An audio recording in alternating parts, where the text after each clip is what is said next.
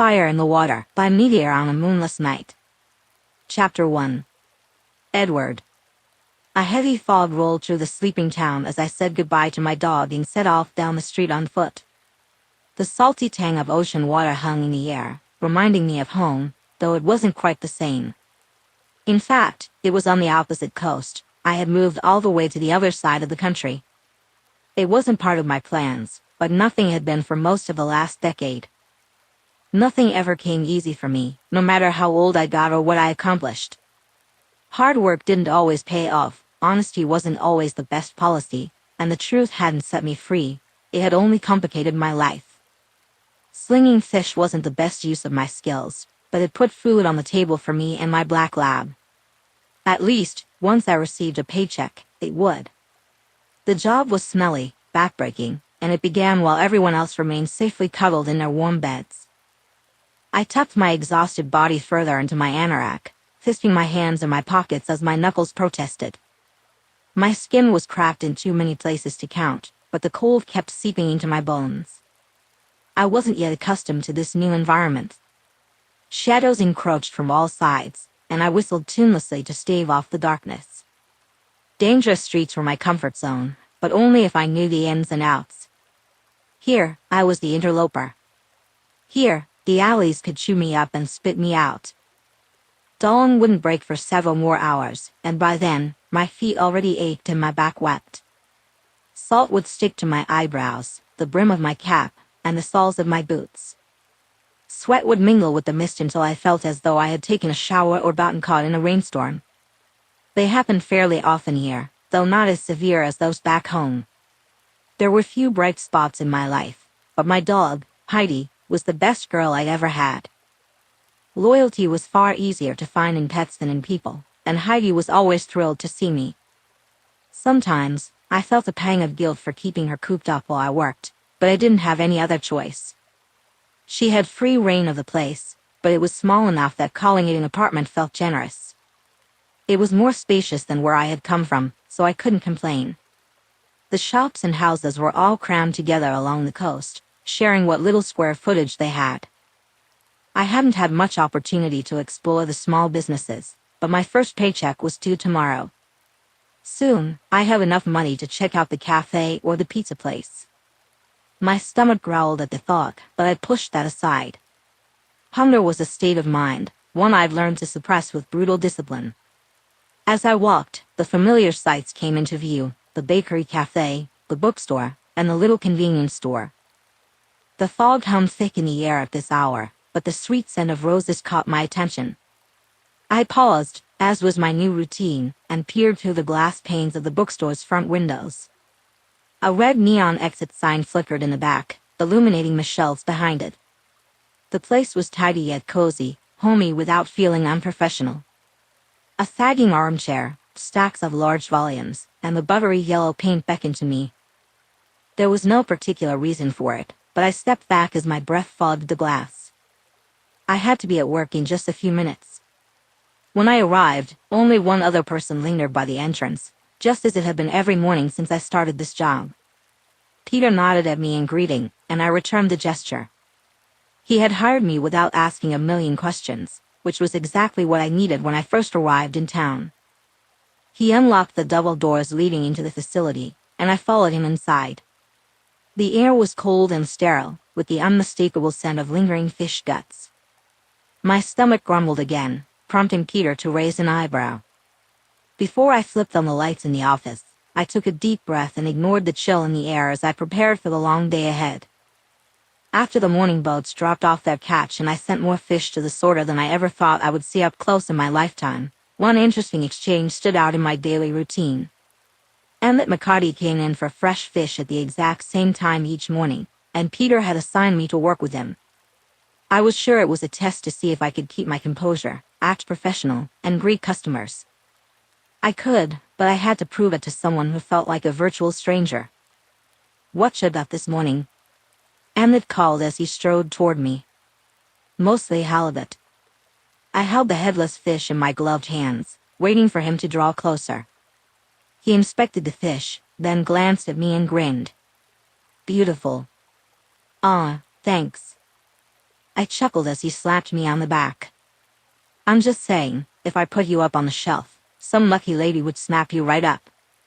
Guess it's a good thing I'm not for sale. Good thing, he agreed. My wife would kill me for bringing you home instead of this fish. Let's see how much she got for me. Emmett and his wife ran a small grocery store, selling whatever fish came in that morning along with the produce they grew themselves. I hadn't met her yet, but he talked about her all the time. I'll have to stop in after payday to stock my fridge. Cupboards bare? Emmett asked with sympathy. I'll get by. One thing I had noticed in this small port town was everyone's need to take care of each other.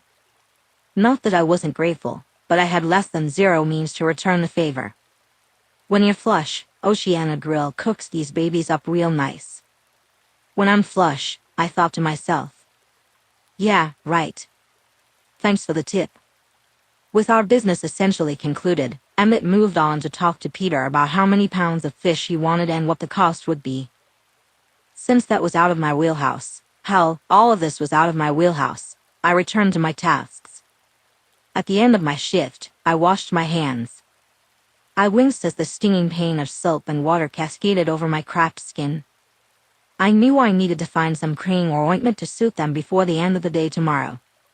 After saying my goodbyes to Peter, I walked back home. It was midday, not exactly sunny, but certainly not as misty as it had been during my pre-dawn walk. Clouds dotted the sky as I unlocked my door, finally feeling the kind of relief that trickles down your spine and settles in your bed. Heidi girl, I called out. There she was, my one constant companion, thumping her tail in rapid beats on the threadbare carpet. I sank down to greet her, letting my head rest against the wall behind me as she climbed into my lap. I craved a shower, some food, and a good night's sleep, but I knew I wouldn't achieve any of those goals without first taking her for a walk. Her excited tippy-tapping as I reached for the leash brought a smile to my face. I scruffed her head and kissed her between the ears. Okay, girl, let's go. It was becoming a routine. We headed down Polk Street to Lawrence, then along Tyler until we reached Jefferson. Heidi seemed to particularly enjoy this route, with plenty of birds to chase and squirrels to taunt. Overall, she behaved well on the leash, so I didn't have to worry too much about her. The buildings along the way were old, mostly Victorian in style, and the sidewalk was made of uneven cobblestones. I typically didn't pass the bookstore during daylight. Since I had no money, there was no reason to stop in, so I usually took the next block over. The allure of old books and the bakery next door was tempting, but they all required money in exchange for their delights. If someone had asked me to explain it, I couldn't have.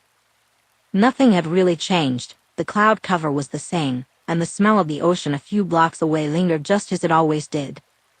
Yet the roses, the armchair, and the stacks of books called to me, and I found myself answering that call. The front doors stood wide open in an inviting gesture, a chalkboard easel propped on the cobblestones out front. The sign read, Bookish. Nerds need apply. Pets welcome. That was all the information provided, right after the hours of operation. I couldn't help but wonder who would run a business and specifically invite nerds to come work there. As I squinted against the glare from the windows, I noticed the cat at the same moment Heidi did. It was a sleek, black creature stretched out along the length of the window ledge. With her nose pressed to the glass, Heidi stared and wagged her tail. A feminine voice broke the silence. As long as your dog doesn't lift her leg on my books, she can come in. Startled, I turned to see the source of the voice. I wished I could muster a witty reply, but all I could do was gape. The woman stood in the doorway, her deep chocolate brown hair pulled back under a red bandana. She wore a black shirt beneath ripped overalls and red Chuck Taylor sneakers, her smile both inviting and disarming. Well, she's a she, and she'd never think to defile a book, I finally managed to say. Then you're both welcome inside. Tentatively, I stepped over the threshold. The cat darted to the cash register, and I couldn't resist reaching out to pet it. What's its name? I asked. That's Charlie. He welcomes everyone to Bookish. Charlie nudged me with his head and blinked inquisitive green eyes. His softness was impossible to resist, so I gave in. And what about this girl? Heidi. At the sound of her name, Heidi dropped her rear to the scuffed wooden floor and extended a paw. Isn't that a pretty trick, Heidi? The woman said, squatting down to shake Heidi's paw and rub her ears. And you? She asked, turning her attention to me. Me? What about me? My name's Ward. Nice to meet you, Ward. I'm Bella. As the rich aroma of brewing coffee wafted through the air, my mouth watered. Maybe it would mask the lingering scent of dead fish that clung to me and my clothes. I'm sorry, I said, but I haven't showered since I got off work. Walking Heidi comes first. Considering where I live, I'm pretty used to it.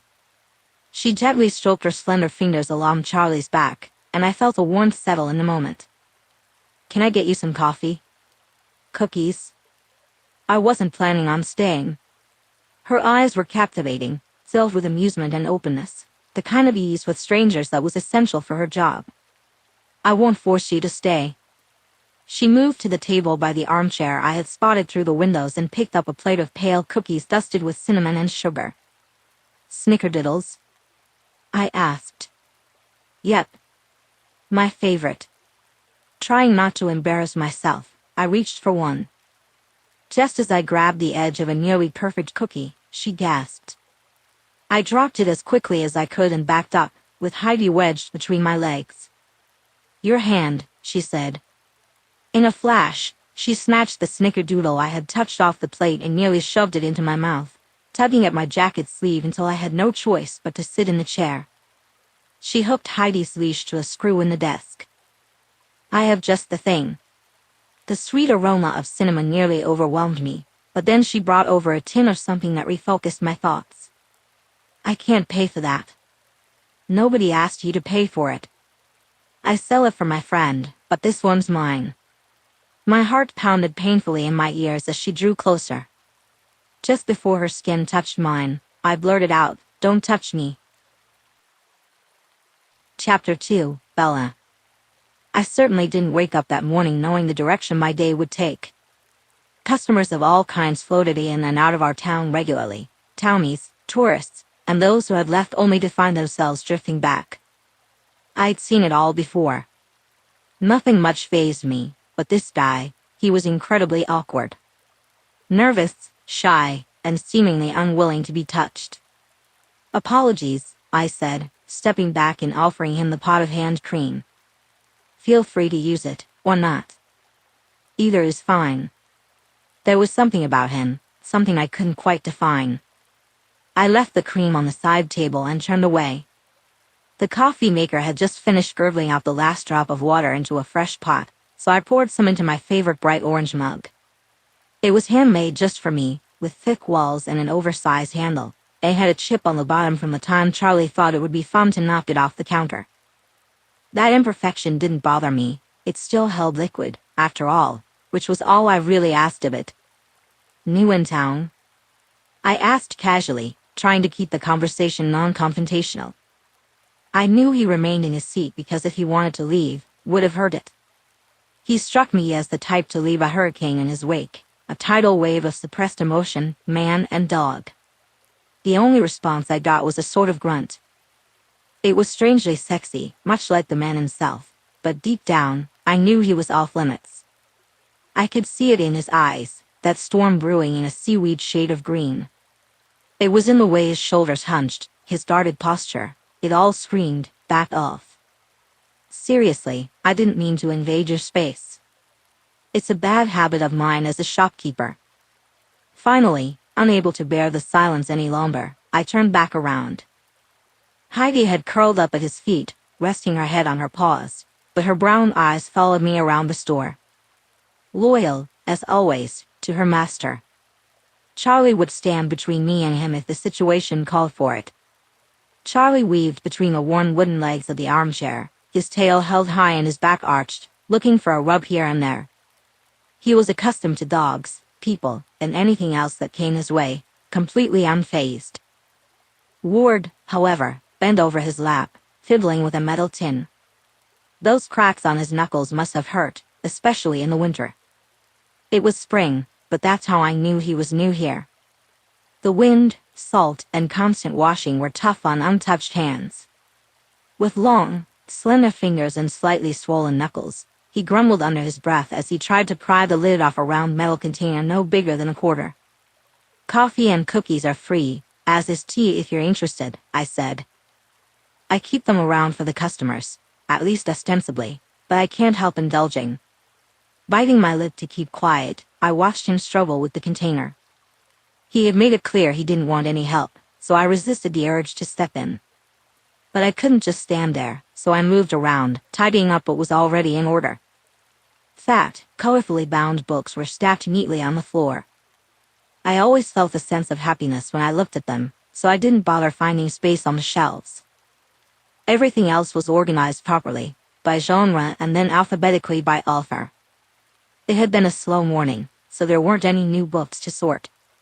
Sensing a change in Ward, I glanced over at a spinning rack filled with local postcards and watched him apply a thin layer of white hand cream to the backs of his knuckles.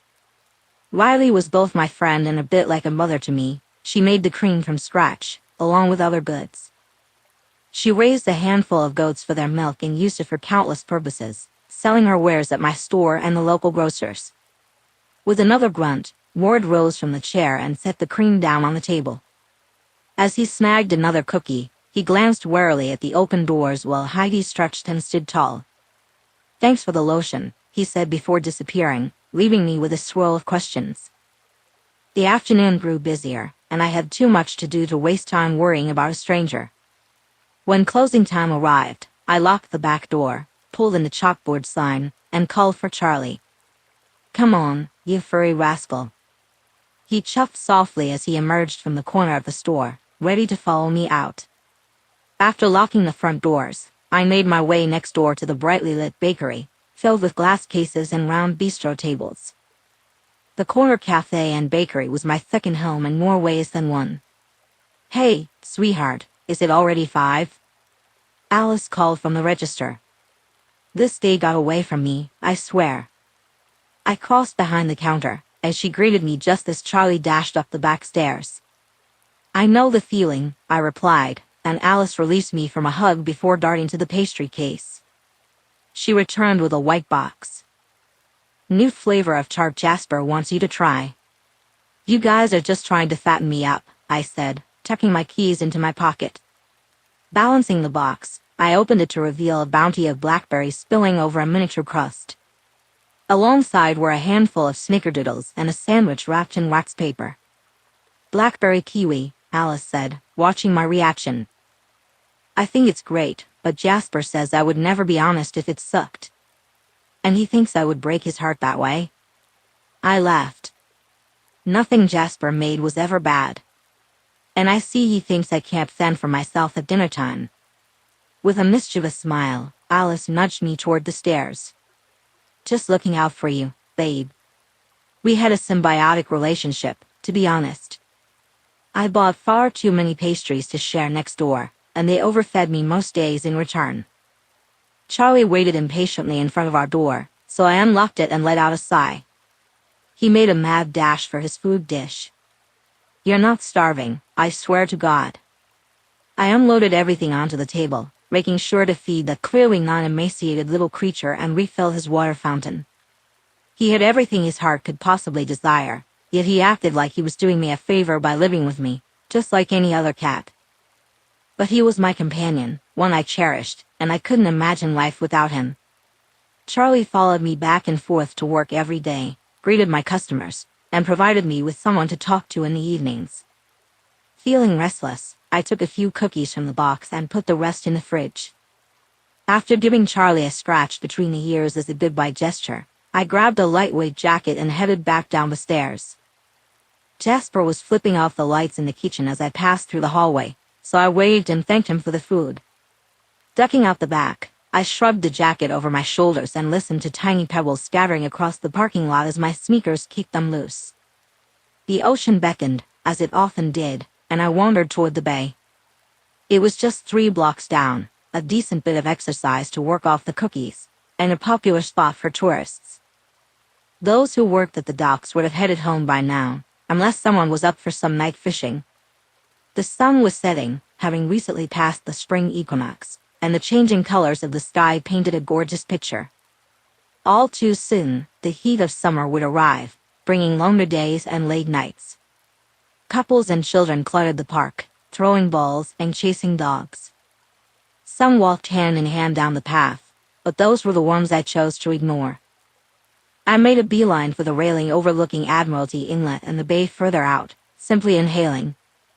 The brine and fish lingered in the background, but what I truly smelled was freedom. The rush of water, air, sea, and sky blended together until they were nearly one entity. This was my home. For better or worse, the ocean called to so many. Some were drawn to make their living from its depths, while others came to play upon its surface. They drove boats too fast, sailed, paddled, and chased that elusive spot at the edge of the world. I stood there, my eyes unfocused as I pushed down the memories, and finally found my reward. Red and gold painted the sky as the sun sank into the water's waving arms, briefly creating the illusion of fire dancing on the waves. Long after everyone else had left for their cozy homes or dinner, I remained rooted in my spot. The sea breeze whipped at the wisps of my hair, determined to dislodge them from my bandana. My eyes stung, and I blinked furiously. Tears wouldn't help, they never had. And I was luckier than most. Wallowing wasn't in my nature, but I allowed myself one day a year to indulge in it, the anniversary of my parents' death. Lost to the sea, lost to their passion, they had left me when I was merely 9 months old. There was nothing to hold on to. No scent, no voice, no memories of them rocking me, reading to me, or singing to me. The siren's song had been more powerful than my love, and they had vanished from my life. It felt childish, but each year, my emotions reverted to that of a child, throwing a tantrum over what she couldn't have. I couldn't have my mommy and daddy. I couldn't have a family to raise me. I couldn't have the house by the sea, the one on the cliff overlooking the entire world. That house was lost when they were taken by old man Raoul, who probably deserved it, living there with his grandchildren, great-grandchildren, and a genuine need for all those bedrooms. Yearning for a house made me feel weak, and I wasn't weak. Wiping my nose on my jacket sleeve, I spun around in an angry arc and nearly collided with Ward. "Oh, sorry," I explained, stepping quickly away as the memory of his nasty tone came rushing back. I remembered his voice when he told me not to touch him earlier that day. Back then, I was in business owner mode, sweet shopkeeper mode. But now I was in pissed off mode. I shoved my hands deeper into my pockets and tried to step around him. "No, I'm sorry," he said, his voice deep and unexpectedly apologetic. Heidi took off after a squirrel, and I lost hold of the leash. His mildly panicked tone made me quickly survey the area. I scrubbed my face one more time and dashed for the opening in the fence. Down past the large boulders standing guard along the seawall, Heidi dashed headlong into the surf. Ward and I followed her as far as the sand stretched into the lapping waves. Barking madly, she looked back at us with a doggy grin, and we finally stopped running. Ward let out a startled laugh, and I felt my throat constrict as I caught my breath. "Get yourself together, girl." "She'll be wet, but she's fine," I said, surprised by the high-pitched, reedy sound of my own voice. I didn't realize she was dying for a dip in the ocean. Plopping down onto the wet sand, Ward bent his knees and draped his hands over them, his eyes glued to the dog. He sat there in what seemed like contented silence. My brain whispered that he looked at peace with himself for the first time in forever. What did I know about that? An overwhelming sense of intrusion settled over me as I carefully picked my way over the rocks, making sure not to slip on any lichen or stray seaweed. Climbing the stone steps, I passed the lamps glowing yellow in the dusk. Letting out all the remorse, longing, and guilt that had been building in my chest, I allowed the tears to flow freely down my face. If someone had asked, I couldn't have explained why I felt so anguished, with a silly dog and a beautiful man behind me. Chapter 3, Edward. A day off was long overdue, and I finally had enough money to buy something other than dog food. Once I realized Heidi enjoyed the water, I promised myself I would bring her there often. Gripping her leash tightly, I took her back to the park early that misty morning. Though I wanted to sleep in, the sunrise was as far as I got before the nightmares wrested me from my bed. I thought I had beaten them, but something about this town brought them screaming back. After dropping Heidi back home and giving her a new bone to keep her occupied, I walked the few blocks to the bakery cafe I had been eyeing since day one. The aroma of yeast wafting from the hot oven greeted me before I even opened the door, and I felt my mouth water. Swallowing rapidly, I stood at the counter and scanned the menu on the wall. "What can I get you, hon?" Blinking, I shifted my focus to the petite brunette speaking to me. "Coffee, without a doubt, but I'm not sure what I'm in the mood to eat." Hot cross buns are popular this time of year, and they're fresh out of the oven. This time of year? Oh, right. Easter is around the corner. Okay, you've sold me. Coming right out. She accepted my cash and rang me up, handing back my change before pouring a chunky white mug full of coffee. I took a seat while I waited, savoring that first gratifying sip and simply staring into the black depths of the mug. Jesus. I heard a tinkling laugh, and the woman reappeared with a plate of buns. "I can't tell you the secret, but we make the best coffee in Port Townsend." I'm inclined to agree. Glancing down at the buns and inhaling deeply, I studied the crispness of icing and the dark bits of dried fruit. My first bite nearly sent me to the floor in a puddle. Damn, they were good and filled the gnawing spot in my belly. The other tables were empty, which suited me just fine. I preferred to be alone. People. I walked past the glass storefront in sporadic bursts, and the soft sound of a radio playing in the background caught my attention. The tune was familiar, but I couldn't quite place it. I took another sip of coffee, marveling at the phenomenon of it all. Here I was, a boy with my past, sitting unencumbered on a Saturday morning, savoring a simple meal, nothing short of a miracle. Forcing my mind to remain empty, I focused on the buildings across the street. Each one had something climbing up its brick facade, ivy or roses. Someone far more eloquent than I had probably written poems about such seaside towns, using a vocabulary far beyond my own. Quaint was the best word I could come up with, and it fit perfectly. "More coffee?" A voice startled me out of my thoughts. I shrank back in my seat before relaxing and offering a polite smile to the woman. "Yes, thanks." She moved on to serve a new customer who had just entered. A tall man emerged from the back, a white apron tied around his waist and his long hair gathered behind his head. He exchanged a few words and a quick kiss with the woman behind the counter before he disappeared again. To my right, I heard a little sigh and tensed my shoulders, trying to locate the source of the sound. The bookstore woman stood behind me, her cat patiently at her feet. Today, her hair flowed freely over her shoulders, and I couldn't help but think a man could easily get lost in that much hair, if she would let him. I tried not to stare at her face, focusing instead on her unmistakable red Converse. That cat was more obedient than most dogs, waiting for her, for Bella, to make a move. "Here you are," the other woman said, completing her transaction with the customer before turning her attention to Bella and handing her a large reusable bag. "Alice, that's too much," Bella protested. Jasper insisted. "I saw him when he came up front. You guys are too generous. As much traffic as you send over, it's better than paying for a billboard. Just take the food." Alice leaned in, her dark hair mirroring Bella's. "Bite me." Just then, I realized how captivating Bella's laugh was. "Right back at you."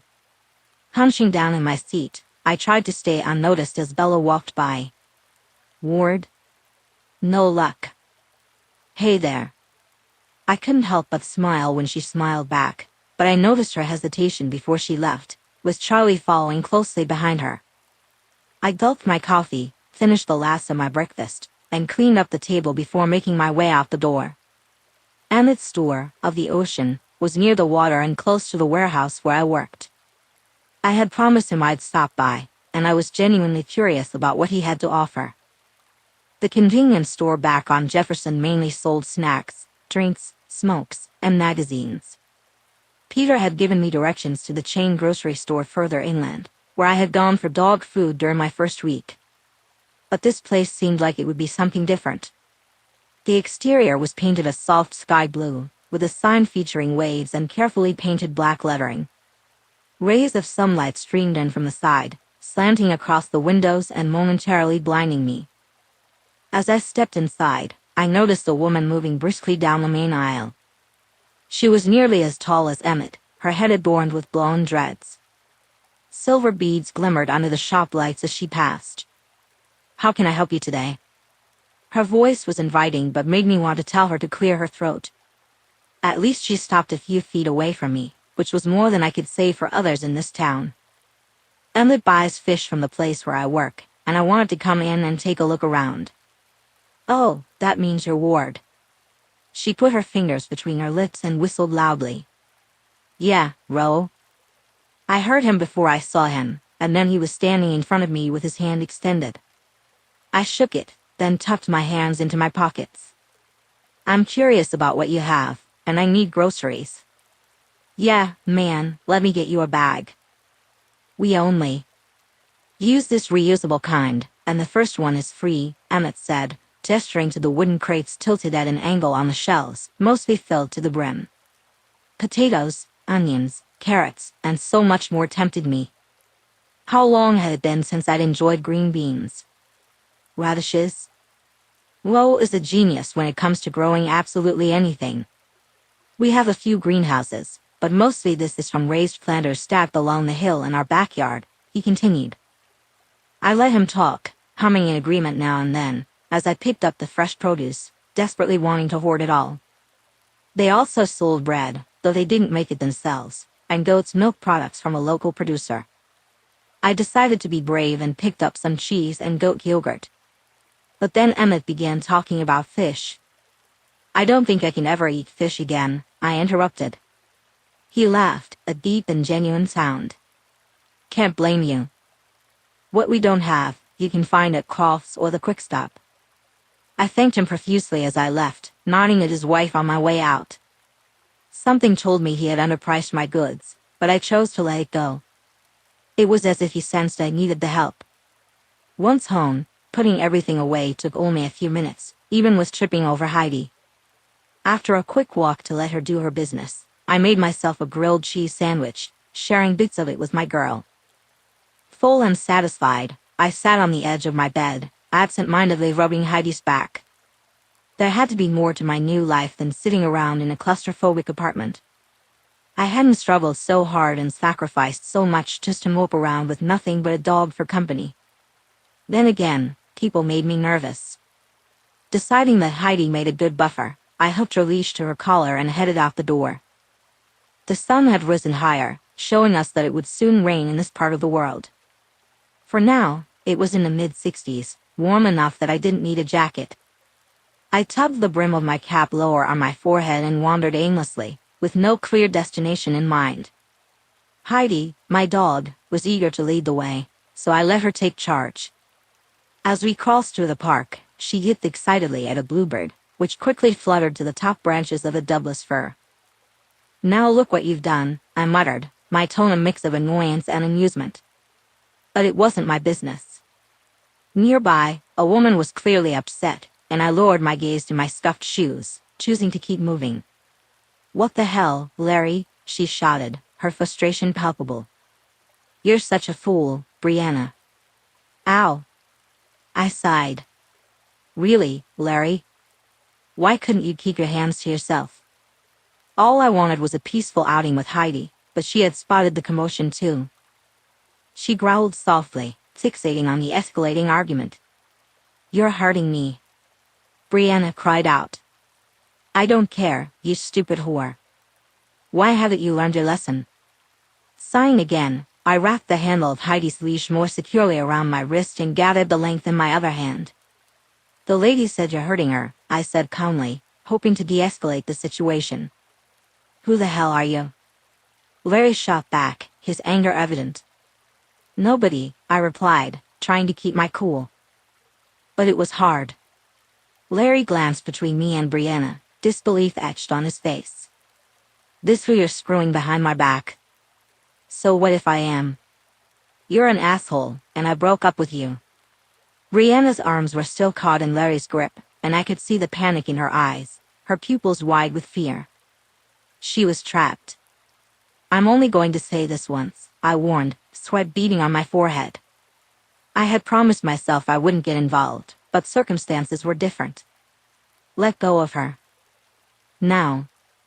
Larry just tightened his grip, making her yelp in pain. Heidi growled louder, showing her teeth, ready to protect. Warning glare of the sun. It didn't take much to subdue a man like Larry. A sharp elbow to his throat and a swift wrap of the leash around his neck had him pinned against the tree. Heidi nestled protectively between my legs, always my reliable backup. How do you like it, Larry? Huh? Does this feel good? I asked, my voice steady. Let me go, he shouted, desperation creeping into his tone. Apologize to her and promise to never go near her again, I demanded. He hesitated, and I tightened my grip on his windpipe. We're waiting. Sorry, he yelled, his voice strained. And? I prompted, glancing at Brianna, who stood nearby, rubbing the angry marks on her arms. That's when I noticed a bruise forming under her eye. A wave of anger washed over me, but I fought to keep it under control. And I'll stay away. Damn it, he spat. I leaned in closer, locking eyes with him. Make sure we never cross paths again, you hear me? As I released the leash, I dragged it off his neck slowly, savoring the moment. He winced and complained the entire time, rubbing his skin as he stepped toward me. But when Heidi let out another low growl from deep within her chest, he changed his mind and walked away, muttering under his breath. God, I don't know how to thank you, Brianna said, her voice trembling slightly. I turned to her, taking in her bruised arms. You should report him to the police. With that, I walked off, hoping I hadn't just made everything worse. It wasn't until I reached the far corner of the park that I sank down under a tree, resting against the rough bark and trying to catch my breath. My adrenaline was still pumping, and my throat felt dry as dust. A breeze picked up, bringing with it the salty scent of the ocean and rustling the leaves around me. You're a good girl, Heidi, I said, crouching down to scratch her behind the ears. She rolled onto her back, and I sat on the grass to rub her belly. You really are a good girl. I suddenly looked up, squinting against the harsh sunlight. I tilted the brim of my cap to see her face more clearly, though it wasn't really necessary since I already recognized her voice. Thanks, I said. What was all that? Bella asked. I don't like men putting their hands roughly on a woman. No, I get that. Most people pretend they see nothing and hear nothing. She crossed her arms over her chest, looking down at me. Yeah, well, I'm not most people. Finally, she squatted down on the other side of my dog and met my gaze. I've noticed. I wished she wouldn't notice anything about me. I wanted to remain invisible to everyone in town, to keep my actions and words under the radar. Anonymity was my only friend. Shrugging, I broke eye contact and focused on Heidi, who was rolling around happily on the ground. Have you gotten anything to put on those knuckles? She asked suddenly. I sell it, but so do a few other stores. No. I didn't offer her anything more, wishing I could articulate what I felt, but the answer was still no. It was always no. Chapter 4, Bella. One thing I enjoyed was a good mystery, and it was clear that I had stumbled upon one with Ward. Alice had mentioned how sweet he was and how open he acted. In such a small town, we all talked at some point throughout the week, and newcomers were always hot topics. But Ward wasn't any of those things around me, and I didn't understand why. When I saw him eating breakfast, I wanted to sit and chat, but my instincts told me he wouldn't want that. In the park, he had ignored me completely until I finally gave up and walked away, wondering why he kept himself so insulated from others. All afternoon, heavy clouds threatened the coastline, daring anyone to make plans to go outside. The lower the barometric pressure dropped, the worse my head ached. Since the store was dead, I sent Riley home. She usually helped me out on Fridays and Saturdays when we were busy, but she had better things to do at home if I didn't need her.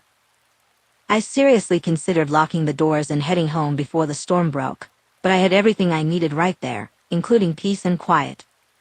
Finally, the heavens opened up, and rain fell in sheets outside my shop doors.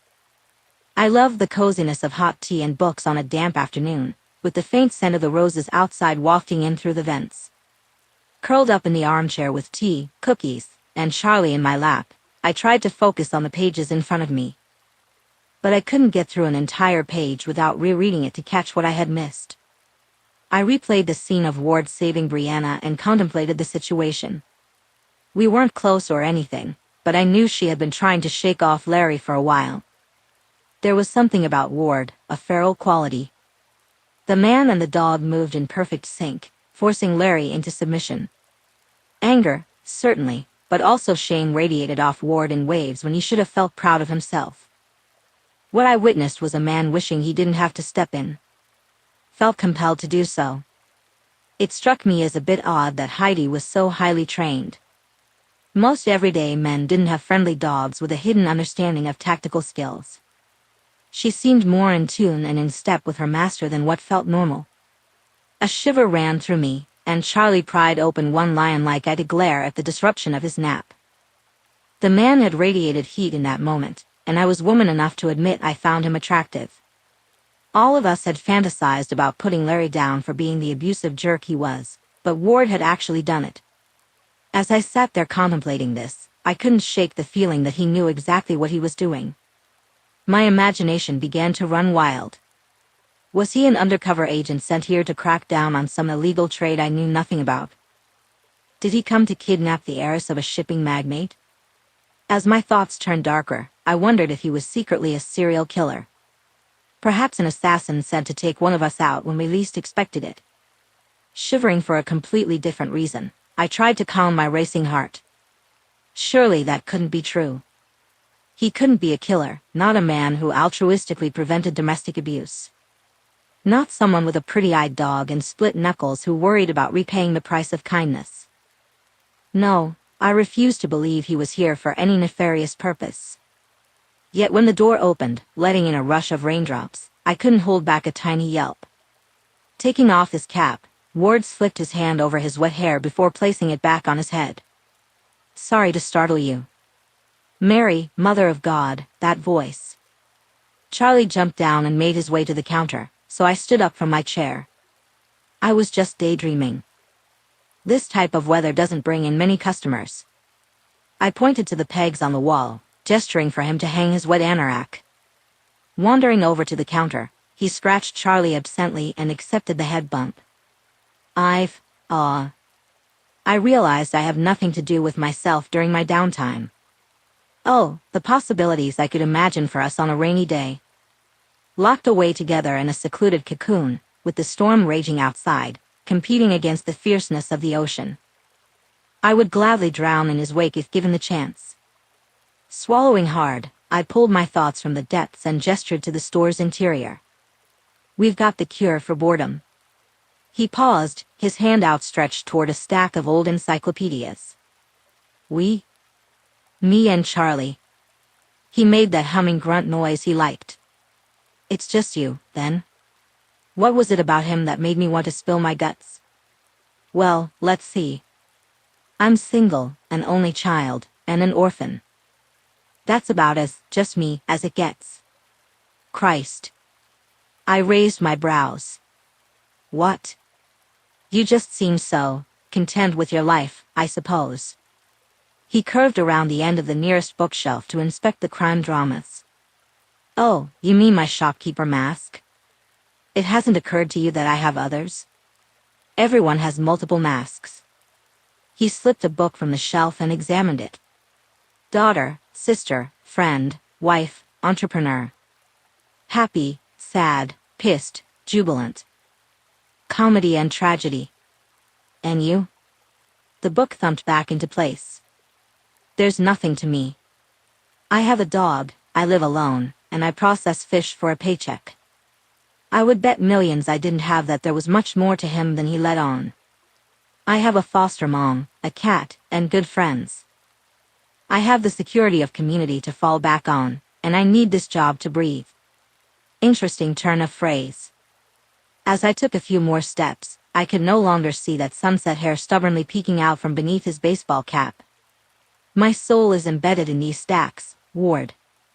His arm jolted at the sound of his name, and he fumbled a book. My heart is buried in the floorboards. Poe. I felt a rush of satisfaction when he caught the reference so easily. It showed he was educated, and another tiny puzzle piece fell into place. I can't quote the Telltale Heart, I admitted. Nor can I, he replied, taking a breath. Once upon a midnight dreary. I picked up the poem and continued, while I pondered, weak and weary. When he circled back to me, he smiled shyly, and my heart fluttered in my chest. Over many a quaint and curious volume of, he started, then cut himself off with a frown. Curious volume of forgotten lore, I supplied. I guess I can't quote the Raven either. He flashed me a boyish grin and nodded toward the coffee maker behind the desk. Would you mind? If he wasn't careful, I might just leap over the desk right then and there, and he was worried I wouldn't make him some coffee? Not at all.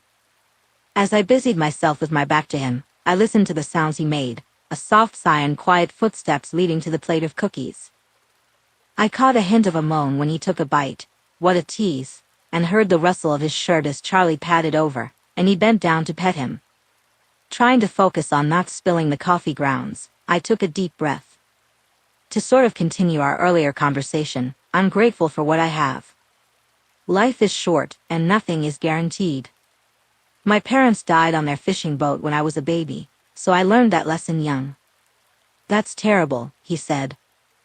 To keep the tears at bay, I watched the coffee dribble through the filter into the pot. As a matter of fact, everyone tells me my dad was named Charlie. I don't remember him, but having feline Charlie makes me feel closer to him somehow. At his silence, I glanced over my shoulder. He stood closer than I had realized, still several feet away, but his intense green eyes were focused on me. With the anticipation of the impending storm, I had thrown my hair into a ponytail, and the moisture in the air had started to curl the strands. The baby-fine tendrils of hair brushed against my face. As I pushed them back, I felt a stinging sensation behind my nose, but I refused to cry. My parents had already had their day, and that was behind me. Today was for making new friends, for God-given rain, and for infinite inner stillness. Don't cry, he whispered. I thought, forget it, and moved forward. It was a mistake. Ward backed up so quickly that he tripped over Charlie, banging his forehead on a shelf and opening a small gash. Damn it, I muttered as I hurried for the roll of paper towels. Ward sat heavily in the armchair and took the roll I held out to him. If you weren't such a stubborn man, that wouldn't have happened, I said, perhaps a bit too boldly. It was the cat, he growled in response. With his hat pushed back and a wad of paper towels pressed against his face, he looked ridiculous. Don't blame the cat for your skittish nature. What did you think I was going to do, molest you? With a deep sigh, Ward stared at me. I struggle with trust issues. Ooh, the sarcasm was itching to spill out. Like, no kidding, we've all noticed. I have salve and a band-aid, no strings attached. And for the love of God, relax. Have some coffee and cookies. I know I will. I needed to step back for my own sanity. Finding the stinky brownish-orange salve that Riley swore by, I brought that and a small bandage to the table. Retreating to the coffee maker, I poured us both a mug. Where are the mugs from? He asked. That's what you have to say? Out of everything? He shrugged, removing the paper towel and gently applying the ointment. I saw them next door too, but they're white. Handing him a deep cobalt mug, I studied his hesitantly outstretched fingers. The cracks remained, and the knuckles were reddened from the abuse. This town, we support each other. I leaned against the counter and crossed my legs, blowing on the top of my coffee. Do you remember I mentioned my foster mother? He nodded, and I continued. Her name is Riley. Her boyfriend, Jason, makes them. Ward fell silent again. The sound of the rain pounding against the roof and the howling wind surrounded us, creating a cocoon of noise. Charlie had reappeared, bumping against my shin.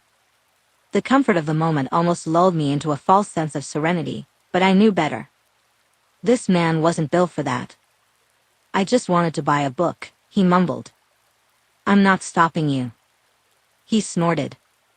You don't realize it, but you are. What the hell does that mean? I shot back, as if I'd roped him and hogtied him to the chair. You're too nice, too helpful, and I can't repay that. His gaze dropped to the mug, and a part of me wanted to hurl my coffee at him. All of that is free. Around here, that's what we do. Repaying in kind is acceptable. You don't understand, Bella. You reap what you sow, right? I sensed he was about to bolt again, so I nodded slowly. Well, I haven't sown kindness in my life. Jesus Christ, I was right earlier. Why did that revelation make my heart race and my insides twist? You have that chance now. You can start fresh today with good intentions. Karma doesn't work that way. What I deserve is not what you deserve. You can't fathom what it's like waiting for the payback. He drained his mug and stood up from the chair. It's coming, whether I like it or not, and you have no business being in the middle of it when it does. I hesitated, scrambling for a response. I don't believe you're the bad guy, Ward. You don't know me. Moving toward the door, Ward yanked his jacket from the peg and twisted the collar in his large hands. What I know is that a man who would do anything for his dog, including going without food so she can eat, is a good guy. I know that someone who would step up in a moment of need is someone worth knowing. Stepping in to stop a man from hurting a woman, even when you don't know either of them, is what makes someone a good person. I can see that you're trying to start over. I've noticed it in our brief interactions. He turned away from me, his shoulders rising and falling. Whether he was shrugging or sobbing, I couldn't quite tell. I just wanted to buy a book, he said, the words piercing my heart as he stormed out the door, thunder and lightning trailing in his wake. Chapter 5, Edward. After that exchange, I was thoroughly frustrated for the rest of the day. Walking home in the rain only worsened my mood, and I had to take Heidi out in it, too. Sitting on the floor of my tiny mint green bathroom, I scrubbed her fur with a towel while fighting back tears.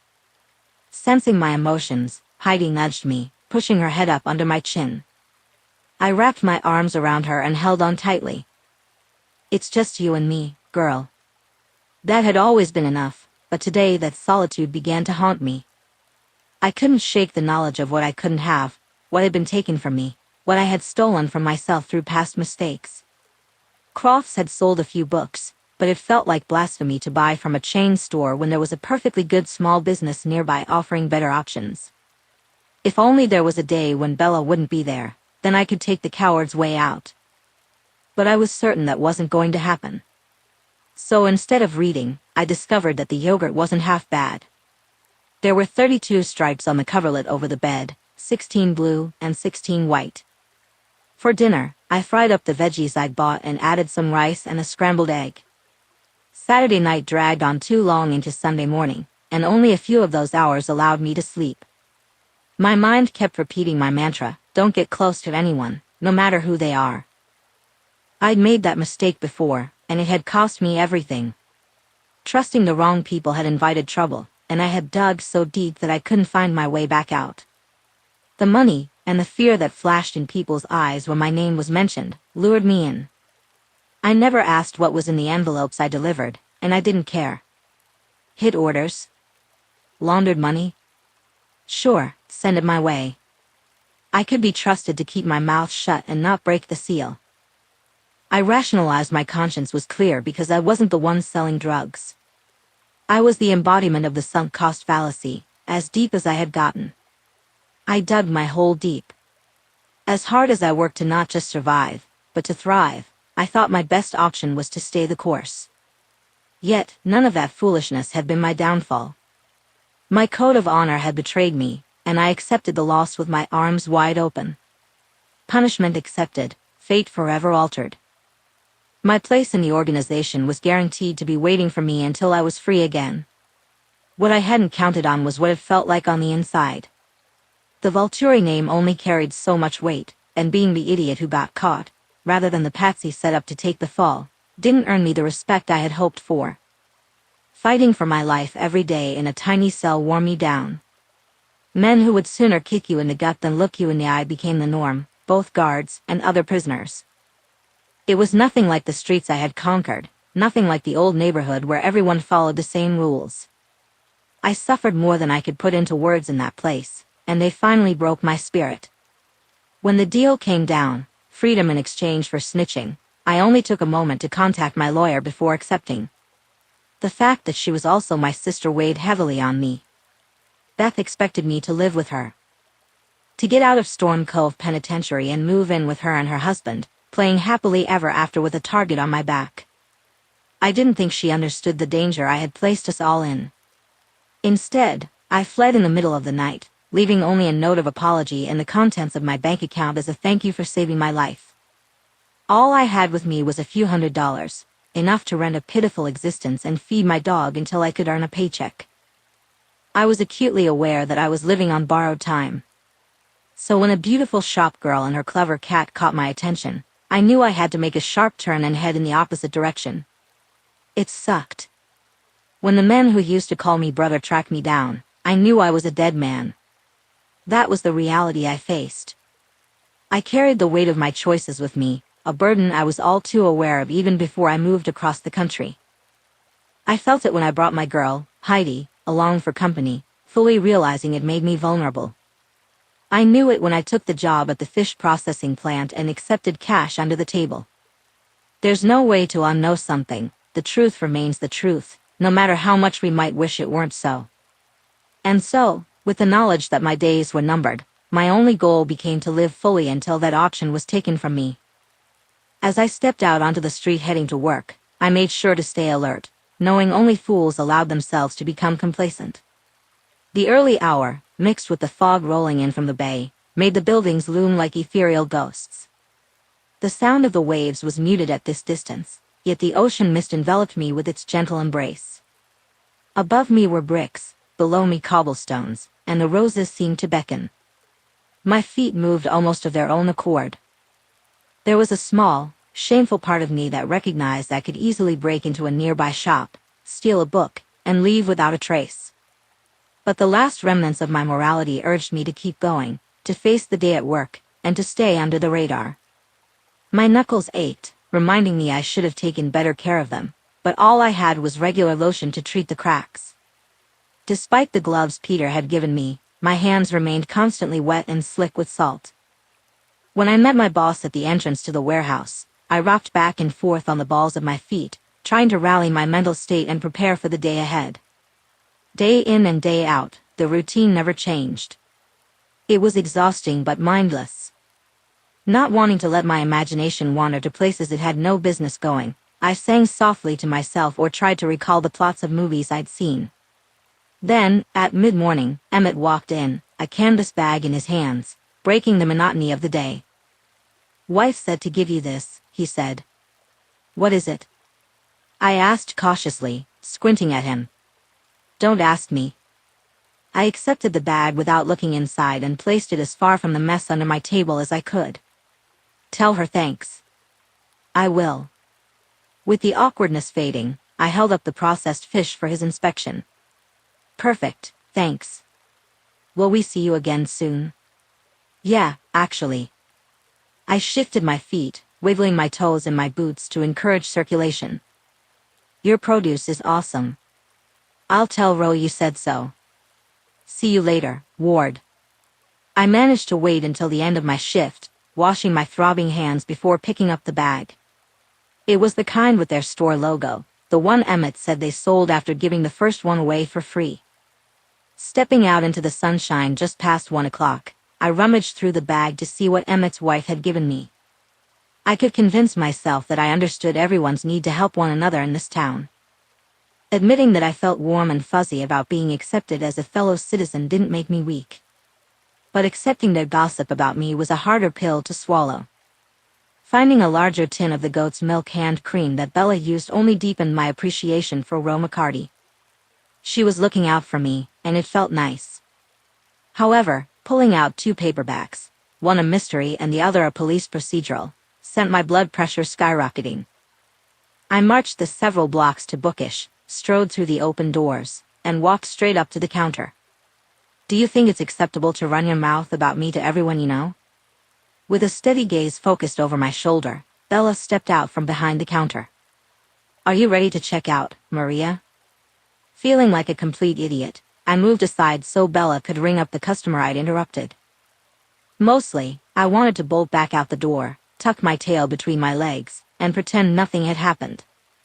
Have a great day, and do come again. As a brother and a son, I recognized that tone of voice. All right, let's get to the point. What exactly are you accusing me of? The sight of her arms crossed over her chest almost made me reconsider this entire discussion. Unfortunately, I had charged him like a bull, and now I had to see it through. Why did Emmett McCarty bring me a gift from his wife that just happened to include books from your store? I'm just speculating here, but it could be because he's not an awful person. You told one of them about our last encounter, didn't you? I recalled how I had tried to buy a book and nearly broken my neck after letting my distrust get the better of me. Her brows lifted, and a sneer twisted her mouth. Are you saying I'm a gossiping harpy? That was clearly a trick question. Not exactly, but how did she know I wanted books and didn't get any? You know. As she stepped closer, her hands gestured wildly, and Charlie decided it was best to hide under a bookshelf. Lucky guy. For someone who claims not to know me, she continued, you sure don't hesitate to jump to conclusions. Explain it some other way, then, Bella. Rose hasn't had time to come into my shop in ages, nor has Emmett. So maybe she gave you what she already had because she's a lovely human being who wants to welcome you to our town. Her voice rose, her chest heaving with her quickening heartbeat. A lesser man might have cowered, but the temptation to concede nearly lured me out the door. All I know is that every time I see someone, they seem to know more about me than I do. Word travels, sure. For instance, Alice talks about how sweet you are. But I've yet to see it, Ward. I don't. All I've seen is your back as you run away from me. Fucking Christ. Now you come in here accusing me of being a manipulative shrew when I've done nothing but be nice to you. We stared each other down as the clock tower on the church chimed the half hour. I got it wrong, and I apologize. I turned on my heel. I had managed to escape the mess I'd created, turning my back on her just as she had accused me. It seemed impossible for her to understand my reasons. Avoiding her felt like the only solution, but fate had other plans. It enjoyed complicating my life. Once home, I took Heidi for a walk, had a shower, and ate lunch, but I couldn't shake the image of Bella from my mind. Guilt washed over me, wrapping itself around me like a heavy cloak. I was ruining my own plans. Whether they were well thought out or not, they were slipping away. When I finally stepped back through her doors, the chalkboard sign greeted me just inside the store.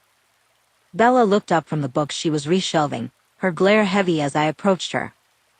Oh my God, if you're here too, she started, but I cut her off, aligning myself with her body and pressing her against the shelf. Shut up, I said. Her eyes sparked with defiance. Don't tell me to shut up. I gently framed her jaw with my hand, feeling her pulse quicken as she tilted her head to meet my gaze. If you don't shut up, I can't do this. Leaning in, I exhaled, the warmth of my breath rustling the hair curling along her throat. Finally, she dropped the books and hesitantly gripped the back of my shirt. A painful groan rose within me. I knew better than to take, than to assume I had any right to her. What could I possibly offer her? Nothing but heartache and misery. My heart pounded in my ears, but I summoned the courage to press my mouth to hers. A rush of cinnamon flooded my senses, stinging my lips. Lightning shot up my spine, settling at the base of my skull. With our eyes open, we tasted each other with the lightest touch. Having once indulged in expensive bourbon whiskey regularly, I could confidently say Bella tasted better, an exquisite blend of toffee, honey, cinnamon, and vanilla cream. I could either sell it or keep it for myself, but I knew that just one drop would change me forever. Taking a shaky breath, I pulled back and said, "Sell me a damn book." Chapter 6. Wow. Oh my God. Despite his request for a book, I still held on to Ward's shirt. My fingers flexed, trying to pull him closer. "No." "What do you mean, no?" he whispered, his breath brushing against my cheeks. His long, solid body pressed against mine, pinning me to the shelves behind us. He wanted me to let go of him to do something as mundane as sell him a book. As I gazed into his eyes, so close that I could see the flecks of blue and brown, I struggled to read his intentions. "I'd rather keep doing this." Clearing his throat, Ward stepped back. "We can't." I might have whimpered, reluctant to release him. "Why?" He ran a hand through his hair, and that was when I realized he wasn't wearing his usual hat, the one with a random logo that was probably a promotional giveaway at some point. When he stopped fiddling with his hair, the furrows remained, and I couldn't help but want to run my fingers through it instead. "Many reasons." He took another step back. "But for one, your doors are wide open." I didn't recognize my own voice when I responded. "I would only care about that if you were about to rip my clothes off." His eyes darkened, and my body reacted in a way I couldn't ignore. "Me too, girl." "Me too. I would never do that in your shop." He cleared his throat again and took a few more steps down the aisle. "I live right next door." Was I inviting him over? Absolutely. "I'm dangerous for you, Bella." "That's what I've been trying to tell you all along." "No, you aren't." Who was I trying to convince, myself or him? "I've seen enough to know you aren't." His mouth turned down, and he turned to face the door. "I'd like to buy a book, please." "I'll sell them all to you, give them to you. Hell, Ward, I'll unload my entire inventory into your apartment if you'll just talk to me." "This one," he said, reaching out and grabbing a book at random from the shelf. "Gone with the Wind?" He glanced back at me, a hint of a smile playing at the corners of his mouth. "Well, my dear, take heart. Someday, I will kiss you, and you will like it. But not now, so I beg you not to be too impatient." I stared at him, taken aback. "Did you just pull that out of nowhere?" "One thing you don't know about me is that I spent years with nothing to do but read old books from the depository at Storm Cove." "What does that mean?" I asked, inching closer, careful not to startle him. "You've memorized Poe and Margaret Mitchell?" "And countless others." He shrugged, returning the book to its exact spot on the shelf. "But I'd rather have something I haven't read before." I repeated the name Storm Cove in my head, determined to look it up later. If he was going to drop pieces of his life so casually, I was going to fit them into the bigger picture. "What do you enjoy?" One corner of his mouth lifted. "Not, what do I enjoy reading?" Is that meant as an innuendo? If you want it to be. I grinned at the playful turn in our conversation and moved a bit closer. "What do you like to eat, to watch, to read? What do you like in a woman?" "A friend?" I added quickly. "I'm currently on a seafood strike." He walked backward, picking up another book and studying its cover. "I don't blame you. The fresh vegetables from the ocean are great. Before you moved here, what would you eat for dinner?" I asked, curious. Clouds seemed to roll over his face as he looked down at another book, his eyes obscured. "When it was my choice, I guess I ate fast food. Burgers, fries. I'm not picky. As you know, I have a weakness for snickerdoodles." My throat felt dry, but I swallowed hard to keep him talking. "Riley makes a fantastic clam chowder. The coffee over there at the bakery is next level." My shoulders relaxed. "Yes, it is. I saw Alice. I could give you some of the ground coffee, but it just doesn't taste the same." "No, and that's because she has a secret she won't share with me. I think it's cinnamon." but every time I try it, I get different results. Ward circled the shelf, moving to the next aisle. Realizing how late it had gotten, I started to close and lock the front doors. "You're locking us in?" he asked, his voice dropping to a husky tone. Yeah. Oh my goodness, he looked like he wanted to eat me for dinner. As he stalked toward me, Ward approached the counter, forcing me to back up until I had nowhere else to go. Leaning around me, he set a book on the counter and straightened up. "I'd like to read that one." "Yep, sure. Get it together, woman." I couldn't get around him to ring him up unless he moved. Or I touched him. I knew which option I preferred, but I wasn't sure which would make him stay and keep talking, versus bolting for the door. "What is it, Bella?" With every breath he took, his chest brushed against mine, and I was drawn deeper into his gravity. "Don't use that smooth voice of yours, knowing you've got me all hot and bothered. What's your next move?" "My move? I thought it was your turn." Oh wow. Was that an invitation to kiss him? To take a leap and hope he would catch me, to pedal faster with no brakes? Rising onto my toes, I looked between his eyes and his mouth. A hint of stubble graced his chin, trailing along his jawline and brushing against his pulse. Of all the places I wanted that stubble to caress me, my lips would do for now. So, I eased in slowly, gently, treating him like a newborn colt. If he shied away now, I might just cry, so I balanced my hands on his shoulders and pressed my lips to his cheek. His exhale ruffled the hair near my ear, and I shivered.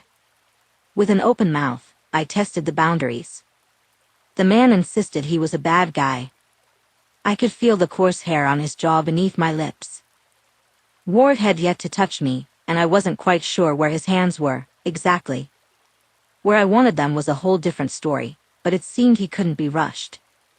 I leaned in again, kissing along his jaw to his ear.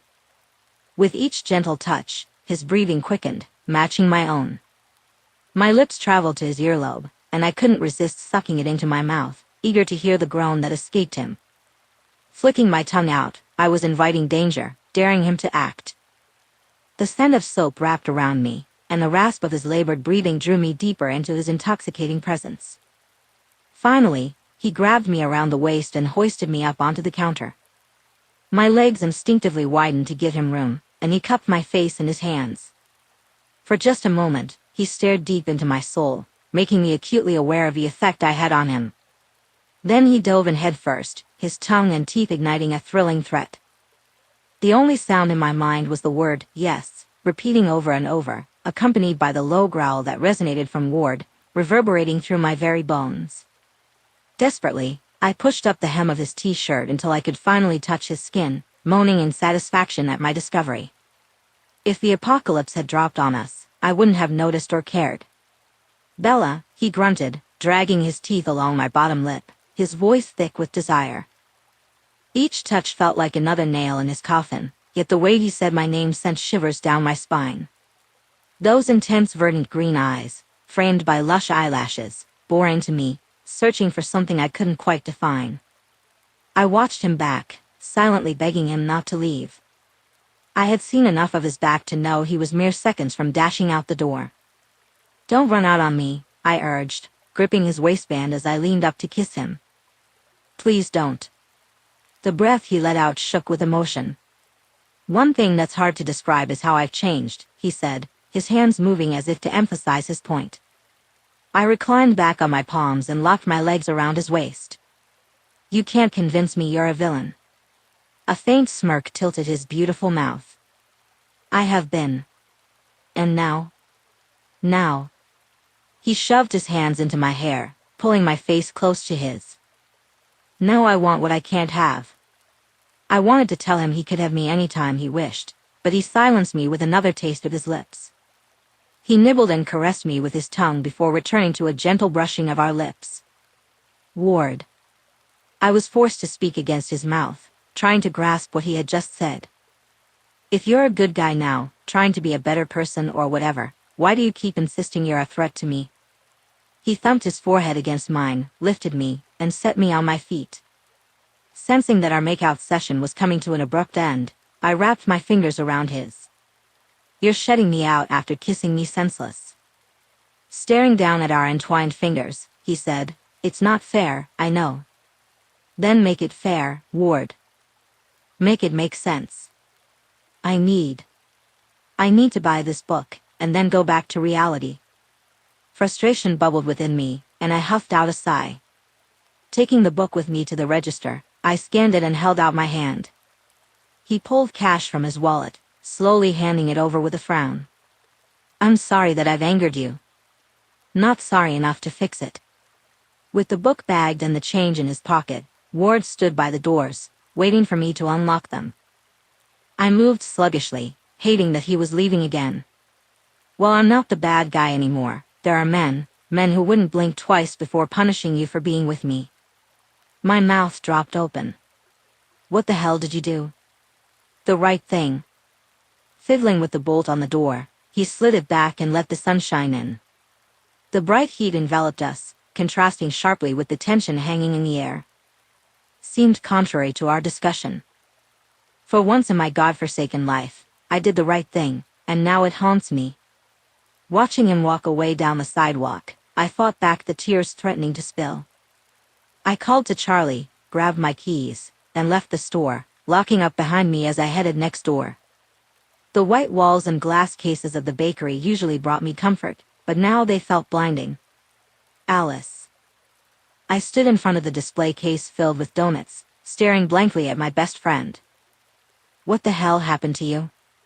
Concern etched across her face. Alice rushed over and wrapped me in a hug. "Do you have any wine?"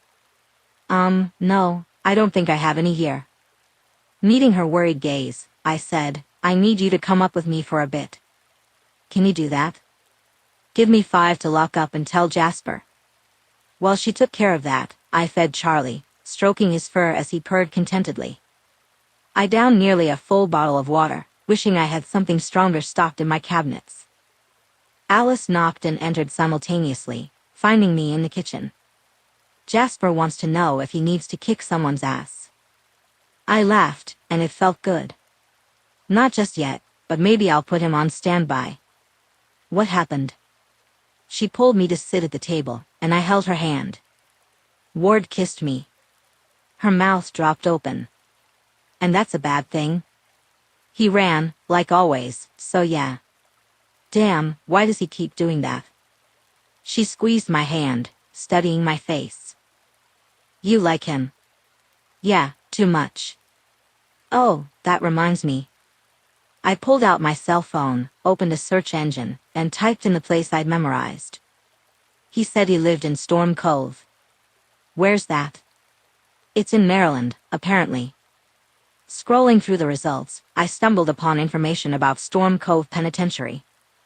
Jesus, it's also the name of a federal prison. That would explain a whole lot. Alice tapped her fingers on the table, deep in thought. Alice tapped her fingernails on the table. "It's why he pays in cash, keeps his head down, and won't make friends." I faced her and took a deep breath.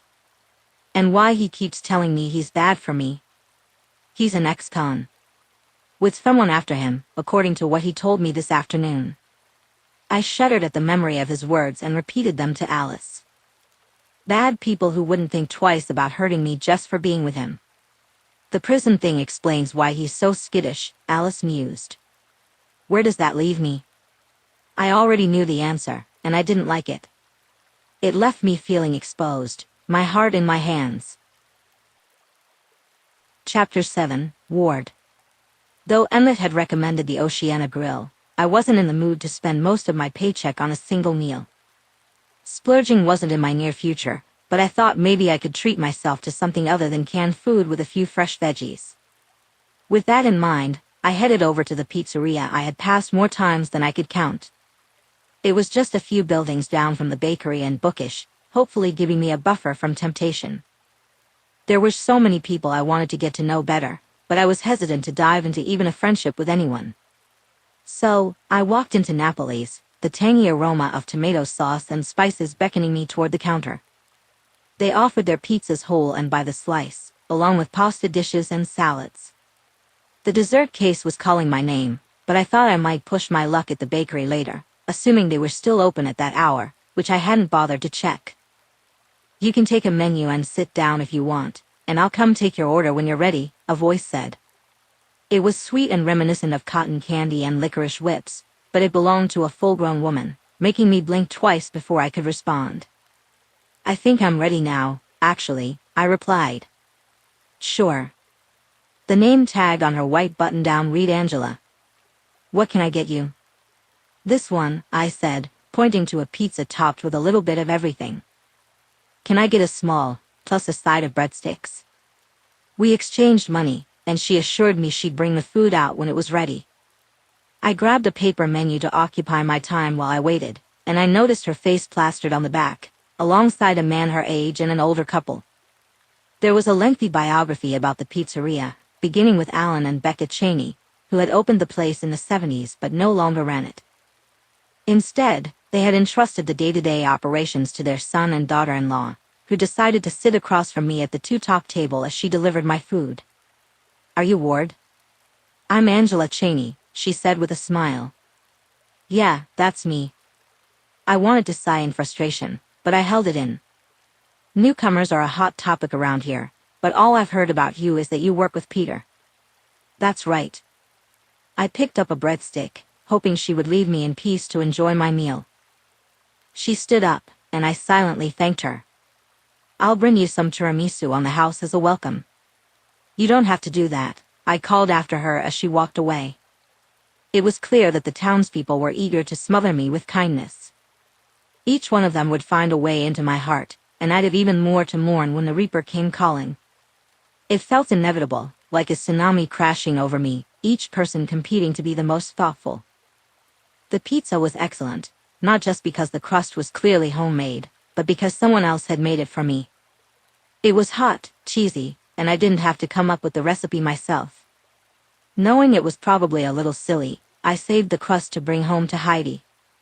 It wasn't exactly healthy for her, but she deserved a treat now and then, too. "Here you are."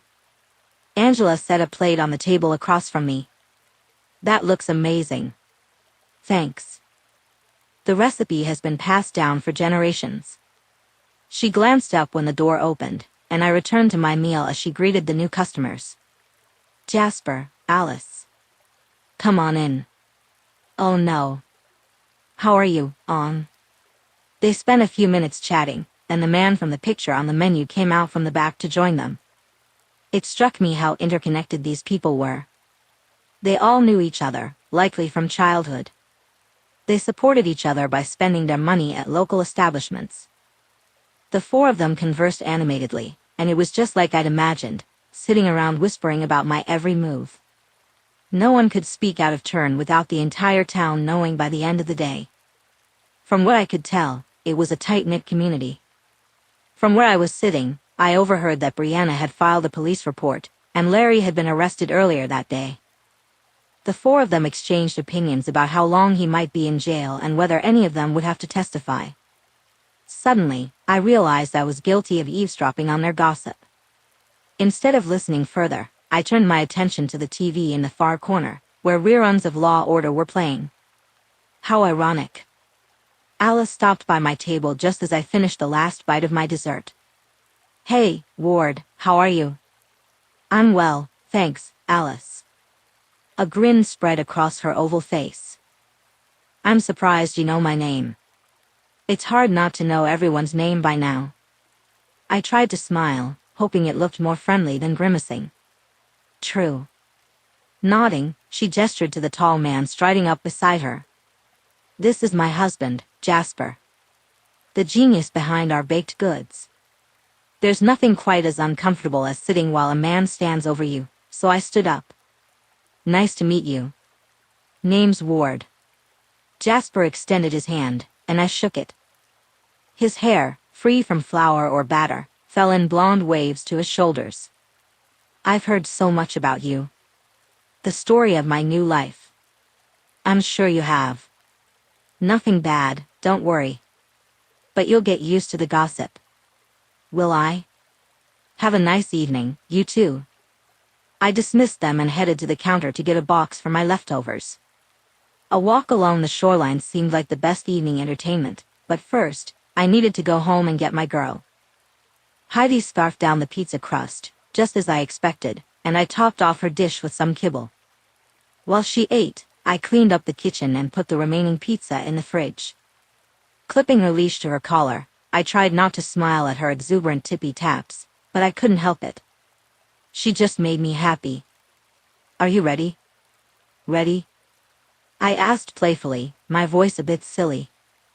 That made her jump up and try to lick my face, so I laughed and opened the door.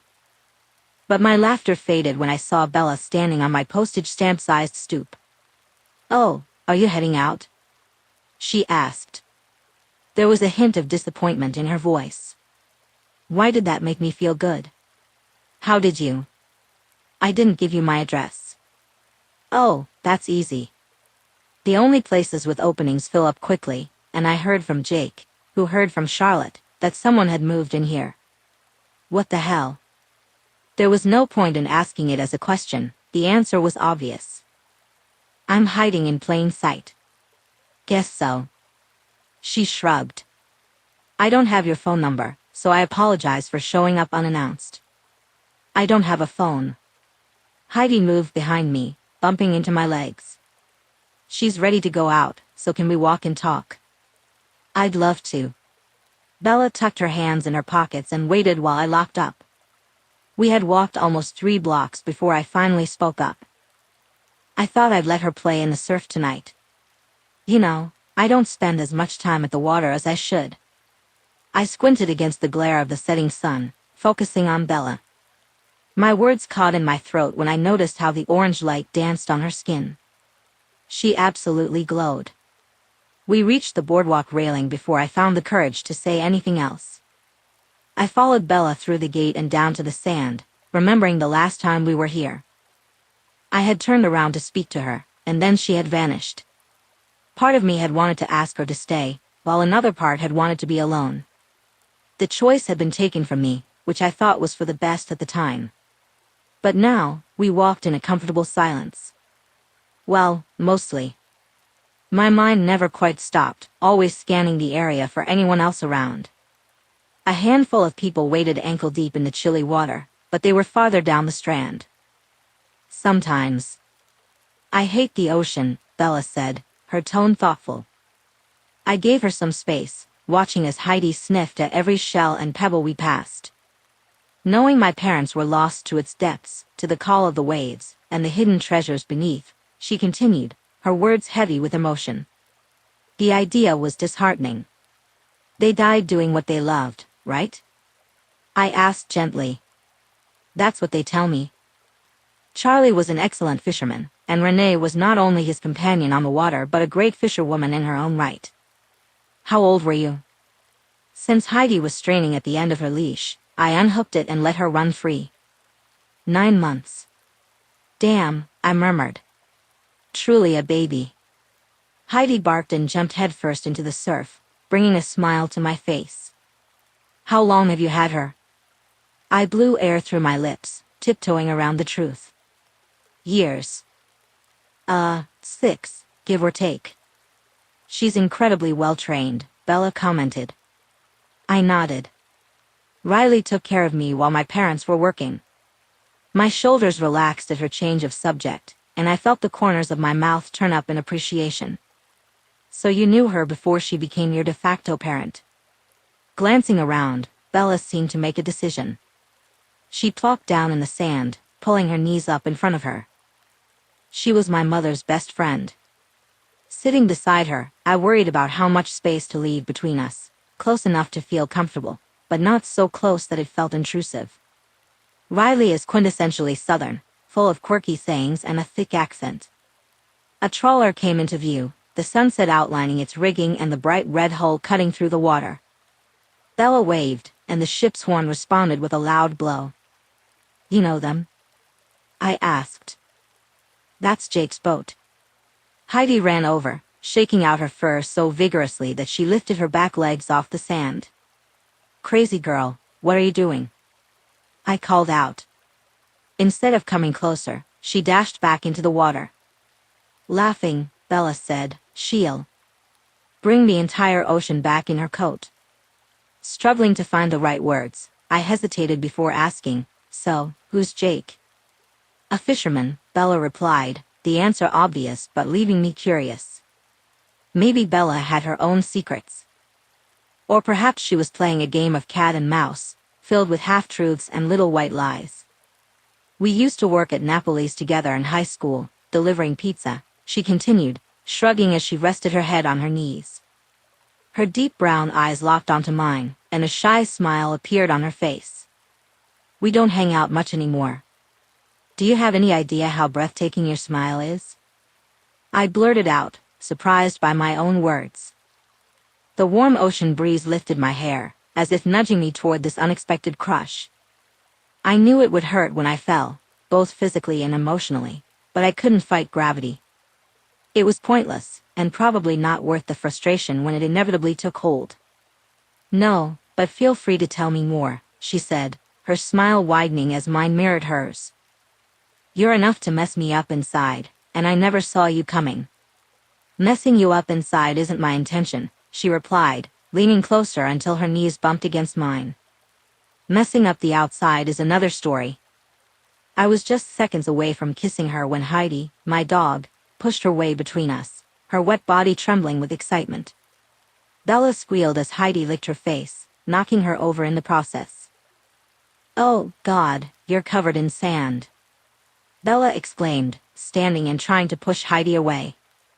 I reached down to help her up. "It'll rinse off," I assured her, trying to suppress a laugh at how much sand clung to her damp clothes. There had to be an outdoor shower or something at the marina.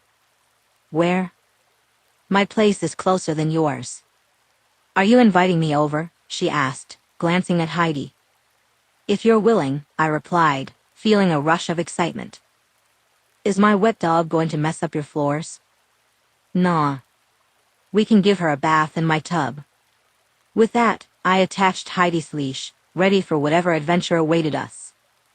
I clipped the leash back onto Heidi's collar, and she happily trotted alongside Bella as we weaved through the tourists snapping pictures on Hudson Street.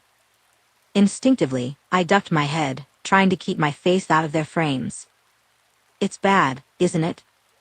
Bella asked. "What is?" I muttered, my mind racing. "Whatever you're hiding from."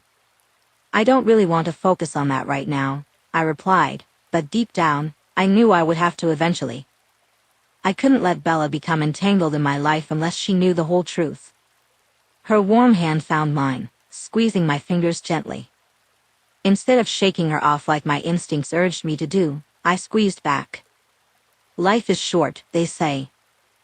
If mine was destined to be shorter than most, maybe I should embrace it rather than hide away, even if it terrified me. Chapter 8.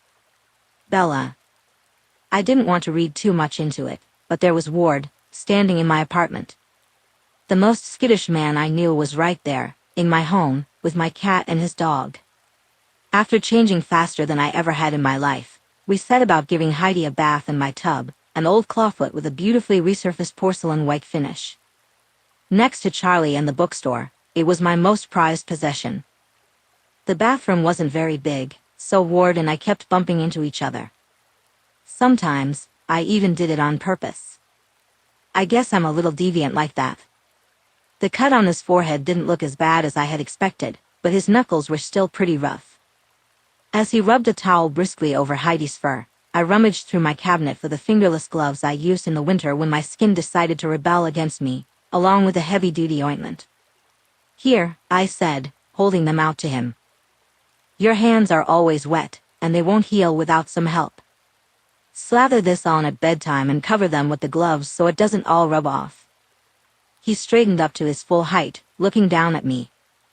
Not at the ointment I offered, but at me. Suddenly, the temperature in the bathroom felt like it was rising. I cleared my throat and met his startling green eyes, feeling dwarfed by his presence. "Thanks," he said, still holding my gaze. He covered my hands with his, the stark difference in our sizes making me feel petite. I've been using the stuff Ro gave me, but it hasn't had much effect. "I'm sorry to hear that." The way he focused so intently on my face sent tingles across my skin. Hopefully, since the gloves are fingerless, you can make them fit. After all, his hands were much larger than mine, perfect for touching me everywhere. Heidi bumped against our legs, forcing us closer. Thanks for the assist, sweet girl. Our hands remained trapped between us, our chests touching, our mouths just inches apart. Ward sucked in a deep breath. Bella. Dear God, his voice was. The warmth enveloped me, full-bodied and rich, like the most flavorful cup of coffee I'd ever tasted. It was better than that hit of caffeine I craved. All of this. His throat bobbed as he swallowed. It scares me. Me too, honestly. His brows shot up in surprise. Really? My heart raced, loud in my ears, as I felt his fingers brush over the back of my hand. Yeah, because you sound like you're dying to run away every time we're together. Looking down at our joined hands, he said, let me put this stuff somewhere. I'd like to talk to you. The spell wasn't broken, it was merely paused. At least, that's what I told myself. My living room wasn't huge, but it had decent space. Charlie sprawled across the dining chair, his tail twitching as he monitored every move Heidi made. She was mostly dry and made her way to the couch before sitting delicately on the floor in front of it. How long have you lived up here? Ward asked, setting his things on my kitchen table. I moved out of Riley's house 5 years ago, shortly after I turned 21. She helped me get the bookstore off the ground, using the bit of money my parents left behind. I sat on the couch and patted the spot beside me in invitation. Heidi shifted, resting her head on my knee. You can ignore her pitiful gaze if you don't want her up there. Without hesitation, I added, I wouldn't mind her sitting on the couch, but I would rather you sit here instead. Bashful, reticent, and wary of even the slightest intimacy, that's how I describe Ward. But he settled onto my purple two-seater sofa, our knees almost touching as he angled to face me. You started a small business, and I worked for a drug dealer. I hadn't expected him to share something so personal so soon. You sold drugs? I whispered, my brows knitting together. Closing his eyes, he replied, no, but it would be disingenuous to pretend that makes me the good guy. What did you do for them, then? My throat felt as dry as the desert. He had tried to tell me he wasn't innocent, but I had only half believed him. Ran whatever they gave me from point A to point B, envelopes of cash, probably, maybe new products for testing. His eyes were full of remorse when he opened them. Without question, I delivered their packages in exchange for money. Blowing out a breath, I tried to process the information. Is that why you were in prison? His gaze narrowed. You dropped the name Storm Cove the other day, and I looked it up. His leg bounced nervously, and Heidi left me to focus on him. Whining, she nudged her nose into his fist until he relaxed enough to pet her.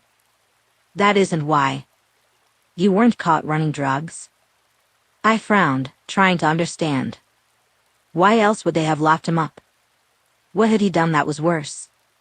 What could I accept from a man who was mostly a stranger? Here we were, alone in my home with 2 animals, one of which would take his side in any situation. My heart thumped louder in my ears than Heidi's tail on the wooden floors. Scrubbing his hands over the dog's back, Ward took a moment before responding. I was in a filthy back alley one night, same as usual.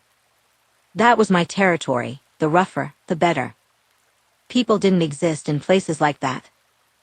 They're there, of course, but they've been overlooked for so long. Easy targets. I could picture it, even coming from a small town with a relatively low crime rate. He nodded. I had just delivered, so I was empty-handed. For the best, honestly, or it would have added to my charges. I watched him rub his palms over his jeans. He didn't go on, and I didn't want to rush him. Do you want something to drink? Water, please.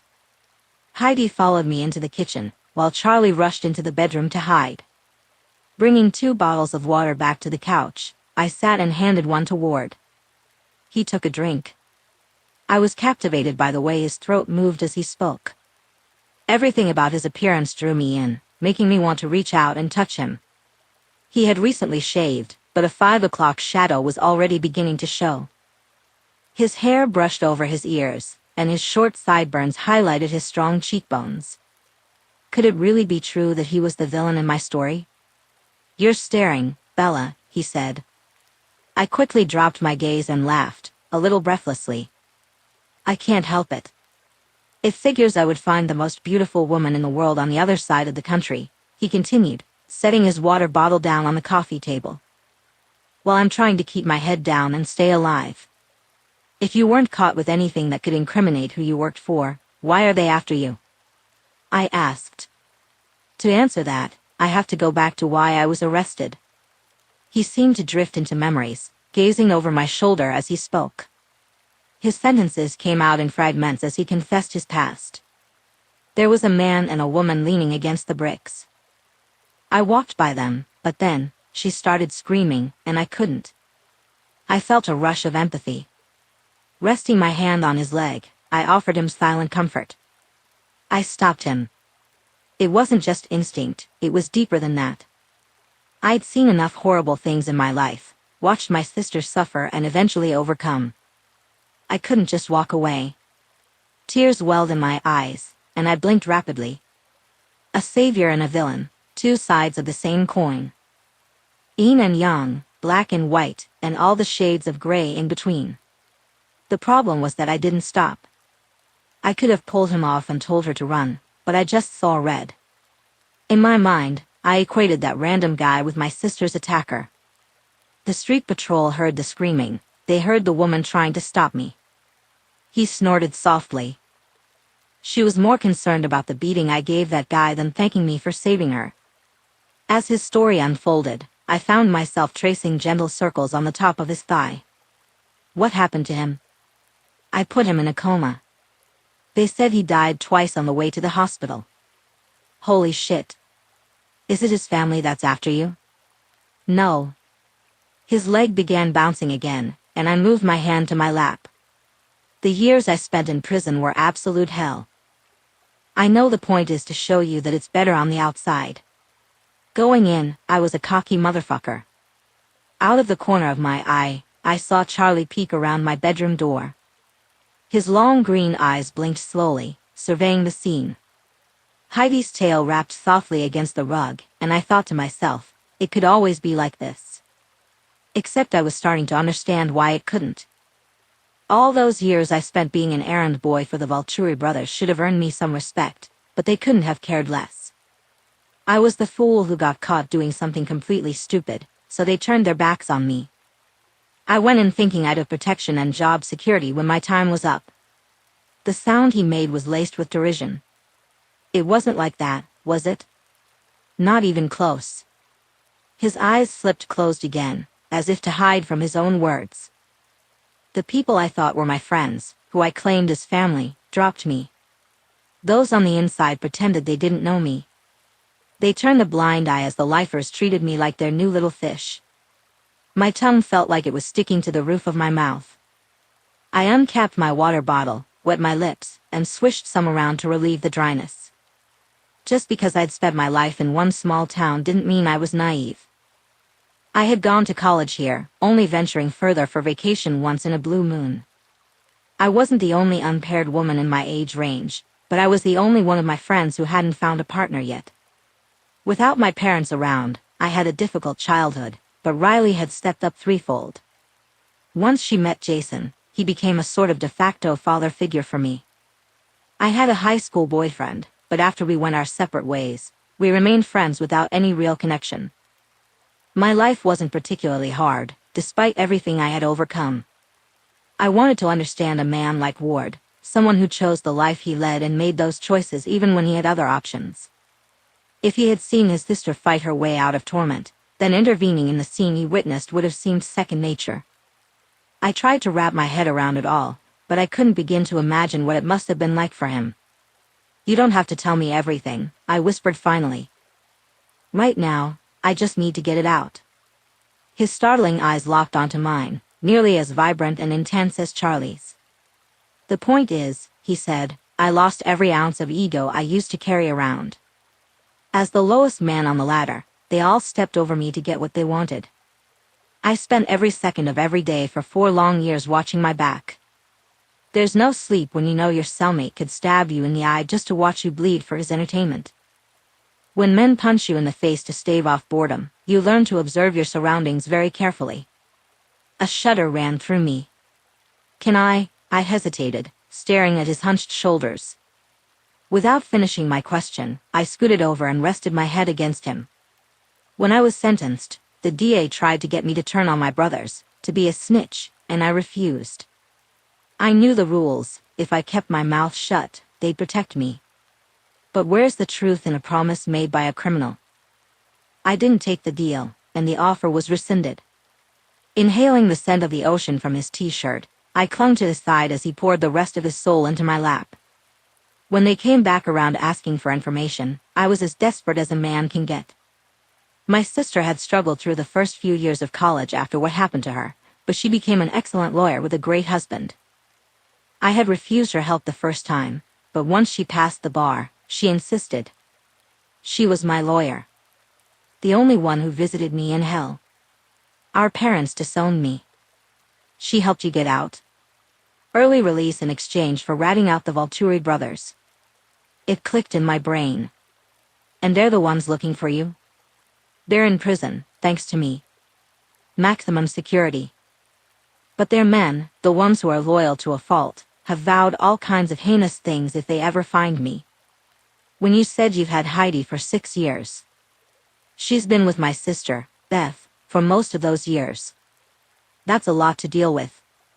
In response, he moved his arm from the back of the couch to rest it over my shoulder. And you came here with nothing, expecting to die at any time? Pretty much. He was a criminal, regardless of the motives behind the beating. He had worked for drug dealers and would probably be considered a major player in their organization, caged in by past mistakes, trying to form a new life under the looming threat of danger. One thing prison takes away from a person is simple trust. I used to drive a fancy car, live in a stylish loft, and dine in fine restaurants. Bourbon was my drink of choice, and I enjoyed it often. One minute, I called the shots in my life, and the next, I wasn't worth the dirt under someone's shoe. My head began to throb. Can you formally hide? Like, go into witness protection or something? You sound like Beth. The touch of his fingertips on my bare arm was enough to make me lose track of what we were discussing. Almost. I didn't see the point. I have no one, and no one has me. That's not true, my mind screamed. You have a sister, a brother-in-law, and a beautiful dog. Tilting my head to see his profile, I murmured, you have me. Chapter 9, Edward. After I laid my sins at her feet, every last secret exposed, Bella still didn't see me as a monster. Did you hear everything I just said? I asked, my voice heavy with doubt. Shifting until she no longer touched me, Bella sat up and looked me in the eye. Yes, I heard you. Every sordid detail. Why was it so hard for me to grasp? I already knew she was an incredible woman. I understand you weren't perfect, Ward. You did things you aren't proud of. Regardless of what drove you to work that job, you're remorseful. You've paid your dues, according to the state of Maryland. I didn't do time for the crimes I committed, Bella. That's my point. Restless, I stood and walked away from the miracle of total acceptance. Why did I feel compelled to force her into seeing me as vile trash? I certainly wasn't good enough for her. She was pure innocence compared to my pitch-black soul. Pacing back to the couch, I stared down at her, frowning. Her face was pale, bright flags of red riding high on her cheeks. I didn't want to stand over her, to look down on her. It wasn't fitting for someone like me, who belonged miles below the surface of the earth. What are you saying, Ward? Rising and moving closer, she reached for me. I jerked my arm away before her fingers could make contact, breathing in and out, deep, rough, horrible breaths churning in my lungs. Ward. That's not even my name. I wanted to scream. Mostly, I wanted to cry. How could the heavens place her in front of me? With a bitter laugh, I realized it was more likely the devil getting his jollies by presenting such delectable temptation. "You're so, you," she said. At her frown, I elaborated. "Good, sweet, helpful, amazing. Thanks. I mean, you make it sound like an insult. I'm the opposite. Before prison broke me, I was arrogant, rude, thoughtless, selfish. You've clearly changed." I rubbed my eyes, trying to figure out when I had become a martyr. "I'm still not good enough for you," I admitted. "It's not your place to decide for me," Bella replied, her tone firm. I could see it stressed Heidi out. Her ears drooped as she nudged her head between my knees, urging me to straddle her. It was a position her trainer had taught her to adopt during conflicts. Though she didn't growl, she fixated on the woman across the room, the one I was desperately trying to push away, trying to talk some sense into, trying to make her see reason. "You've stressed her out," Bella said, gesturing toward my dog. The accusation caught me off guard. "I did. She senses your feelings, you know. Why do you think Charlie disappeared again?" I was at a loss for words. "You're right that I can't decide for you. But I can remove myself from the situation. Then there's no choice to make. You'll rob yourself of friends to prove a point?" When she put it that way, it sounded ridiculous. "That's not my intention. It's what you're doing." Shaking her head, Bella moved around the coffee table and headed to the kitchen. "I don't know what I'm doing," I said quietly, half hoping she didn't hear me. Part of me was anguished, but another part felt buoyant. She wanted to be my friend. She didn't think I was a horrible person. "It's okay if you don't," Bella replied, opening the freezer and pulling out a pint of ice cream. "We don't all have our stuff together, Ward." She offered me a spoon from a drawer, opened the container, and set it on the table. It felt like there was no stopping her. This woman was a force of nature, comparable to a Category 5 hurricane. Her gentle determination and unconditional understanding were slowly eroding my resistance. Self-loathing and destructive behavior wrapped around me, urging me not to give in to her persuasive charm. But without thinking too hard, I stepped forward. Heidi remained where she was, settling on the rug, as the storm had just begun. "Tell me about your sister," Bella said, her spoon digging into the ice cream. She pushed back one of the two chairs, and I settled into my seat across from her. "Beth is almost 5 years older than me. She's incredibly smart, always made the honor roll throughout school." I finally took a spoonful of the ice cream and was surprised by the flavor. It was cinnamon, but with something unexpected. "It's cinnamon basil gelato," Bella explained, noticing my furrowed brow. "What in the world?" I replied. "There's so much about this town you haven't discovered yet." Clearly. I took another bite, smiling as she batted my spoon aside to grab more for herself. "What else about Beth?" I swallowed, gathering my thoughts. She left for college just as I started high school. Everything seemed to be going well for her. She had friends, a boyfriend, and classes were easy. For a moment, I struggled to speak. The memories of those days were hard to suppress, especially the painful ones I tried to forget. God knows Beth had urged me to let go and move on. "Take your time, or you don't have to tell me to rest," Bella said, her hands resting on the table, one crossed over the other. The spoon lay forgotten in the melting gelato. I came home from school one day to find my mother crying in the living room. Dad had come home early from work. I took a deep breath and exhaled slowly. They told me to go to my room. I thought someone had died, but I had already lost my grandparents. "How did it happen?" Bella asked softly, her tone respectful. "After a party, she wanted to walk home alone. It was just across campus." "That's dangerous. Way too dangerous." "It wasn't a student. It took a long time to find him, but he was in full view of the campus cameras." My fists clenched, the memory tightening around my knuckles. The whole thing was a nightmare. Her big brown eyes widened in concern. "I hope no one made her watch it, in court or otherwise." "No," I murmured. But I watched it unfold. It was years later before he was made to pay. Every day, I went to the courthouse to sit there and face that monster. I can picture it. He must have been silently raging, wishing for just a few seconds alone with him, desperate to avenge your sister, Bella said. She had me pegged. Beth was smart, but she was strong as well. She grieved for what she lost, sought counseling, and took some time off. But then she went back to campus and worked hard to get back on track. You admire her, Bella noted, finally remembering the gelato. She tossed it back into the freezer and set the spoons in the sink.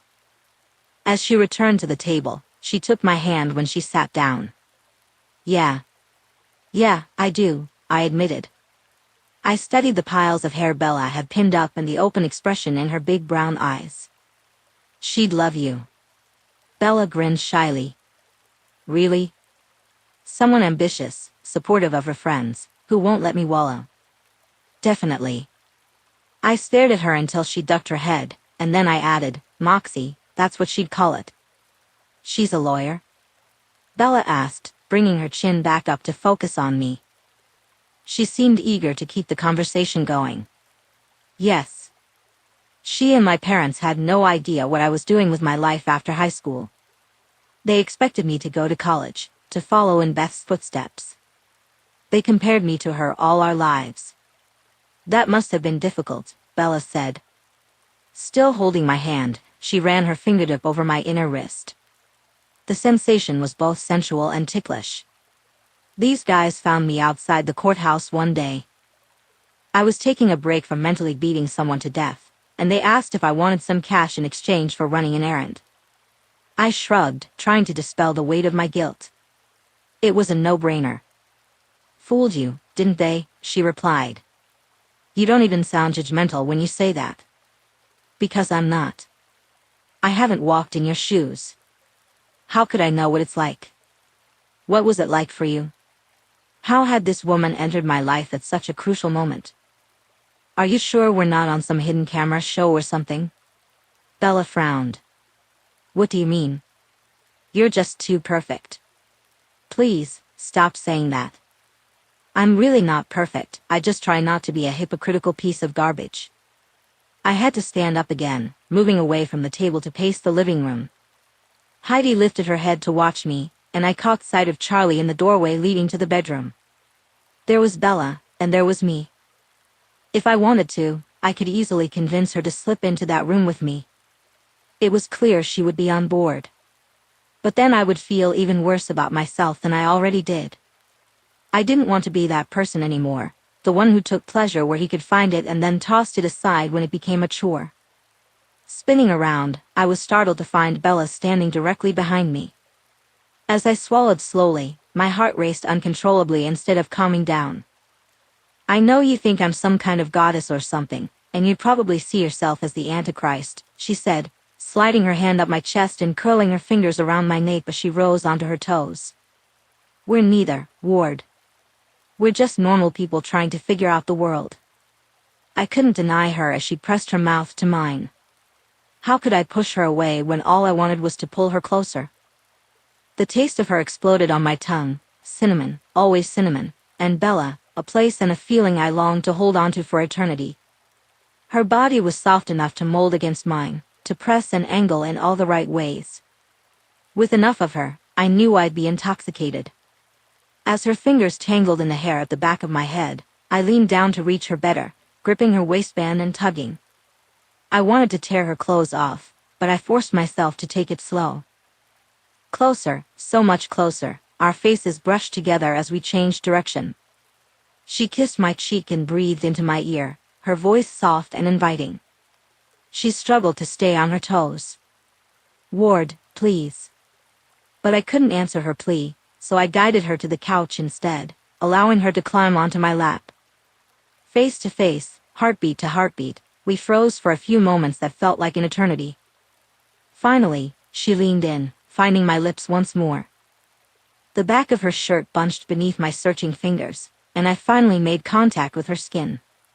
My fingers traced along her spine, feeling goosebumps rise in response to my touch. It seemed she didn't mind, as she moaned and rocked her hips against me. Her body was a welcome weight, anchoring me to the earth, and I could feel myself hardening rapidly. My mind screamed how easy it was to fall for her. God, I was on the brink of losing everything, my sanity, my courage, my very mind, and what little chivalry I had left. Bella. I spoke against her lips, but it didn't stop her. So, I gripped her chin gently to make her look at me. Slow down. Mortification washed over me as I noticed the tears forming along her lower lashes. Sliding back onto my knees, she asked, "What did I do wrong?" "You?" I shook my head, struggling to process my feelings. I never intended to hurt her. In fact, I was desperate to avoid causing her any pain. Not you, me. For once in my life, I don't want to be the responsible one. The stick in the mud, the good girl. She lifted her shoulder and wiped her eye on her shirt. Well, for once in my life, I want to be that person. I'm sorry. I'm an idiot. Bella scrambled off my lap, wiping her face as she stood across the coffee table from me. I didn't mean to pressure you. It's just that, she broke off, taking a deep breath, her hand resting on her stomach. It's just that I like you so much, and I'm afraid that one day, I'll wake up and you'll have left town. I hadn't realized she felt that strongly. About me. My thoughts and emotions were in turmoil. If we complicate things and I have to leave, I don't think I can live with myself, I confessed. That's exactly what I was afraid you'd say, Bella replied, her voice trembling. Because it shows you think about leaving. In that moment, she felt so fragile, completely open to me, like a flower basking in full sunlight. I longed to let her in, but deep down, I knew I couldn't. I might not have a choice, I continued. One day, they will find me. I'd rather they not find me anywhere near you. Tears streamed down her cheeks, and I felt like an even bigger jerk. So, all I can do is worry about your safety, knowing you'll eventually leave, she said, her voice barely above a whisper. Running was all I had ever known. But what I truly wanted was right in front of me, falling slowly, diving deep, then rushing to the surface for a breath before being pulled back down. I knew the storm would come, sooner or later, and when it did, I would lift my face to the pouring rain with my arms wide open. Yet, I also knew I would have to leave it all behind, even though I had just found it. Chapter 10. Bella. I suppose Ward freaking out was exactly what I expected. He had told me before that he was afraid to live his life out in the open, so it shouldn't have come as a shock that he would leave the moment he got too close to me. Still, that didn't mean it stung any less. Life went on. It had been a while since I'd visited Riley's house, so I decided to drop in on her and Jason. Their home was a small blue Victorian perched on a little bluff by the bay, radiating a serenity and warmth that felt like home. It wasn't where Mama Riley had raised me. She had moved into Jason's place a few years after they got together. But it suited her perfectly, with its wraparound porch and sloping back lawn surrounded by a white split-rail fence where she could grow to her heart's content. Some might consider them hippies, but I didn't. They appreciated things that were natural, homemade, and mostly healthy, but that was as close as it got. Raising goats and chickens, making pottery, and hand creams, none of that made them hippies in my eyes. Regardless, I loved them both, especially since Jason wasn't afraid to fill the father role for me. Sweet girl, he said as he greeted me at the gate. Gray-haired and a bit paunchy, Jason was barely taller than me as he wrapped me in a tight hug. Where's Mama? Out back. Come on. I followed him down the path, circling the side of the house to the backyard. There, I found Riley sitting on the grass among her goat herd, one of the goats having crawled into her lap. What are you doing? I laughed at the sight, a tinge of envy creeping in. Communing with nature. Wanna join? Her thick accent never failed to bring a smile to my face. Of course.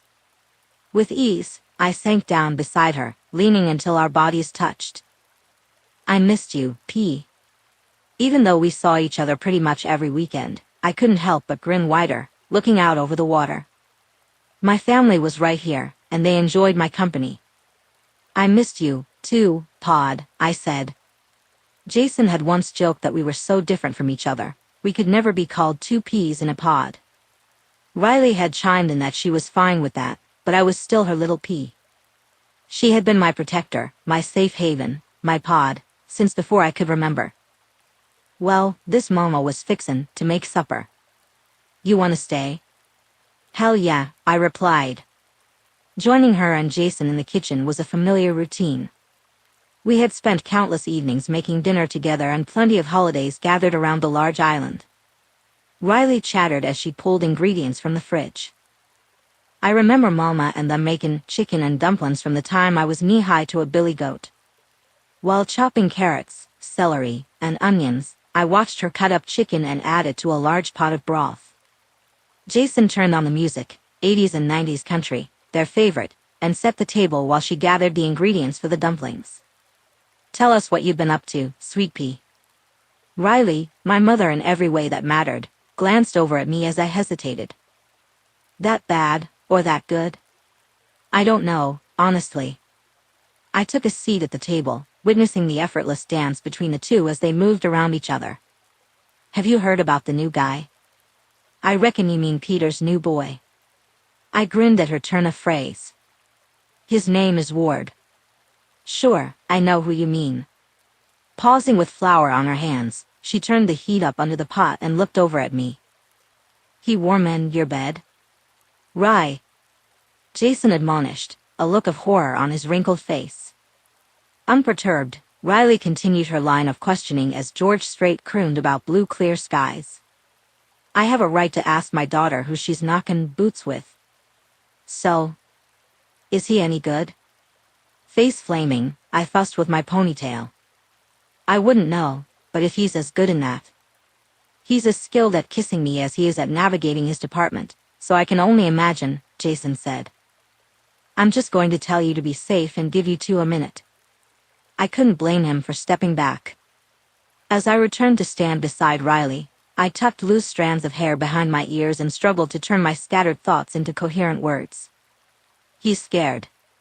Running from bad decisions. Riley stirred silently, giving me the space I needed to gather my thoughts. I really like him. He seems to like me too. And whatever he did in the past, he's not that guy anymore. He's sweet, thoughtful, and has an incredible memory for quoting literature. But, she prompted when I fell silent. That fear he clings to freezes him. He spends more time running from me than talking to me. Riley clucked her tongue. What's your next move? Good question. I sighed. It feels like I'm the one always making a move. When he finally gets the nerve, he shuts down just minutes later. I don't want to be the one who has to push him every time. Nodding, Riley stirred the pot, fishing out a carrot and stabbing it before letting it fall back into the broth. But you don't want to give up entirely. With that, she dropped pieces of dough into the boiling broth, watching them float and spin. You like him, and it would be a shame if nothing came of that attraction. Right. For the moment, there was nothing else to say. She would think it over while dinner finished cooking, and I hoped she could give me some ideas. Jason returned to the room, kissing my temple before pouring me a glass of juice. Thanks, Jay, I murmured. When dinner was ready and we sat down, Riley asked, Think you'll need me at the store on Friday? I sure hope so. The warmer it gets, the more tourists will come by. Good, good. I caught the gleam in her eye, and it didn't even bother me. If Ward stopped in, he'd get a big dose of Mama Riley. Maybe this was the push he needed. What are you planning, Riley Jean Mathis? Jason asked, skiing as he scooped up dumplings and dropped them into his bowl. You can't go meddling in everyone's business just to get your way. Can't never could do anything. But I can, Riley replied, her determination clear as she took a bite and stared directly into Jason's eyes. Lord save us, he muttered, and I couldn't help but grin. Mama, it's perfectly fine with me if you give Ward a full dose of you, Southernisms and all, I said. The good Lord willing and the creek don't rise, that young man will find his way into bookish while I'm there, and we'll have ourselves a sit-down," she replied confidently. "You'll scare him off, and then Bella won't stand a chance," Jason grumbled, wiping his mouth with a cloth napkin. Raising my brows, I looked at him steadily. "A chance at what?" "Grandbabies, honey," he sighed. "We're just two old coots wandering around this house all alone. We'd love a baby to dote on." "Then have your own," I said, a bit crossly. "I don't mean to pressure you, sweet girl. This is the first man you've shown real interest in since high school and that Jake fellow. I'd give you what you want if the other half of the equation was willing." I drained my glass. "But he's not, so you should focus on something else." "Well, never mind about that," Riley said, pushing the carafe of juice toward me so I could refill my glass. "I'll see what's going on with that boy, and we'll go from there." As it turned out, Ward didn't come by on Friday. We were busy, though, which was great because my earnings stayed in the black on the ledger. Riley's friends dropped by to chat and left with armloads of books they didn't even realize they needed. She had a knack for subtly nudging people in the right direction. Sometimes she was as subtle as a freight train, but it always seemed to work out. Saturday morning dawned cool and misty, just the way I liked it. I could pretend it was the perfect day for new beginnings. It was early fall, the leaves painted in shades of red and gold, and the air was filled with the warm sense of cinnamon candles and pumpkins. Charlie napped in the armchair, and I kept the front doors closed to keep out the mist that would curl the pages of my books if given a chance. For the moment, I was alone, waist-deep in rearranging a section of classic literature when the bell over the doors chimed. "What on earth are you doing?" "I can barely see you." That familiar voice was enough to lift my spirits. Every once in a while, I like to shift things around. Shake it up, keep it interesting. And that means stacking large books until they obscure you from sight. "If need be," I replied with a laugh. "There's hot tea and honey if you're interested." I perked up at the sound of him shuffling away, accompanied by Charlie meowing for attention. I heard a teacup rattle, and the sound of water splashing into it brought a smile to my face. At least he wasn't pretending it was a grand gesture to accept a free drink. "Local, I presume?" I asked, sliding 3 books onto a shelf. "Both the tea and the honey." "I love honey." "Is that wrong of me to say out loud?"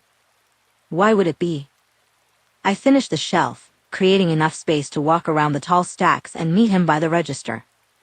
His ever-present cap obscured his shiny, penny-colored hair, and without his jacket, his sinewy forearms were visible beneath a white t-shirt. "It sounds juvenile." "Not to me." Reaching around him, I picked up a tea bag. "It goes perfectly with tea and other things, too." I guess it depends on how you like to eat your honey." I lifted my head sharply, but he wasn't looking in my direction. Stirring the darkening water with one hand and drizzling honey from the dipper with the other, he continued, "If you eat it by itself, then it's decadent." I swallowed hard. Had the temperature in the room just risen? Oops. A drop landed on his fingertip, and he set down the utensils he was holding to lick it off. He popped the pad into his mouth, sucking on his middle finger before adding his ring finger. I was about to either die or devour him. "Sticky," he said, laughing at himself as he straightened the items on the table and took a sip of tea. "Still hot." "Ward?" He glanced up. "Yeah? What the hell are you doing?" His cheeks reddened, and he stumbled over his words. "You said, I was just." "Please stop." Inhaling sharply, I realized he had misunderstood. "I don't mean the tea, babe." "Then what?" His frown was adorable, and I was definitely feeling attracted to him. "I thought you were teasing me intentionally." About tea?" "About honey." Licking my lips, I moved slowly closer. His eyes widened, and he took a step back before holding his ground. "Well, maybe I like it straight from the source. Sticky. Sweet. God. Damn. Hot." He grinned, probably at my reaction, and stepped forward. Is your honey locally grown, Bella? Only the finest for you. My voice was barely audible over the pounding of my heart as I cleared my throat. You said you didn't want to try it. It's not that I don't want to, that's for sure. We're already linked, you know. You and me? Shaking his head, he said, only as acquaintances. No one could use you against me if they thought we were just friends. Suddenly, heavy rain began to pelt the roof, and I sucked in a breath. We're obviously drawn to each other. I can't be near you without wanting to kiss you. If that was all you wanted from me, I would kiss you all day long. He leaned against the wall by the register. Make out like teenagers until the rain is gone. I groaned. You can't say stuff like that when you don't mean it. Of course I mean it. The problem is that you want. I want more. We both want more. I folded my arms across my chest. Maybe there's something wrong with me for wanting to heal you. I want to take away all your pain and fix it, and that makes me feel weak. In some ways, living here in this little town has healed me. I feel more human here than I have in years. How can you be healed when you're in hiding? Stepping closer, he said, maybe it is you. His gaze shifted between my eyes and my mouth. Maybe I want to take your bad days and turn them around. There was nothing I could say to that. I would let him, if only he would follow through. If he would stick around and not run out of my store 10 seconds after kissing me. Here. Reaching out, he wrapped his hand around my nape and tugged me against him. Chest to chest, my hands moved up to his shoulders, and we stood immobile. Ward, I'm falling too fast for a man whose biggest goal is to leave me when the going gets tough. Dropping his forehead to mine and dislodging his cap, he breathed out across my face. Stopping him would have been wise, but it would have broken my heart. If I could be satisfied after having just one day with you and then pretend we're just friends, I would. But I can't do that to you. Then what are we doing? I gripped the collar of his shirt, desperate to rip it off him. I would close up early and sprint next door if I thought he was willing. Then again, I'd wake up to an empty bed, and that would kill me. I want you, Bella. I do. But? There's no but. His mouth descended on mine, the hint of honey on his tongue. Pain blossomed in my chest, knowing this kiss wouldn't last. I felt tears threaten but blinked them back. Ward skimmed his hands along my spine to cup the back of my head, deepening the angle and fervor of his movements. Pressed that close, his body heat seeped into my skin, and I gladly absorbed him. Every ridge along his back responded to the skin of my fingertips. His fingertips traced my skin, asking for more, igniting a spark of desire in return. Our legs tangled together, my thigh pressed against his, and I could feel his growing arousal. I pulled back only because I needed to catch my breath, then rested my head on his shoulder, trying to gather my thoughts. If I laid everything on the line and he walked away again, I wasn't sure I could handle it. I need all of you or none of you, I said. Bella, he replied softly. I will take full responsibility for the threat you feel looming over us. I'll give you every part of me. I lifted my head to meet his gaze. In return, I want you to figure out how to enter witness protection so you can be safe here. With me. I held my breath, waiting for his response as his eyes darkened and his jaw tightened. The only sounds were his steady breathing and the rain lashing against the windows. Okay, he finally said. Chapter 11, Edward. I had barely managed to get the words out when an older woman burst into the store. Backing in, she hung up her umbrella and peeled off a striped wool cape, speaking the entire time. I swear, it's a gully washer out there, sweet pea. An absolute drencher. With a moment to spare before she noticed me, I moved over to an armchair and picked up my tea. Bella's face was flushed, her gaze darting between me and the lively woman. How's it been in here this morning? Pushing damp, curly hair out of her face, the woman turned and spotted me. Oh. I didn't realize we had a customer. We? I'm Riley, Bella's mama, and sometimes her salesperson. She extended her hand and gripped mine before I could even offer it. Nice to meet you. You're Ward? I looked over at Bella, bewildered. She was grinning from ear to ear, petting Charlie's back as he nudged his head against her chin. Yes, I'm Ward. Riley winked at me.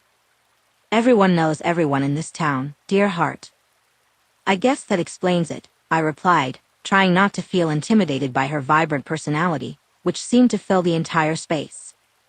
Ooh, Bella, you put out some tea and honey. Just perfect for a day like this, isn't it, Ward? Especially the honey, I murmured, keeping my eyes on Bella. Emmett and Ro dabble in beekeeping. They don't sell it yet, they don't have enough to take that extra step. She poured a cup of tea and added a generous spoonful of honey. But we get to reap the benefits, don't we now? Sure do. I came in because I wanted a few more books to add to my collection. I know just the thing. Taking me by the arm, Riley guided me around the nearest shelf, bringing her tea with her. You like legal thrillers, I can tell. What on earth did this woman eat for breakfast? Sure. David Baldacci is good. I knew it. After what felt like an eternity of 4 Davids and a few Toms, Riley nudged me toward the counter with surprising energy. Her touch was gentle on my back, yet it felt like she could have easily twisted my arm and dragged me to the register. She had a knack for making people agree to things they hadn't planned on. I don't know where I'll put all these, I said as Bella rang up my purchases. I'll buy them back from you or trade them when you're done reading, Riley offered. Really? Won't you lose money doing that? Actually, I have an entire section of used books. It helps to have a wide variety of options in such a small town. Tourists might bring us a few busy days a month, Riley replied, but the loyal locals are the bread and butter of bookish. We need to provide what they want. Some customers don't have much extra money to spend, and I'd rather they have the chance to read what they like. It's more important than making a huge profit. We have a library in town, but they don't have very current editions unless they receive donations. It was just like Bella to think of others first, aligning her dreams with reality to make sure everything worked out. Something else nagged at the back of my mind, but I pushed it aside until I finished checking out and said my goodbyes.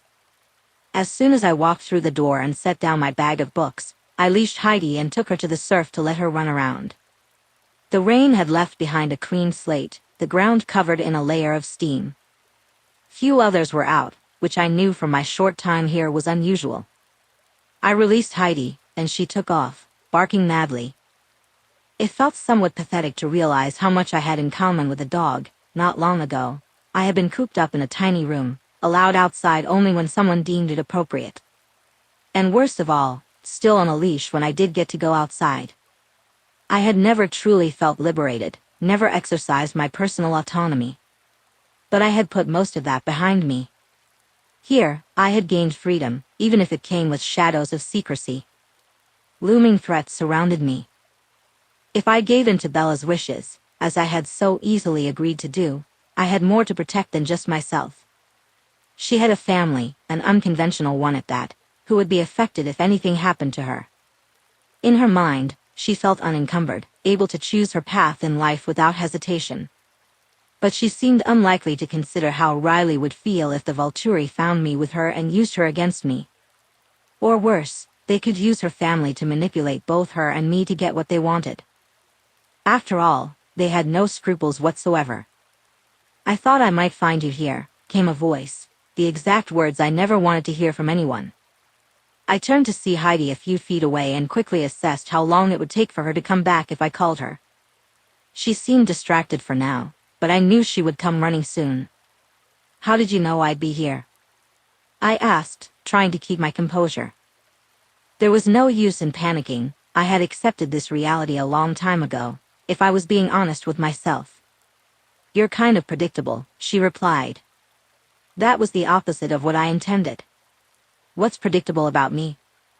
For one, you take your dog down here every chance you get. But I take her at different times of the day. Just then, Heidi spotted us and charged in our direction. Bella squealed as the full weight of a wet Labrador retriever jumped on her, laughing as she let Heidi lick her face. "She likes you," Bella said, grinning. "I'm very likable, Ward," I replied, unable to help but smile. The anxiety that once crashed over me in Bella's presence had faded. "You hightailed it pretty quick after Mama sold you those books," Bella remarked, sitting down on the wet sand as she welcomed more of Heidi's affection, scratching her behind the ears and down her neck. "She's a force unto herself," I said, chuckling. Blocking the sun from her eyes, Bella looked up at me. I sat beside her, so she wouldn't have to squint, and we both watched as Heidi ran off again. "She's loud, that's for sure," Bella noted. "And pushy, and lovely. I can tell she dotes on you. She and Jay both do. Why does that seem to bother you?" Bella leaned her head on my shoulder as she spoke. "Because you have more to lose by being with me than I originally considered. You're not backing out of our deal, are you?" The resigned tone in her voice hit me like a wrecking ball. I realized I had given her every reason not to trust me. "I don't want to back out. But you have to understand, it's more than just you and me. It's your pseudo-parents, your friends, the townspeople. So many of them depend on you, Bella. You should give me more credit." She dragged her finger through the sand, creating a drawing of waves and a shining sun. "Why can't I have what I want, while everyone else can? What they want doesn't come with a side of danger. Any of them could drown, get hit by a bus, or die of a heart attack. Any of them could be robbed in broad daylight. Should they hide in their closets because life is scary?" Tilting my head to study her face, I marveled at how easily she put everything into perspective. It seemed so obvious when she framed it that way. I welcomed the warm weight of her body against mine. There was so much more of her I craved. After spending so long with only my thoughts and a dog for company, I didn't even know how to navigate a relationship with an accepting human. No, they shouldn't hide from life. Their odds aren't the same as mine, but I understand your point. I nudged her red Converse and added, "Maybe I even agree with it." A few moments of silence passed between us. "Riley has command of bookish. Do you want to get some lunch?" My heart raced, and my ears rang as I realized my feelings for her had blinded me to the simplest of options. A date. Yes. I fear my answer to you will always be yes. It's lunch, Ward, not a firing squad. She stood up, brushed off her pants, and called for Heidi. My dear little girl came lumbering toward us, her tongue lolling and a goofy smile on her face. That lovable wrecking ball hit me in the chest again. I could hold on to this feeling for a long time if I really tried. My sweet dog, a captivating woman, and even her quirky cat. I'll have to take her home and dry her off first. Bella took my hand as we strolled down Clay Street, and I didn't mind the curious glances from passers-by. At least there was something else to look at for a change. It was rare for Heidi to get so hyper, but she strained against the leash, eager to get somewhere. Once we arrived home, I let us into the apartment and unhooked her leash. She dashed straight for her water bowl. "She's wild today," I remarked. "Maybe she senses your excitement. Are you as intuitive as a dog?" Bella stood just inside the door, patiently waiting for me. While Heidi was busy, I decided to seize the moment. A little startled sound escaped Bella's throat as I wrapped my arms around her waist. Her lips curled into the faintest smile as I looked down at her, and then I pressed my mouth to hers. It was a light kiss, back and forth, mostly because I knew I could. I knew she wouldn't just allow it, she wanted it too. Unlike anyone I had known in the past, Bella was her own woman, smart, ambitious, and incredibly caring, not after anything I could give her. She didn't care about what I had to offer beyond myself. Heidi suddenly pushed her body between us, wagging her tail hard enough to bruise my legs. Bella laughed, her face lighting up with a delighted grin. "Okay, girl, let's get you dried off and settled." Moving quickly, I grabbed a towel and scrubbed it over Heidi's fur, then found a bone to keep her occupied while we were out. "Where do you want to go?" I asked. I wasn't broke anymore, but my job would never make me rich. Have you been to Oceana? They have a reasonable lunch menu. I have. Not really, mostly because the thought of fish makes me queasy these days. I picked up my keys and led Bella out the door, locking the deadbolt behind us. They have more than just fish, though that's what they're known for. It's either that or pizza, right? Bella replied. The realities of small-town life hit me then. The bakery has lunch options, but that comes with Alice and Jasper in our faces. As much as I love them, I'm not looking to make a scene about the two of us today. Again, the quirks of small-town life. I don't have a car, so if we go inland, it'll have to be on the bus. I have a car, though I don't use it often. That said, I'll do whatever you want. The thought of going that far didn't excite me, so I suggested we walk to Oceana Grill. It was on Hudson Street, close to where I worked and not too far from my place. As we walked, we passed Crimson and Clover, which looked like a clothing store, and I could see of the ocean a few buildings down. Have you been there? Bella asked, gesturing to Crimson and Clover. Why would I frequent a women's clothing store? I chuckled. Maybe you like a pretty pink thong now and then, who knows? She laughed at her own joke before continuing, because Peter's wife owns and operates it. Oh. He had never mentioned his wife. Then again, we didn't talk much. Maybe we'll stop in after lunch. She sells some of Riley's products too. I'd rather buy them from you. I opened the door of the restaurant and held it for her. Putting money in your pocket makes more sense to me when I don't know Peter's wife. Charlotte is a pleasant woman. I'll take your word for it. Once seated, we had an expansive view of Point Hudson Marina and the entire bay past the inlet. The sun glinted off the water, casting pearls of light onto the tinted windows. I focused on Bella first, then glanced at the menu while she studied it intently. I was trying to figure out how to bring up who would pay the check. I wanted to treat her, but I got the impression she'd rather handle it herself. Bella. She looked up, a smile spreading across her face. Yes? My words stumbled out, tangled in my thoughts. You look really pretty today. Well, thanks, she replied, a hint of pink coloring her cheeks.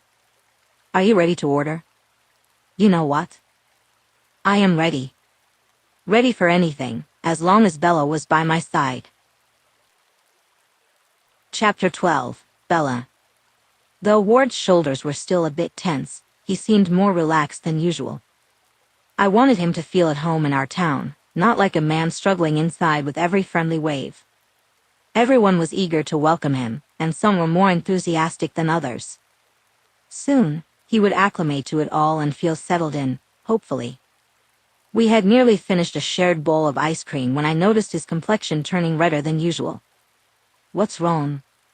I asked softly. He coughed and picked up his glass of water, chugging it down. It's just that I don't have the nerve to offer to pay. I smiled gently. You just did. Yeah, well, the bill will be here any minute, and I realized I had to spit it out. Wiping his napkin across his mouth, he added, I can't believe I used to be a cocky jerk who would whip out a wad of cash just to show off. It was hard to picture that version of him. You aren't obligated to pay, especially since I invited you. Well, sure. He frowned. Except I want to pay for our first date. My heart jumped in my chest. You consider this our first date? Yes, I mean. He paused to take a deep breath. Don't you? I think that's perfect. I felt the need to reassure him, not just because he was utterly adorable in his awkwardness. Okay. Good. Okay. Ward, honey, breathe. His quirky half-smile was all the response I needed. I will let you pay for this date, but I'd like to switch off on future dates. I can live with that. His smile widened, consuming his face. The red in his cheeks faded closer to his natural color, and his shoulders finally relaxed. This has been so nice, I said as the server dropped off the check. I can't say I've had lunch out since I moved here. I've only tried breakfast at the bakery and dinner at Napoli's. Oh, so you've met Angela and Ben. They're my friends too. Actually, it was just her. The guy, Ben, came out to talk with Alice and Jasper, but we weren't formally introduced. Ben's mother's side of the family is Italian. That's where the recipes come from, which is why everything tastes so authentic. The tiramisu was delicious. As he spoke, he pulled cash from his wallet and counted it out to cover the bill and tip. But all I could focus on was the way his mouth moved when he said the word delicious. Yes, it sure is. Ward rose from the table and extended his hand. Care to join me? My mouth felt dry. Where to? Our palms connected, smooth and warm. The skin contact brought comfort, but his body heat intensified my longing for more. A walk back to my place. Or to yours, he added quickly. Mama would see us if we went back to my place, and then I'd never hear the end of it. Honestly, I was unlikely to hear it until the end of time anyway. As long as you don't mind me walking Heidi as soon as we get back, then my place is great. Of course, I didn't mind, and Heidi was always happy to see us. It felt nice to walk off our meal in the sunshine, especially since the recent rain had held off the humidity. I'm closed on Sundays. I wasn't sure why I said that. Okay, yes, I knew. Are you? His tone was mild, his attention focused on Heidi and the squirrel she was confronting. It was amusing how she could act so wild over wildlife, despite being well-trained. Yep. I felt the urge to voice what was on my mind, otherwise, I thought I might combust. I would love to spend the day with you. That got his attention. He looked right at me, and I felt my cheeks heat up. You would? Yes. I have to be at work at 4 on Monday morning. Okay. My heart thundered so fast I thought it might burst from my chest. That won't be a problem. So, you're saying the rest of today and all day tomorrow? Why did he sound so surprised? Are you hesitant? Only if you want to, he replied, reaching out to hold my hand. It's really a matter of whether that's what you truly want, knowing the consequences. I wouldn't have asked otherwise. Maybe I was testing his faith. Perhaps his resistance was fading, and that was a good thing. But it felt as though the last remnants of doubt clung to him like barnacles on an old boat. I had tried my best to chip away at his hesitancy. Now it was either time to dive in or walk away. The molten emerald in his eyes bore into my soul, and I bit back a moan. This might sound out of left field, but, Ward inhaled deeply. I got tested after my release. He got, oh. That's important. But if you want. He hesitated, his face flushing. I'll go to Quickstop so you don't have to start a fresh wave of gossip. Oh, this man. See, I knew I made the right decision, but here you are solidifying that for me. As we walked closely together down the street, I wrapped my arm around his, clinging as tightly as I could. But you and I are already the subject of plenty of gossip, Ward. I was afraid of that. But if you trust me. I do, more than anyone but my sister. Tears pricked at my eyelids. The last pieces of my heart felt like they were tumbling to my toes, flopping like a fish on the sidewalk. Though I had known I couldn't hold out against loving him for much longer, I wasn't sure if that freefall had truly begun until this moment. That's good enough for me, I assured him. After all, he had opened up his entire life to me, revealing the messy parts that weren't so pretty. Trust was a two-way street, and he had proven himself time and again. Some quirky part of me wanted to share how Riley referred to it as knocking boots instead of just sex. But I knew I would only embarrass him, so I waited patiently while he unlocked the door and let Heidi inside first. She went straight for her. She padded over to the water bowl for a quick drink before plopping down on the kitchen floor. I wrung my hands nervously, waiting for Ward to set down his wallet and keys. His apartment was mostly just one room, with the bathroom tucked away behind the kitchen. The bed was neatly made, a light gray comforter smoothed over the mattress with precision. Suddenly, I worried about how my breath must smell. I had been careful to avoid garlic at lunch, and the last thing I'd eaten was the strawberry ice cream we had shared, so I hoped that was what lingered. Nerves fluttered in my belly as Ward went into the bathroom and then came back out. Seeing him look just as nervous as I felt somehow eased my tension. "I'll be right out," I said, ducking into his small bathroom. It was as if someone had spilled a bottle of Imodium all over the tiles. The minty green was kind of cute, but I focused on using the toilet, washing my hands, and checking my breath as best as I could. I tried to resist the urge to rummage for mouthwash. I didn't want to violate his trust, so I settled for drinking some water from the tap before drying my hands. When I emerged, Ward stood with his back to me. The window on that wall wasn't very big, but it offered a nice view of a small green space behind the building. "My real name isn't Ward," he said, and silence fell in the room. It made sense, but I hadn't even thought about it before. I was born Anthony Mason, and I went by Tony. More often, they called me Mason on the streets. My tongue felt like it was sticking to the roof of my mouth. As promised, he handed me everything he had inside him, all tied up in a bow. All his secrets were now mine, and I silently vowed to guard them with my entire being. Edward is my middle name, and I chose to shorten it when I crossed the country to hide. My new last name comes from a distant relative on my mother's side. He had never told me his last name, but I already knew it. All the town gossip. "So, Ward Cullen is just a cover name?" "Yes." He shoved his hands into his pockets and turned to face me. "It's a good name, and I like it better than my birth name. I'm not sure what will happen when I approach the authorities about an alternate identity. Honestly, I'm terrified they'll make me change everything. Again. Do you want me to handle it for you?" He tilted his head, and the late afternoon sun caught his hair, making it glow like fire. "It might be for the best if someone other than you or me goes down there. I don't want anyone to spot me.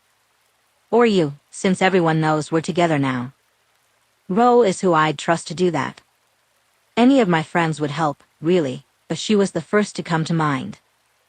I can ask her about it if you'd like." "Okay." Clasping my fingers together, I took a few steps closer. "We'll be okay, you know. There's no guarantee." He closed his eyes. "I learned a long time ago that there are no guarantees in life." "So did I replied. "Losing my parents so young made that crystal clear for me. I guess the difference is that you took that to mean life has to be grabbed by the horns and lived with all your heart." I smiled. "And you take the more cautious route, which leaves you feeling miserable." "I'm not miserable anymore, Bella. And it's because of you." My mouth felt dry again, so I swallowed hard. "I want you to be happy, Ward. With or without me. But I want to be happy with you." He closed the distance between us and said, "You're already happy without me. I want to try to be happy together." With my palm resting on his cheek, I leaned in to kiss him gently. "As long as you remain honest with me, I think we have a shot." Since I was so close, it was easy for Ward to deepen the kiss. He pressed his body against mine, pulling me closer until there was no space left between us. His lips were soft and insistent as he opened his mouth, and need coiled inside me, climbing desperately up my spine. It had been far too long since I'd last had sex, and all I wanted was to feel his hands on me. Desire surged through my mind, coursing through my veins and quickening my heartbeat. My nipples pressed against the fabric of my bra, so hard and tight they ached. The calluses on his palms brushed against the sensitive skin of my lower back, sending a ticklish sensation through me that made me arch and moan. He pulled me closer, and my breath hitched in my throat. I inhaled deeply before nibbling on his bottom lip. Just then, my cell phone rang from my purse, but I chose to ignore it. Ward flinched slightly, and I shifted onto the balls of my feet to look up at him. "Ignore it," I whispered. The ringing stopped, and I sighed with relief. Ward leaned in toward me again, and I grinned against his lips. But then my phone started ringing once more, and I groaned in frustration. "Just give me a second to see what's going on." I answered the phone while Ward headed to the kitchen for a bottle of water. The caller ID confirmed my suspicion. It was Riley. "I thought you knew the store as well as I do by now," I said, irritation creeping into my voice. "That's not the problem," she replied, and I felt my stomach drop at her serious tone. "What's wrong?" I asked, just as Ward returned to stand beside me, his hand resting gently on my back. Her response nearly knocked me to my knees. "There are police here, and they're looking for Ward." Chapter 13, Edward. This was the exact moment I had dreaded for months. Bella's face was pale as she explained that there were cops at her store asking for me. If they knew to look for me there, it meant that she and I were far more entwined than I had ever intended. Not that I had a choice in the matter, but nothing in the world could convince me that speaking to law enforcement was a good idea. It would only tangle us up in a web of lies by omission. Bella leaned closer, her voice gentle near my ear. "Breathe, Ward. It'll be okay." I tried to obey, focusing on taking slow, deep breaths. They could be looking for me because the drug runners found my location. That's not an okay scenario. She took my hand, clasping it in her much smaller one. "I'll go with you, of course. Mama and I will be by your side." If only I could make her understand the last 100 times I had tried to explain it. Our lives were in danger, hers much more so if bad people knew we were connected. If I have to leave town, if they make me leave, I couldn't finish my sentence. Now that I had chosen happiness with her, it could be ripped away all too easily.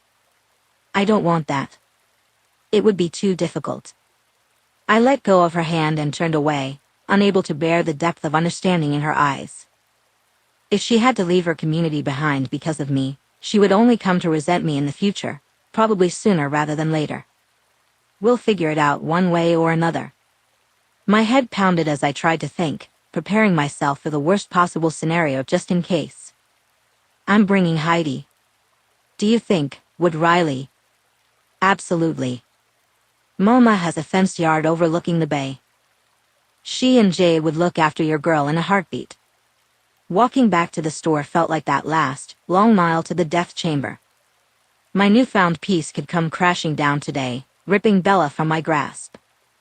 I did my best to push those thoughts aside, fighting to keep myself together. Bella matched my pace, staying right by my side the entire way. Time passed, and soon we found ourselves standing in the open doorway of Bookish.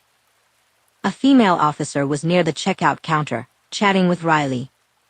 A customer roamed the aisle visible from the front doors, while another officer helped himself to the snickerdoodles. Part of me wanted to shout at him to back off because those cookies weren't meant for him, but that feeling stemmed from my natural dislike for cops. As we stepped inside, Bella spoke first. "Afternoon, everyone. This is Ward Cullen." "Ward, this is Officer Victoria White, and that's Deputy Eric Chung. How are you both?" The female officer greeted Bella like an old friend. "I'm great, Bella. How about you?" "Can't complain, except we're a bit confused about your visit." Dumbfounded, I listened to their casual banter while Heidi plopped down near my foot, waiting for her next instructions. I was vastly opposed to my personal encounters with the police back home, so I couldn't understand why Bella was so cordial with these two. Then again, I was considered a criminal in my hometown, while Bella seemed to know everyone here by name. Officer White continued, "Oh, we're hoping to collect statements about Larry and Brianna." All the air left my lungs in a giant sigh of relief. This, I could handle. Maybe. "And who is this adorable doggy?" Deputy Chung asked, joining the group and extending his fist for Heidi to sniff. "This is Heidi," I managed to croak. "It's okay to pet her, she's friendly." My world wasn't coming to an abrupt end, and I forced myself to breathe normally as that thought circled in my mind. "She's very well behaved," he said, opening his palm to rub the top of her head. "Thanks. So, we're sorry about tracking you down like this, but we tried your residence earlier." My shoulder blades itched, but I replied calmly, "I was out having lunch." Officer White smiled, and it seemed genuine. "Luckily for us, We heard you might be here if you weren't at work or at home. I smiled in return, hoping it would help ease the tension. Well, you found me. She pulled a pen from her breast pocket. Brianna Marsh pressed charges against Larry Barber. During our investigation, your name came up. I wasn't surprised that Brianna knew my name, even though I had never given it to either of them. In what capacity? I asked, deciding it was best to be cautious. Chung checked his notes. On Friday, April 10th, at approximately 1400 hours, you encountered the two at Hudson Park. Sounds about right. White held her pen poised over a small notebook. Tell us your version of what happened next. I spent another 15 minutes recounting my day, being careful to omit the part where I had used Heidi's leash on Larry. If they didn't already know, I didn't feel the need to volunteer that information. Bella backed me up, revealing that she had seen the entire incident.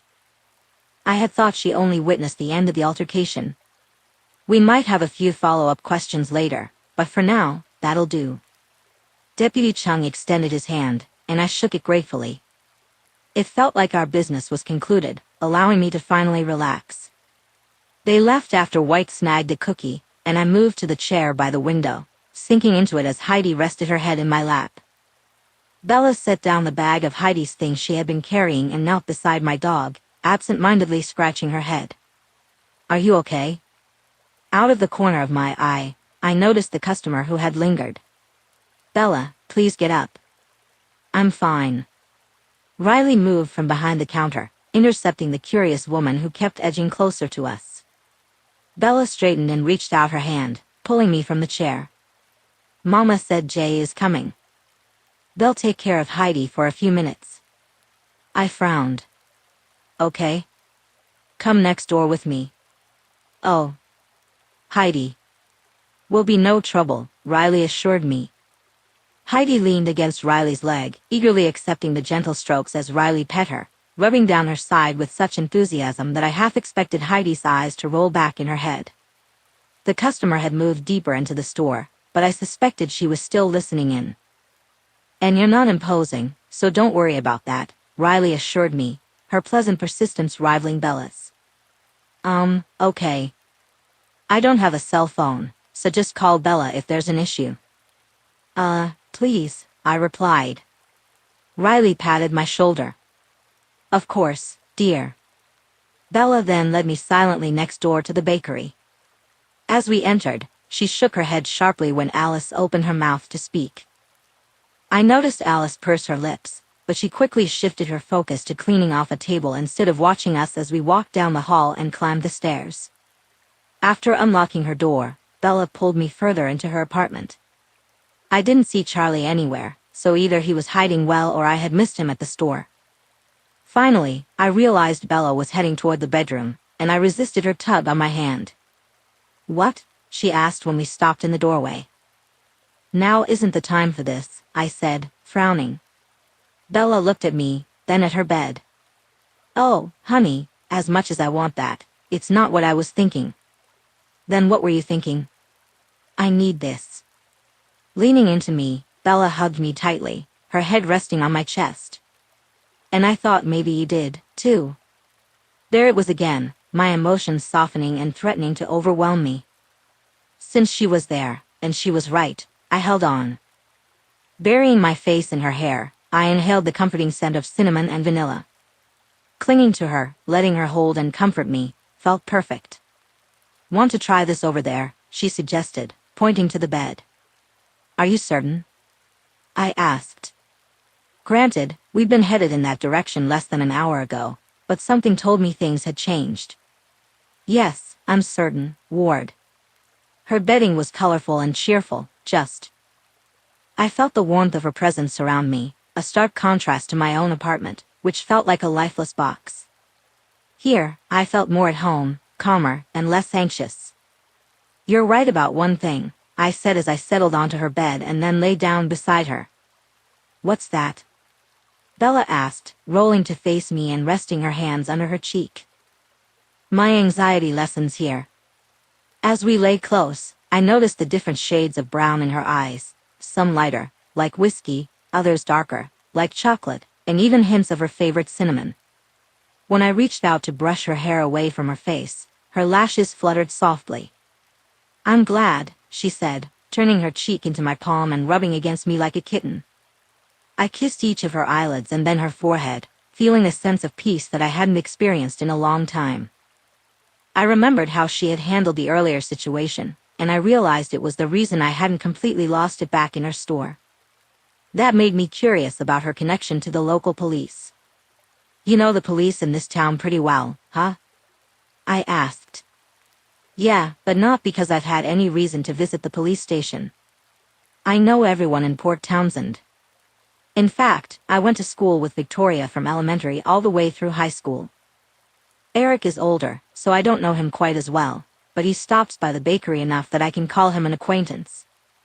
His partner, Laurent, comes into bookish pretty often. He loves non-fiction science books since he teaches it at the middle school. Only Bella could have everyone's book preferences memorized. Something about the way you dealt with them gave me a sense of security," I admitted, sighing softly as she traced her fingertip over my eyebrows. "I knew they weren't going to throw me to the ground and arrest me while you were there chatting them up." "You have no reason to be arrested, Ward." "Easy for you to say. You've always." "I've always walked on the right side of the law," I said playfully. "Well, I might have stolen a piece of bubble gum from my teacher's desk once in the 3rd grade. That made her chuckle. "You bad, bad girl." Bella scooted closer, leaving barely a breath of air between us. "Oh, I like the way you say that." Her hand found its way to my neckline, and I instinctively pulled her waist closer until she fit snugly against me. Naughty girl. With her eyes closed, I took the opportunity to kiss her. A small moan escaped her lips as she shifted her legs to tangle them with mine. This was the closest we had been, merely from the intimacy of lying in bed together. I angled my head to avoid bumping her nose, deepening the kiss until I could sweep my tongue along hers. She clutched the pillow under my head with one hand and my shoulder with the other. When she finally broke away to breathe, I sucked in air like it was a lifeline. "I was so scared, Ward," she whispered against my throat, and I exhaled slowly. My heart raced, but I managed to respond, "Me too. If you had to leave town, I don't know what I would do." Bella's mouth moved further down, finding the pulse in my neck. "It's easy to say I would go with you, but the reality would be much harder." "No, it wouldn't be easy at all." Yet, she seemed determined to show me she would follow me anywhere. One of her hands moved to caress my backside through my jeans. She knew exactly what she was doing, and I was sure she had written the teasing Ward manual. I had grown hard the moment she touched me on her bed, but I needed to ground myself first. I had to push aside all the scenarios of what could have happened today. The what-ifs continued to haunt me, mostly because the chance always lingered. What would you do about your store? About your family and friends? Bella leaned back until she could meet my gaze, biting her bottom lip. The torment in her eyes was unmistakable, with tears shimmering just beneath the surface. She was strong enough to blink them back, refusing to let them spill over. But then again, she was the strongest person I knew, second only to my sister. "I don't have those answers." "I'm afraid of the future too, Ward," she admitted. As I gazed into her face, I asked, "Will you call me Tony, just once?" That simple request was enough to bring the tears cascading down her cheeks, and I felt a wave of guilt wash over me for causing her pain. I gathered her close, holding her against me in silence for several minutes. "I'm falling in love with you, Tony Mason," she confessed, her voice barely above a whisper. My heart thudded painfully in my ears. "I'm already there, Isabella Swan," I replied, feeling the weight of my own emotions. Chapter 14. Bella. Somehow, we had fallen asleep, and I woke to a gray haze that could have been either dusk or dawn. I knew Ward would be startled to realize how much time had passed, and I debated whether to wake him or let him sleep. Something told me he'd rather know so he could worry and plan for what came next. It was my bladder that had roused me, so while I was in the bathroom, I made sure to swish around some mouthwash. After all, If I couldn't wake my sexy sleeping man by climbing back into bed with him, then there was really no reason to disturb his slumber at all. His eyes popped open the moment the bed dipped beneath me. "What time is it?" he asked, his voice raspy from deep sleep. I cuddled against him and replied, "It's nearly 5 in the morning." God, I didn't mean to fall asleep. Yet, his arms wound tightly around me in an embrace. "I told you, Mama and Jason will take good care of Heidi and Charlie." I was wondering where the little furry guy had gotten off to. Like any other child, he enjoys occasional visits with his grandparents. That made him chuckle, and I savored the sound. "Why do you smell wrong?" he asked, tilting his head slightly. "Wrong?" I sniffed the air but couldn't figure out what he meant. "I'm not dirty or anything." He laughed harder, jostling us both. "No, not like you need to shower. You smell like mint." "Oh, well, you know." Surely, I didn't need to explain that I wanted to avoid gross morning breath. "You're supposed to smell like cinnamon," he teased. Gently tugging my hair, Ward tilted my head until he could snake his tongue along my throat. My thoughts scattered, leaving me speechless, so I didn't bother trying to respond. He molded his hands over my hips, running them up my back and into my hair again. I had ended up mostly sprawled over him, and I decided to take advantage of that, kissing his face softly.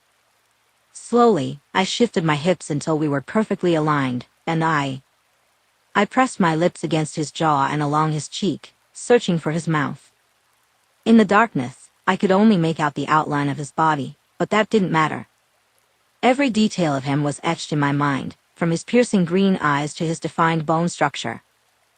The light scruff on his face brushed against my skin as he nibbled along my throat, building a moan deep in my chest until I couldn't hold it back. He responded with a groan in my ear, his warm breath sending shivers down my spine. I wished I had been smart enough to remove my jeans before returning to bed. Finding his searching hand, I pressed it against my core. His groans grew louder, and I felt a wave of heat spreading through me. Ward's mouth was everywhere he could reach, his warm breath gliding along the skin of my throat and cheeks. When our mouths finally met, my senses sharpened. I could taste his musk, his tongue dancing with mine, and the heavy thud of his heart beneath my breasts. The scent of his soap lingered just along his collarbone as I licked and kissed his skin.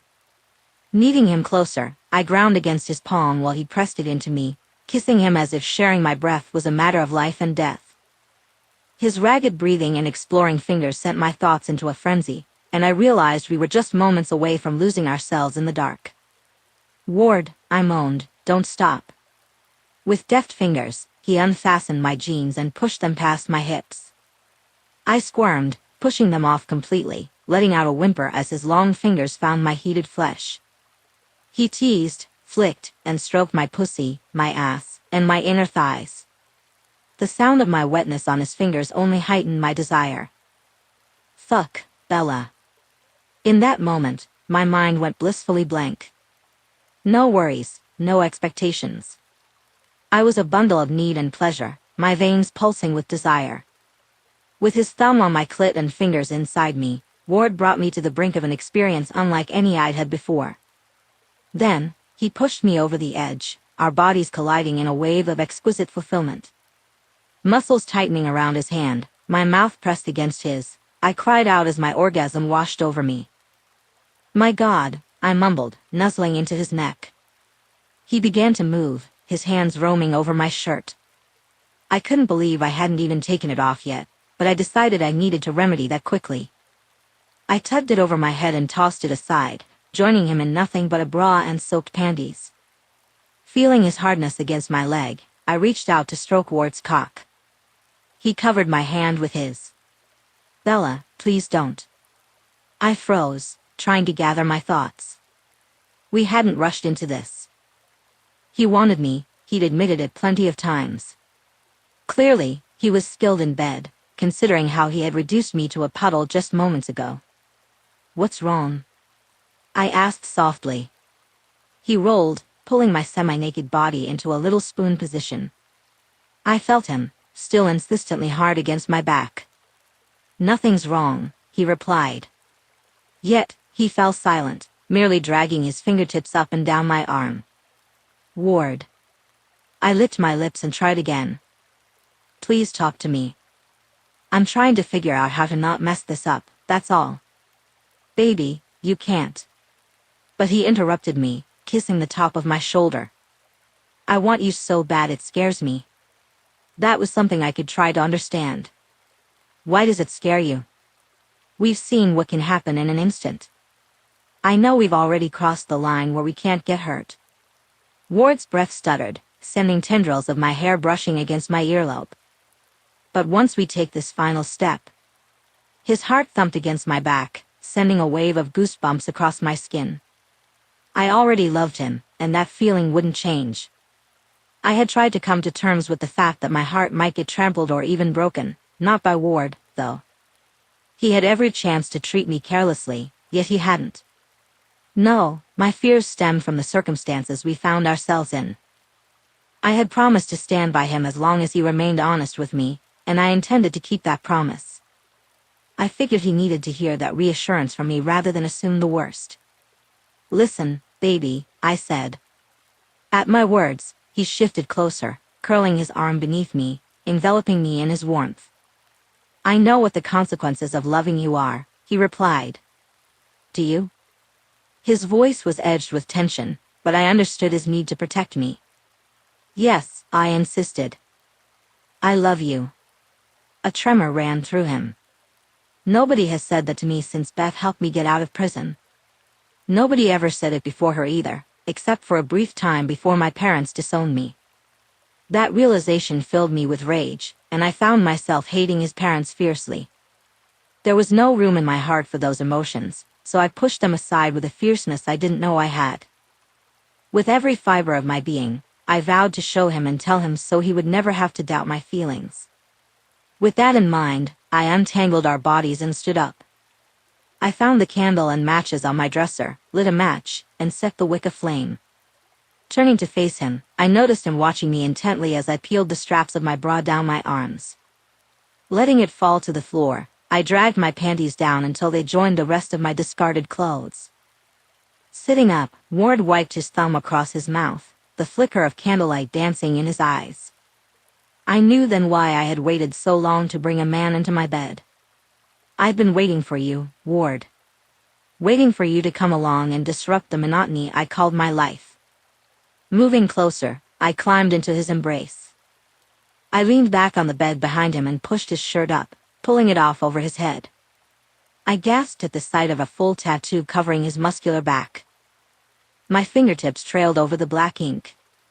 It's so easily identifiable, he rasped, revealing just how much he must have wanted to keep it hidden. My emotions swelled inside me, another secret revealed just for me. It's beautiful, I whispered, tentatively outlining the curves of a skull, tracing the lines until they blended into the image of the woman he kissed. The bony fingers cupped her jaw, and I swallowed hard at the sight of a tear dripping down her face. What must he have been thinking when he chose something so revealing? I replaced my fingers with my mouth, kissing every inch of exposed skin I could reach. Wrapping my arms around him until my breasts pressed against him, I noticed the way his hands fisted in his lap. Touch me, I begged. Ward rose to his feet, and I sat with my hands on my lap as he pushed his pants off. Responding to my request, he pressed me back onto the bed, his hands exploring me everywhere. The backs of my knees as he spread me wide, my ankles as he propped them on his shoulders, and my breasts as he leaned down, molding them in his palms while I squirmed. He pinched my nipples, rolling them between his thumb and forefinger, doing exactly what I had asked. I bucked up into him, urging him for more, meeting his gaze as I grasped his head to bring his mouth to mine. Cover me, fill me, please. I hardly recognized my own voice as I begged him, and he swallowed my cries when he finally entered me. He thrust to the hilt, burying his full length inside me and pausing. Ward bit my bottom lip, sucking it into his mouth and alternating with my top lip. A fire ignited within me, engulfing me in its tender caress as it licked up my spine. All I could do was ask for more. It consumed me, becoming all I knew, him and me and nothing else, no thoughts or future worries. There were no pets, no expectations, just the raw essence of our humanity, and I was more than happy to let it take over. I rocked my hips in sync with his movements, my back arched and my body slick with sweat, rising to meet him time and again. In this moment, Ward took control, shedding his shyness and uncertainty. My blood surged, a vibrant explosion of colors dancing behind my eyelids, reds and golds, oranges and pinks, like a sunset setting the water ablaze. Heat enveloped me until I shattered in his arms. Though I trembled beneath him, Ward didn't relent. He braced himself above me, moving faster now as he chased his release, more alluring than I had ever seen him. His muscles strained and flexed, driving me deeper into the bed until, with one final thrust, he spilled over me. I reached for him, pulling him down to cover me, not wanting him to pull away. His weight felt comforting against my boneless body, and I wrapped my legs around his waist to make my point clear. You are so much more than how you see yourself, Ward.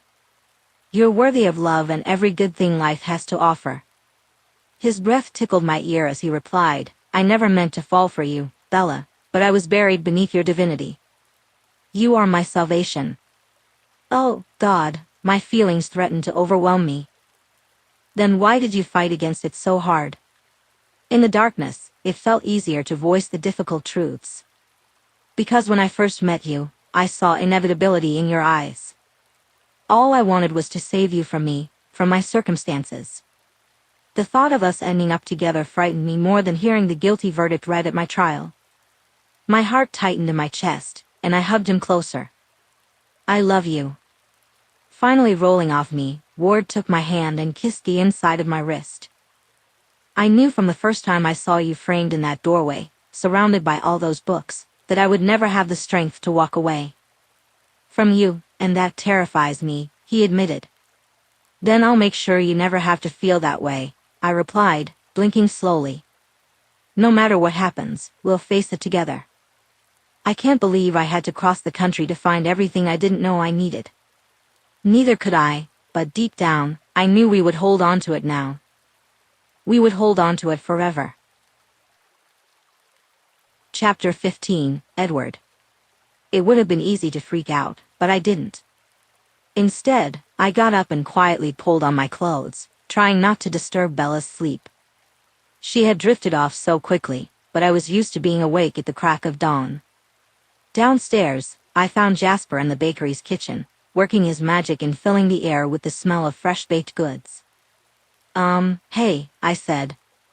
Looking over his shoulder at my greeting, Jasper's eyes widened, and his hands froze mid-motion. I wanted to bring breakfast upstairs. What's Bella's favorite? He wiped his flour-covered hands on his apron, then extended one for me to shake. Blueberry muffins. Really? Okay, let's get enough for two, please, plus coffee. How much is that? Shaking his head, Jasper resumed transferring scones from the butcher block counter to a silpat-covered baking sheet. Nah, man, I never make Bella pay. Just give me a second, and I'll have a bag ready to go. I appreciate it. And I also appreciate that you're not asking me 1,000 questions. Oh, Alice will have all the details by the end of the day, he replied with a grin. With the scones lined up in neat rows, he opened the oven and slid in the tray. That way, I don't have to be an asshole, but I still get the info. My face flamed. I'm with Bella now, and that's all anybody needs to know. Jasper's laughter was loud and hearty enough that he had to brace himself on the counter to keep from falling over. Whatever you need to tell yourself, man. I scowled and walked into the dim interior of the dining area. It wasn't surprising to realize I was now the subject of a year's worth of gossip, but that didn't mean I had to like it. Pacing back and forth, I picked up on a softly playing song and tried to place it. I knew I had heard it once before, but the singer and the title escaped me. It sounded like it might have been country music. The soft light of dawn illuminated her features, casting a gentle glow across the room. The aroma of the freshly brewed coffee hung in the air, reminding me of my eagerness for that first incredible sip. As I crept down the hall, I caught a glimpse of Jasper in the kitchen, but I was too late to see what he was adding to the mix. This one is Bella's, he said, pointing to an insulated cup marked with a B. You like yours black? Yes, thanks. My palms tingled with anticipation, but I pushed through my hesitation. What's the secret? He grinned, his eyes sparkling with mischief. The secret is, Alice is a Tasmanian devil if you piss her off, and that's why I can't tell you. Fair enough, I mumbled, accepting the worn paper sack from him. After expressing my gratitude, I made my way back upstairs, hoping Bella was still asleep so I could surprise her. As I quietly snicked the latch on the front door, I locked it out of habit before heading to the bedroom. Sunlight would soon stream through the parted curtains, but for now, the room was bathed in the soft yellow glow of early dawn. Soon, the bakery would be bustling, and the streets would fill with people. But for now, we had this moment to ourselves, away from the chaos of the outside world. I noticed the stack of books on her nightstand, carefully balancing my load as I moved them aside. With the coffee and muffins safely placed down, I leaned over Bella's sleeping form. She stirred, waking with a gentle smile after the third kiss. You stayed, she murmured, her voice thick with sleep. Why wouldn't I? I replied, settling beside her and handing her the coffee. Her expression turned shy. I was afraid you'd run once you got so close to me.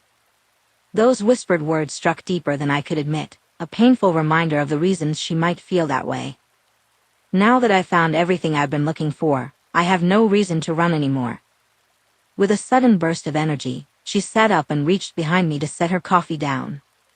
The lavender sheet slipped to her waist, revealing her soft skin, and I couldn't help but smile at the sight.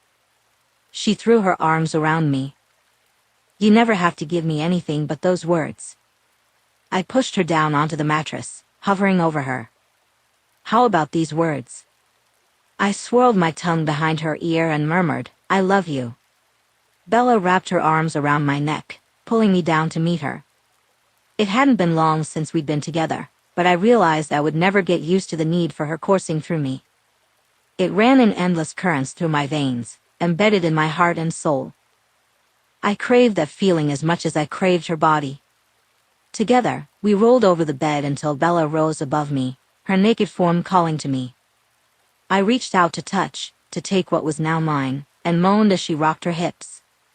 Leaning down, she kissed along my collarbones, sending shivers through me. Ward, she mumbled in my ear. My clothes felt too constricting, but she had me trapped beneath her. Lightly scratching her fingernails over my abdomen, she wrestled with the button and zipper of my jeans. Without hesitation, I rolled her onto her back, yanked off my shirt, and tossed it aside. I had to stand to remove my pants, and when I joined her on the bed again, I smiled as she reached for me. God, I groaned as we aligned. Her skin against mine was warm, soft, and nearly my undoing. Kicking the sheets to the bottom of the bed, Bella straddled me again, gazing down as she settled on my stomach. I tried to encourage her to take me inside her, but instead, she lifted her heavy hair off her neck. Fanning it out behind her, she let it drop, her eyes slipping closed. Finding her hip bones, her navel, and her breasts too hypnotizing to resist, I stroked over her body and watched her rock forward. It brought her breasts within reach, and I pinched her nipples between my fingers, because I wanted to and because I loved the sounds it drew from her. Bracing her hands on my chest, Bella shifted slightly, finally leaning in closer to me. The warmth of her presence made it hard to focus on anything else. For a moment, I paused, taking a deep breath as she took her time connecting with me. As I collected my thoughts, I began to gently hold her shoulders, feeling the intensity of our bond. My mind raced with countless ways to express my feelings for Bella, and the energy between us was palpable. Encouraged by the moment, I playfully urged her to move a little closer, finding a rhythm that we both enjoyed. The sounds she made filled the air, indicating her excitement, and I felt a strong desire to make her feel cherished and appreciated. Wow, Bella! I exclaimed, trying to keep pace with her joyful energy. I wanted to ensure she felt as connected to me as I did to her, that our shared moments were something special. You make it impossible to think of anything else. I'm really happy right now, she replied, a smile lighting up her face. With a gentle touch, I brushed her hair back, feeling the warmth radiating between us. What a way to start the day, I chuckled, enjoying the lightness of the moment. Agreed, she said, her eyes sparkling with affection. After a moment, she looked at me with sincerity. I can't believe how much I love you. Her words sent a wave of warmth through me. I love you too, Bella. You mean more to me than I ever expected. Same here, she said, smiling brightly. As she settled beside me, crossing her legs, I felt a sense of peace envelop us, knowing we shared something truly special. I haven't had a boyfriend since high school. I've dated, and I've even gone a few rounds, but I wanted more than what I found. I'm thankful you didn't settle for a local guy. I sat up as she handed me the coffee waiting for us on the nightstand. Nobody was good enough. I guess I learned what to expect, and I didn't like the men who put me last. And how do you know I won't? I peeled off the lid and checked the temperature of the coffee. Other than Heidi, who would you put before me? Myself. Shrugging, I sipped the lukewarm coffee. Even cooled down, it was better than anything I'd ever had. Kind of like Bella. You're not the type. Maybe you were before, but you've obviously changed. I pointed to the bag. There's breakfast, too. See, that's what I mean. She opened the bag. How did you know? I asked, and Jasper surprised me by saying blueberry muffins are your favorite. I would have guessed cinnamon rolls. Grinning, she dug one out of the bag and handed it to me. You've never tasted the cinnamon streusel on the muffins he makes. He's clearly a genius. That's what I always say. She was right, they were fantastic. After making a trip to the bathroom, she took her cup to the other room. I heard the beep from the microwave and grimaced. Do you want yours reheated? She asked as she came back into the room. Gross. You'd be surprised. Plopping down beside me again, she finally got a muffin for herself. Even cold, their coffee is the best. I tried to get Jasper to tell me the secret, but he wouldn't. A small giggle escaped her lips as she brushed crumbs from her mouth. The effort is appreciated. Speaking of Jasper, how much gossip can I expect? All of it. Finishing off my food, I reached around her to put the paper liner in the bag. That's what I was afraid of. And yet, you went down there for. Yeah. As I watched her eat, an overwhelming desire washed over me. I wanted to lick the sugar from her lips, to kiss her until she could hardly breathe. The thought of staying in bed all day and making love to her over and over was intoxicating. If you keep looking at me like that, I'll be walking funny by the end of the day, she teased. Is that a bad thing? I asked, my voice dropping low. No, she whispered, dropping her breakfast on the table and pouncing on me. I caught her, rolling her beneath me, and lowered my head to the crook of her neck. Her pulse raced against my tongue, and when I tweaked her nipples, I could feel her excitement. With legs shifting and hands exploring, Bella drove me to the edge of madness. Is this a bad idea? I asked, uncertainty creeping in. I can't decide, she moaned, which seemed to suggest otherwise. But I didn't want to hurt her, so I kept my touch light as I traced my fingers over her back, her curves, and down her thighs. Her belly quivered under my gentle caress, and her moans and breathless sighs intensified, igniting a hunger I thought we had already sated. Now I feel selfish, I whispered against her skin. Not at all, she replied. To emphasize her point, Bella slid further down the mattress, cupping me gently as I parted my legs. Gripping the sheets, I let out a curse as she took me into her mouth. Fucking Christ. As she drew me in, swirling her tongue around the tip before pulling back, I struggled to keep my eyes open, wanting to witness every moment. Her beautiful mouth wrapped around me was a sight I couldn't tear my gaze from, and I was unsure if I would embarrass myself by reaching my peak in the next 30 seconds. With a delicate touch, she returned to fondling me, and I realized I was done for. God, Bella, I groaned, feeling the most intense orgasm surge from a place within me I never knew existed. Nothing was left, but she didn't pull away. She only released me when I ran my hand down her hair. Wordlessly, she nestled beside me, and I wrapped my arms around her as my heartbeat gradually slowed.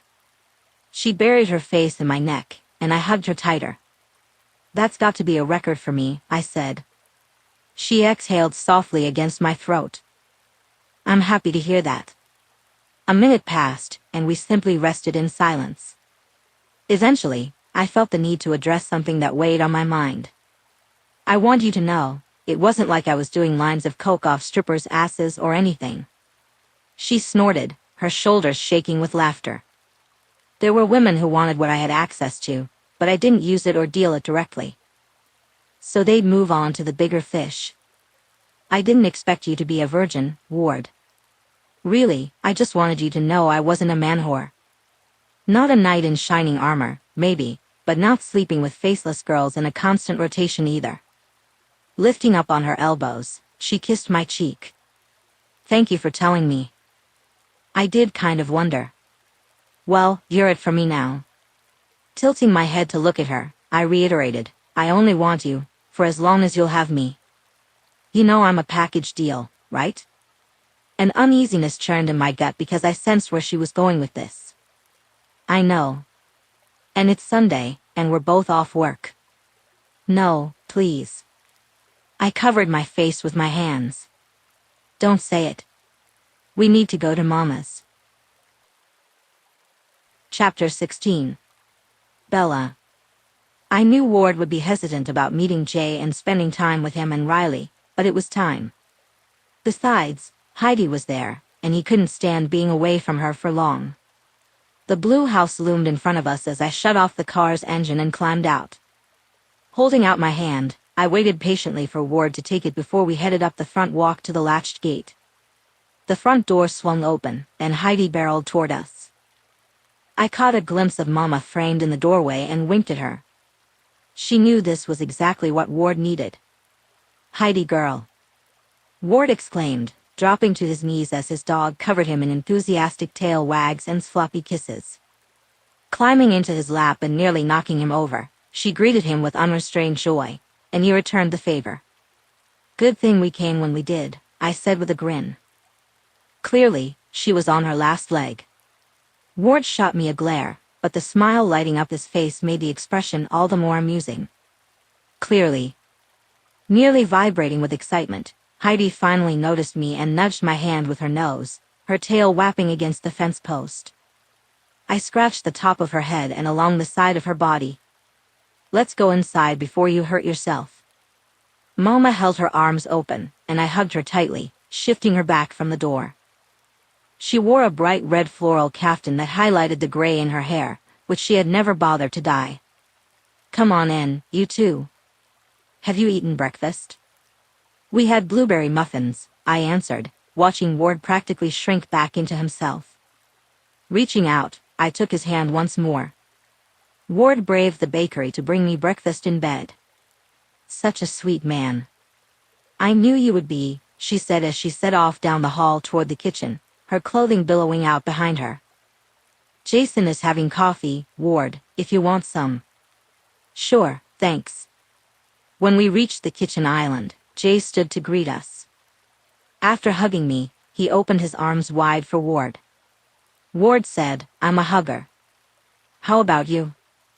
Although he hesitated, he eventually released my hand, allowing Jay to pull him into a hug. It was a mix of a bear hug and a quick, manly pat on the back. Both men seemed a bit uncomfortable. "Coffee?" I asked as Heidi settled herself on the floor. "Help yourself, child," Mama replied, picking up her crossword puzzle and sitting beside Jay. Charlie then wandered into the room, rubbing against the wall before padding over to me. Since he wasn't allowed on the counters, he happily twined between my feet and then bumped his head against Ward's legs. Always more at ease with animals than with people, Ward bent down to pick up Charlie and scratched behind his ears. The two seemed to bond for the moment, though knowing Charlie, he could change his mind about accepting affection in an instant. I made my way to the coffee maker to pour a mug for both of us. "Are you off work today?" Mama asked Ward, noticing his flushed cheeks as he set Charlie down. "Yes, ma'am, or I'd be there now." "That's right, you work early hours." 4 to 1. With a murmured thanks, Ward accepted the emerald green mug I handed him, while mine was a deep purple. Jason, these mugs are great. Bella told me you make them, Ward said. Thanks, son. It's a hobby, mostly, but sometimes I make a dime or two. It's a good hobby. They fell silent, and I glanced at Riley, hoping to fill the gap. Would you tell me about Heidi, Ward? She's so incredibly well-behaved, I prompted. He looked startled at the question. Oh, Scratching the back of his neck, Ward glanced at Heidi sprawled in front of the back doors. I wanted a friend who had my back in all situations. In my previous line of work. He trailed off, and nobody commented. It seemed like a good plan to have a security dog. Originally, I wanted a cane corso because they look so fierce. But Heidi... He paused, lifting her head from her paws. Heidi wagged her tail at the sound of her name. She was the first one I saw at the shelter. This tiny ball of black fur with a pink belly. I couldn't resist her big brown eyes. I guess I'm a sucker for them. I might have blushed when Ward glanced at me. Anyway, I took her for training so she could keep up with me on the streets. I learned jiu-jitsu from a young age, and I thought it would make me a badass to have a tactically trained dog to match my skills. No wonder she follows commands so readily, Jay commented. My sister, Beth, kept up with her training until she could get certified. It's not really necessary anymore, but it helps to know she has my back. It's a comfort. It was likely the only comfort he'd had for a long time. Blinking against the threatening tears, I sipped my coffee, wondering how open Ward would be about his past with my parents. What does your sister do? Riley asked, adjusting her reading glasses since she was no longer focused on her crossword. She's an attorney on the East Coast. Impressive, Riley said, nodding. Has she missed you since you moved? That question brought a panic-stricken expression to Ward's face. I quickly stepped in. I'm sure she does. Do we need to get going, Ward? I know you have some grocery shopping to fit in today. Jay frowned but kept silent. Ward looked at me gratefully. Yeah, I think we should do that. Thanks so much for the coffee, Mama. It was kind of you to keep Charlie and Heidi for us. Come by any time, you too. Always deeply understanding, Mama didn't make a fuss about us leaving after I'd said we might stay. Thanks, MS. Mathis, Riley. Patting his leg, Ward waited for Heidi to heal and headed to the front door, where the bag of pet supplies was located. Trailing behind him, I scooped Charlie into my arms and tucked him into his carrier. He wasn't a huge fan of it, but he rarely made a fuss about getting in. Knowing we were heading out, Heidi obediently followed us without Ward even needing to leash her. Loading them into my car was easier than I expected. I turned to hug my parents goodbye. Thank you for everything, Mama, I whispered in her ear. We really needed the time alone. Someday, soon, I hope, it'll be the grandkids I watch for you, she replied with a warm smile. Riley squeezed me, and as I groaned, he kissed my cheek and patted my shoulder. I love you so much, P. I love you too, Pod. Bye, Jay. I hugged him tightly before climbing behind the wheel. I watched Ward struggle to keep his face turned away from me and from them. Once I pulled out of the driveway, I asked, Are you okay? Yes, he replied, but we all knew that was a lie. Ward, you can talk to me, you know. Or just hold my hand if you need to. He responded by gripping my hand tightly, saying nothing. The drive back wasn't long since our town was small, but I couldn't help wondering if he would stay or want to go to his place. When I parked in our lot and turned to face him, I studied his profile. His jaw was locked tight, his eyes glistening, and his nose was red. Do you want me to run Charlie upstairs and take you home? Finally, he turned to meet my gaze and blinked. A few tears slipped slowly down his cheeks. No, but I need a second. Come up when you're ready. My heart nearly seized at the way he nodded, wiping his cheeks. Heartbroken was the only word that came to mind to describe him, and it pained me to see it. He had been so carefree and content last night and this morning, and all it took was a reminder of his sister to break him again. Heidi watched as I took Charlie's carrier from the car, and I shouldered the bag since it was there. As I opened the back door of the bakery, I caught Jasper's eye on my way past the kitchen. Do me a favor. Do me a favor and ignore Ward when he comes in, okay? Though he frowned, Jasper nodded and moved to the other end of the kitchen, singing along to the Alabama song playing through his speaker. Once I was back in my apartment, I set everything down and let Charlie out. Instead of bolting like I expected, he sniffed cautiously at every surface. Maybe my place smelled like Ward now, which was perfectly fine by me. I wanted him to fill my entire life, my home, my bookstore, my heart. If his ocean scent lingered on my sheets, I would welcome it. Hearing the door open, I turned and watched as Ward and Heidi came inside. Heidi went straight for the rug by the couch and plucked down with a sigh. For the first time, I felt in sync with the dog and tried to hold back my own sigh. That was the last thing Ward needed from me. Wringing my hands together, I asked, "How are you?" "It's just one of those things. Like grief, I can put aside my feelings of guilt and shame for a while, and then it all comes screaming back. I know she'd be proud of who you are now." His brows narrowed. "How can you possibly know that?" I shrugged. "It's how I'd feel if you were my brother. It's how I feel about you now." "Proud of me?" He scoffed. I nodded. "For what? Running like a coward? For turning your life around.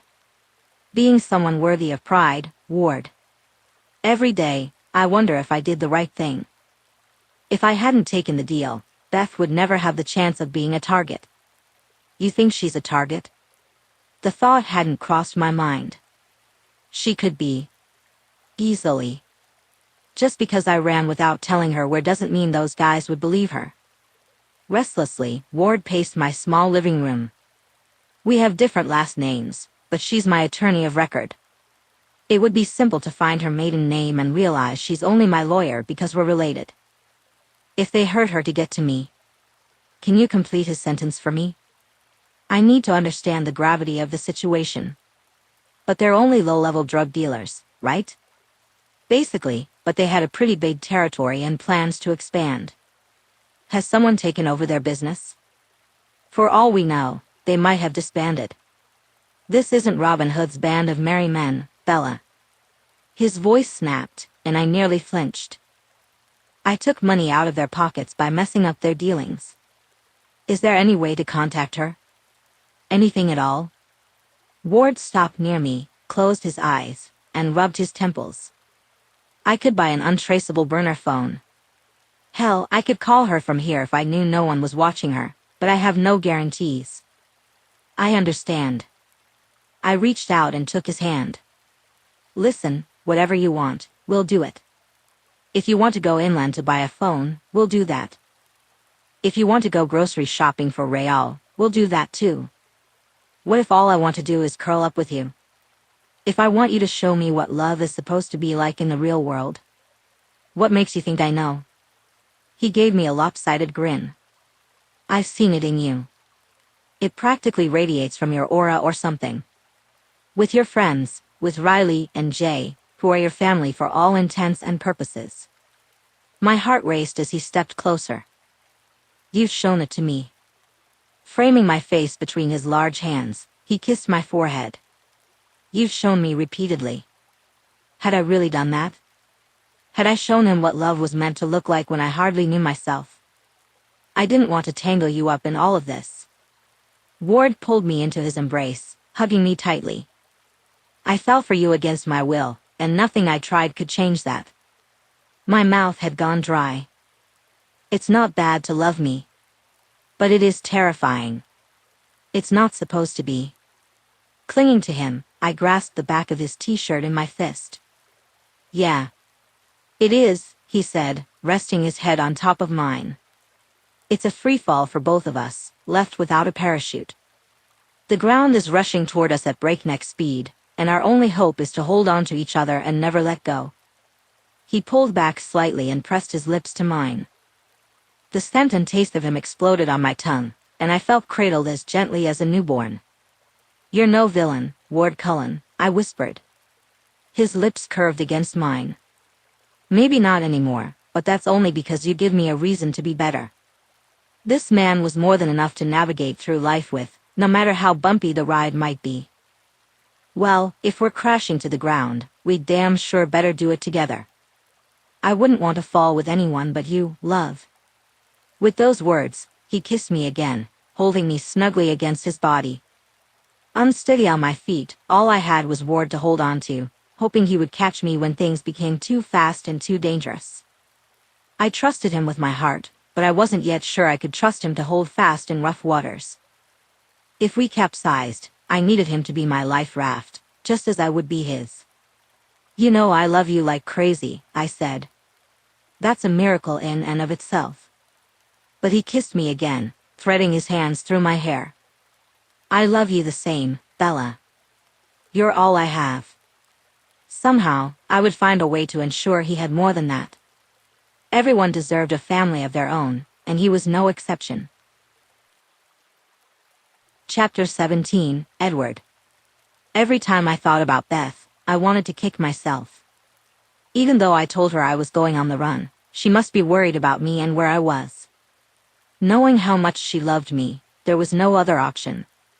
Bella had made a few good points, and I knew I needed to figure out how to contact my sister before the week was up. I had to go back to work in the early morning hours, and then my life would be up in the air again. But for now, it was just me and Bella. She fed me dinner, which felt more domestic than anything I'd experienced with a woman in ages, if ever. I couldn't remember a time when I'd let a girlfriend cook for me or even had someone I could truly call a girlfriend. Thankfully, it came naturally to Bella. I suggested going out, but she didn't want to go back out where there are people, and I understood. So we stayed in, and honestly, I couldn't have asked for more. "We can slowly build up to spending the day with Mama and Jay," Bella said as I washed the dishes. "We usually have Sunday supper together, but not always. They're great. It's just that I still don't know how to act around people," I admitted. Even accepting, forgiving people. Those were the ones who stood to lose the most by associating with me. "You're living with secrets, Ward, so it's no wonder," she replied. I rinsed the soap bubbles out of the heavy red skillet and handed it over for her to dry. "What you mean is that I'm living a lie," I said. "I wouldn't go that far." Setting the dry pan on the counter, she reached for the spatula I had just washed. "Who you are deep down is who you are on the surface. That's not a lie, that's authenticity."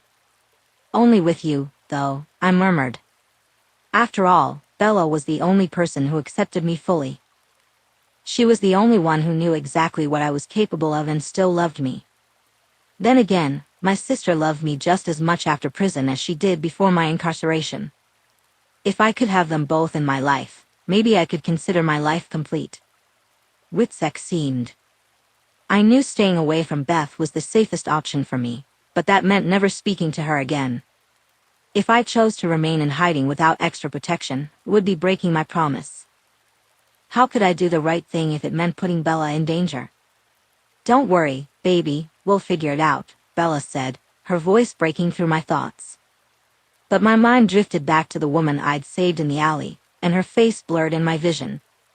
I could see the scene play out like a movie, too late to stop my actions. I remembered the violent rage that had overtaken me as I beat a man half to death. No hesitation, no mercy. It was only when the police pulled me off him that I recognized the murderous haze consuming me. "Ward? Ward." Bella's frantic voice barely penetrated the fog, until she screamed again, "Anthony." Snapping back to reality, my chest rose and fell in a heavy rhythm as I focused on the woman in front of me. Real. Tangible. And looking utterly terrified. "God, Bella." I gathered her close, breathing in her comforting scent. "I know I don't always have the right words to express what I feel, but I wish I could bury myself inside your heart and let you take me wherever you go." "Where did you go just now?" she asked, stroking my back in soothing circles. "It was like you were mentally gone." It felt like I was gone. I swallowed hard and pulled away just enough to brush her hair out of her face. It was as if I was back in that alley. "Oh, Ward." Bella rose on her toes to kiss me, and I instinctively curled around her to meet her lips. She offered me comfort, security, and love, 3 things I never thought I'd find in this new life. Her shorter stature reminded me of how fragile she was, how much I needed to protect her. Yet, at the same time, she was one of the strongest women I knew. Bending down, I hoisted her up and looked into her big brown eyes. She wrapped her arms around my head, pressing her soft lips to mine and sweeping her tongue into my mouth. I moaned against her, lost in the moment. "I'm sorry, but I can't assist with that." As I looked over at Bella, I felt a new significance in the ink that adorned my skin. It was a reminder that the beautiful could love the broken, breathing life back into him with a simple kiss. Even better, though he had been shattered and lost, Anthony Mason had discovered wholeness and true love beneath the persona of Ward Cullen. The perfection of it all nearly brought me to tears. Instead, I took Bella in my arms and kissed her softly. In an instant, I thrust inside her, feeling the heat of fulfillment race up my spine. Pulling her feet up to my shoulders, I couldn't help but watch as her body moved in rhythm. "Ward." "Yes," she cried out. I lifted her hips from the bed and urged, louder, "Bella." "Yes." "Oh, yes," she shouted. "More. More." A fleeting thought crossed my mind. Were there people downstairs who could hear us? I snapped my hips, driving us up the mattress until Bella had to brace herself against the headboard. She matched my rhythm, and soon she trembled into another orgasm. I could feel my own release approaching. "Damn, Bella, you feel incredible. So unbelievably good." Finally spent, I stilled, pouring everything I had inside her. I collapsed beside her, pulling her as close as possible. She kissed my shoulder, my neck, and then snuggled against me. "So good," she murmured in agreement. To her, perhaps I was a hero. At the very least, I was the good guy, the nice guy who treated her well and put her first. But contentment was fleeting, doubts soon crept into my mind. How would she react when she discovered that I hadn't been entirely truthful? A weight of guilt settled on my shoulders, as heavy as a boulder, as I thought about the one truth I had yet to share, the one even Beth didn't know. I had told Bella that I was treated like the little fish, but few understood the weight of that phrase. Of all the horrors I had faced in my life, those moments were the ones etched deep within me, scars that had never healed. Bella was a divine presence, both for herself and for me. I didn't think she realized just how much she had saved me. I was ready to disappear into the darkness that had haunted me for so long. Somehow, Bella had managed to keep herself afloat while others around us drowned, myself included.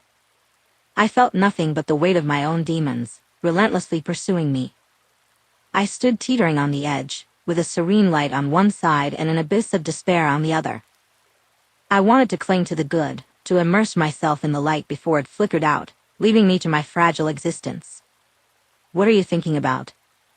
Bella asked, her voice raspy and alluring. "How much you've saved me." It was the truth, at least in part. Since we met, I had shared pieces of both honesty and deception, as much as my fragile heart could handle.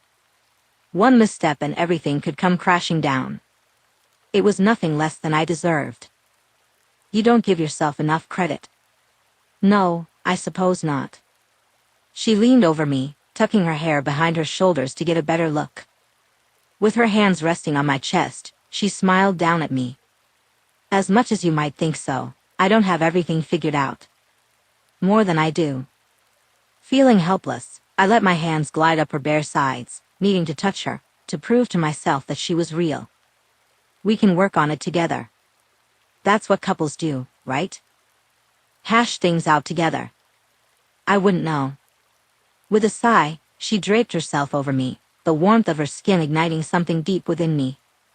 In that moment, heartbeat to heartbeat, we were one entity. Long enough for me to realize just how vulnerable I was. If she ever left me, I knew I wouldn't survive. One way or another, she was my salvation. In life and death, All I wanted was Bella Swan. My love for her felt overwhelming, choking me, making me feel like the most sentimental man on earth, a weakling. I love you.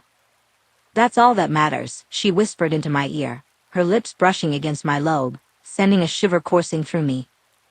I promised myself I'd go slower the next time. I don't mind it either way. What else could I have expected her to say? Shifting her off me so I could lean down to her neck, I traced my tongue along her pulse point.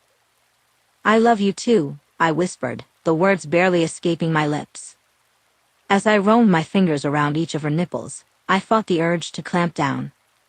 Her breath hitched, and she curled her legs up to cradle me between her thighs. What happens to us when our world falls apart, Bella? Her eyelids fluttered open, and she stared up at me. Concern flickered in her eyes, quickly masked by something much stronger. Whatever happens, we promise to stay together. We'll work on keeping you safe. And if keeping me safe puts you in danger? I asked, feeling the weight of my worries pressing down on me. She frowned. We've talked about this. We had, yet the thought continued to plague me. It hammered relentlessly at my mind. I know. I'm sorry. To distract her, I bent my head back to her throat, kissing her again. I found the sensitive spot behind her ear, sucking and licking until I heard her moan. Gently, I tweaked her nipples, and her legs moved restlessly, tangling with mine as she shifted. Once I felt her longing for me to go lower, I crept one hand toward her belly, dipping into her navel and watching her squirm. Finally, I pressed my fingers against her clit, feeling how swollen and ready she was for me. Her nails dug into my forearms as I slipped a finger inside her, reveling in how wet and hot I had made her. Her hips surged, a silent plea for more, and I stroked her as she panted and cried out. Pulling my hand back, I sucked my finger into my mouth, watching her reaction as her mouth popped open. God, that's so hot, she breathed. I offered my finger to her, and she closed her mouth around it, her pupils dilated, making her eyes look even bigger. I took my finger back so I could kiss her properly.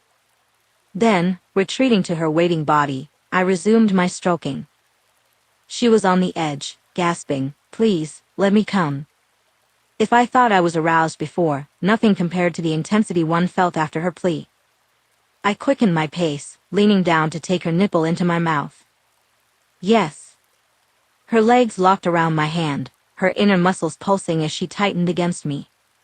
Bella, you're just so gorgeous. Tilting her closer, I slid inside her as she continued to shudder, and she gasped again. Face to face, I kissed her, pouring all my love into that moment.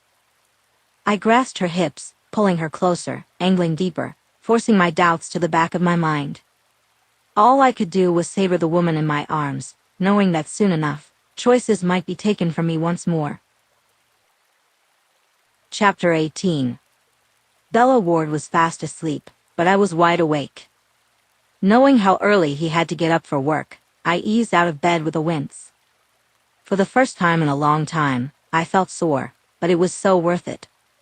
Heidi followed me out of the bedroom and into the kitchen. We had set out a bowl of water for her, so I checked it while patting her head. As I got myself some water, I leaned against the counter and stared off into space. Charlie nudged my arm with his nose, and I absent-mindedly stroked his back. My thoughts drifted towards unusual scar, one I hadn't had the chance to ask him about. It was shaped like a V and raised in bumpy lines, as if it had healed poorly. For the life of me, I couldn't figure out what it could be from. I hadn't seen it as much as I had felt it, so maybe I was imagining things. Closing my eyes, I traced the scar in my mind. It ran along his left rib cage, feeling puffy and angry. He had never reacted when my fingers slipped over it, so perhaps I was making a big deal out of nothing. Still, it nagged at me, the raw edges, the ragged shape. From my limited knowledge of the witness protection program, I knew that marshals would relocate anyone in their service to a new town, with a new identity. Ward had done that himself, keeping his past life a secret from everyone. In fact, I was the only person in his life who knew all the facts. A large tattoo and identifiable scars only complicated the process of hiding. If he had to move again, I didn't know how we would make it work. Deciding to set those thoughts aside for now, I left the kitchen and headed to the bathroom for a shower. Since Ward would be leaving around 3:30 to take Heidi home before work, he'd be up in just a few hours. I hoped I hadn't kept him awake too late. Considering how I got when I lacked sleep, I didn't want to be the reason for his fatigue. In fact, I planned to rise at 6:02. I wanted to make sure I could squeeze in breakfast downstairs before the bookstore demanded my attention. I was considering hiring someone to help out a few afternoons a week. So far, my clever signage hadn't worked, so I figured it was time for a change. Maybe no one wanted to admit they were a nerd, but being nerdy was almost essential in a business filled with literature and knowledge. I wasn't afraid to embrace my nerdiness. I couldn't care less what anyone thought. I had everything I needed because of it, so it couldn't be a bad thing. Relying solely on Riley to fill in for me didn't seem fair, especially since we were busy enough these days that I could really use a second set of hands. With too many thoughts swirling in my mind, I knew I would struggle to fall asleep.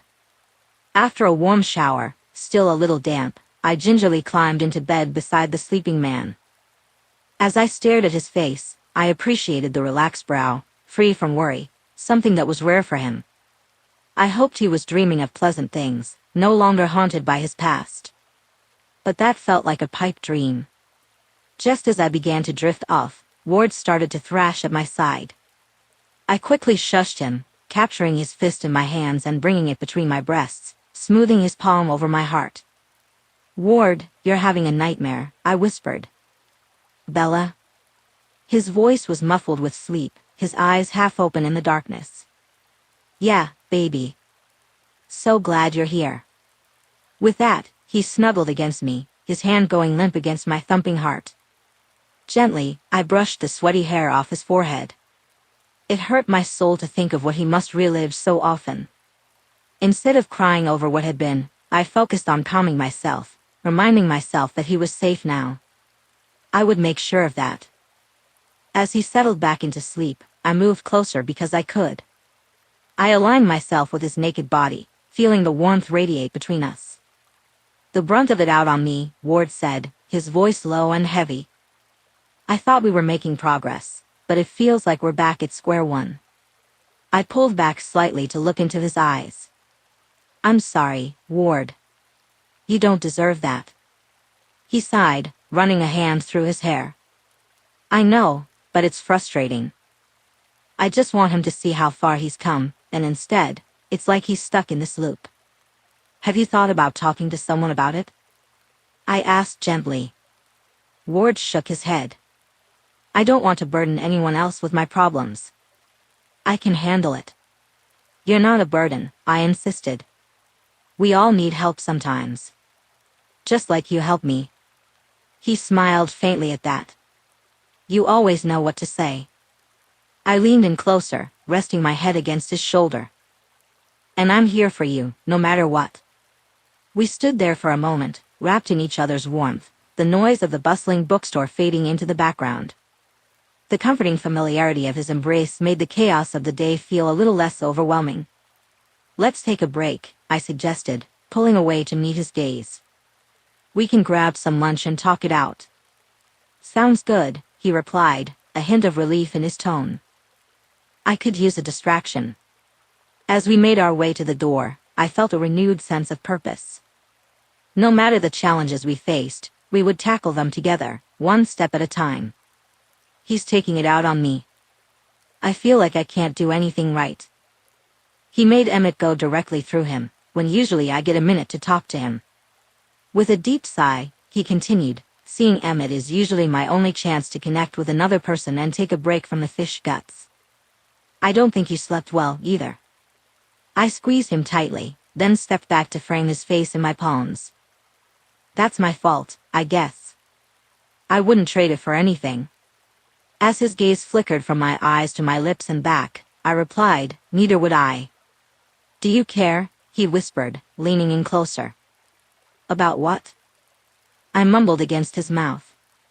Instead of answering, he lifted one of my legs around his waist, holding on tightly.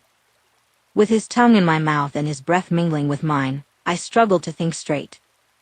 Eventually, Ward pulled back. That we're in your store. I probably should care. I tucked some stray strands of hair behind my ears and laughed. But I don't give a damn.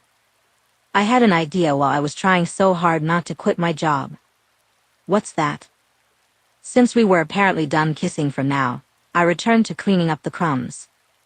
We could install a little free library at the docks. I paused, lifting my head to smile at him. That's a wonderful idea. Dipping his head, Ward appeared bashful for the first time in a long while, at least with me. Yeah. Of course. I have some books I could donate, the ones I've bought and already read. We could also ask for more donations from the townsfolk. I can picture it. Maybe we can do more than one. After tossing the crumbs in the trash, I started brewing a fresh pot of coffee. Why does it look like a tornado blew through here? His voice was amused, and I watched him frown at the empty plate. Busload of tourists. They cleaned me out, which suits me just fine. I made a tidy profit off them. Nice. I don't suppose you'd like to go next door for me and beg for cookies? I widened my eyes and blinked several times. Ward chuckled. I suppose I could. Thanks. While he was gone, I rinsed the plate in the tiny sink I had installed for this purpose. The bell above the door clanged, and I called out, "Welcome back." From what? Spinning at the sound of the stranger's voice, I replied, "Oh, sorry, I thought you were someone else." A man stood near the door, his hat pulled low over his face. Something about his expression made my palms sweat and my heart race. "How can I help you today?" "Just want to browse, thanks." His tone was gruff as he moved down one of the aisles, thumbing through the books on the shelves. My instinct screamed at me to do something, but what? If it was nothing, I'd scare off a customer. But what if it wasn't nothing? Ward was right next door and due back any minute. The scent of coffee filled my shop as the water gurgled through the pot. "Mind if I have some?" I had to clamp my lips together to keep from screaming. He had moved quicker than I would have thought possible and was now right beside me. Sure. Desperately trying to keep calm, I pulled out a black mug and poured coffee into it. "Cream and sugar are on the table by the window." "Thanks." He seemed pleasant enough.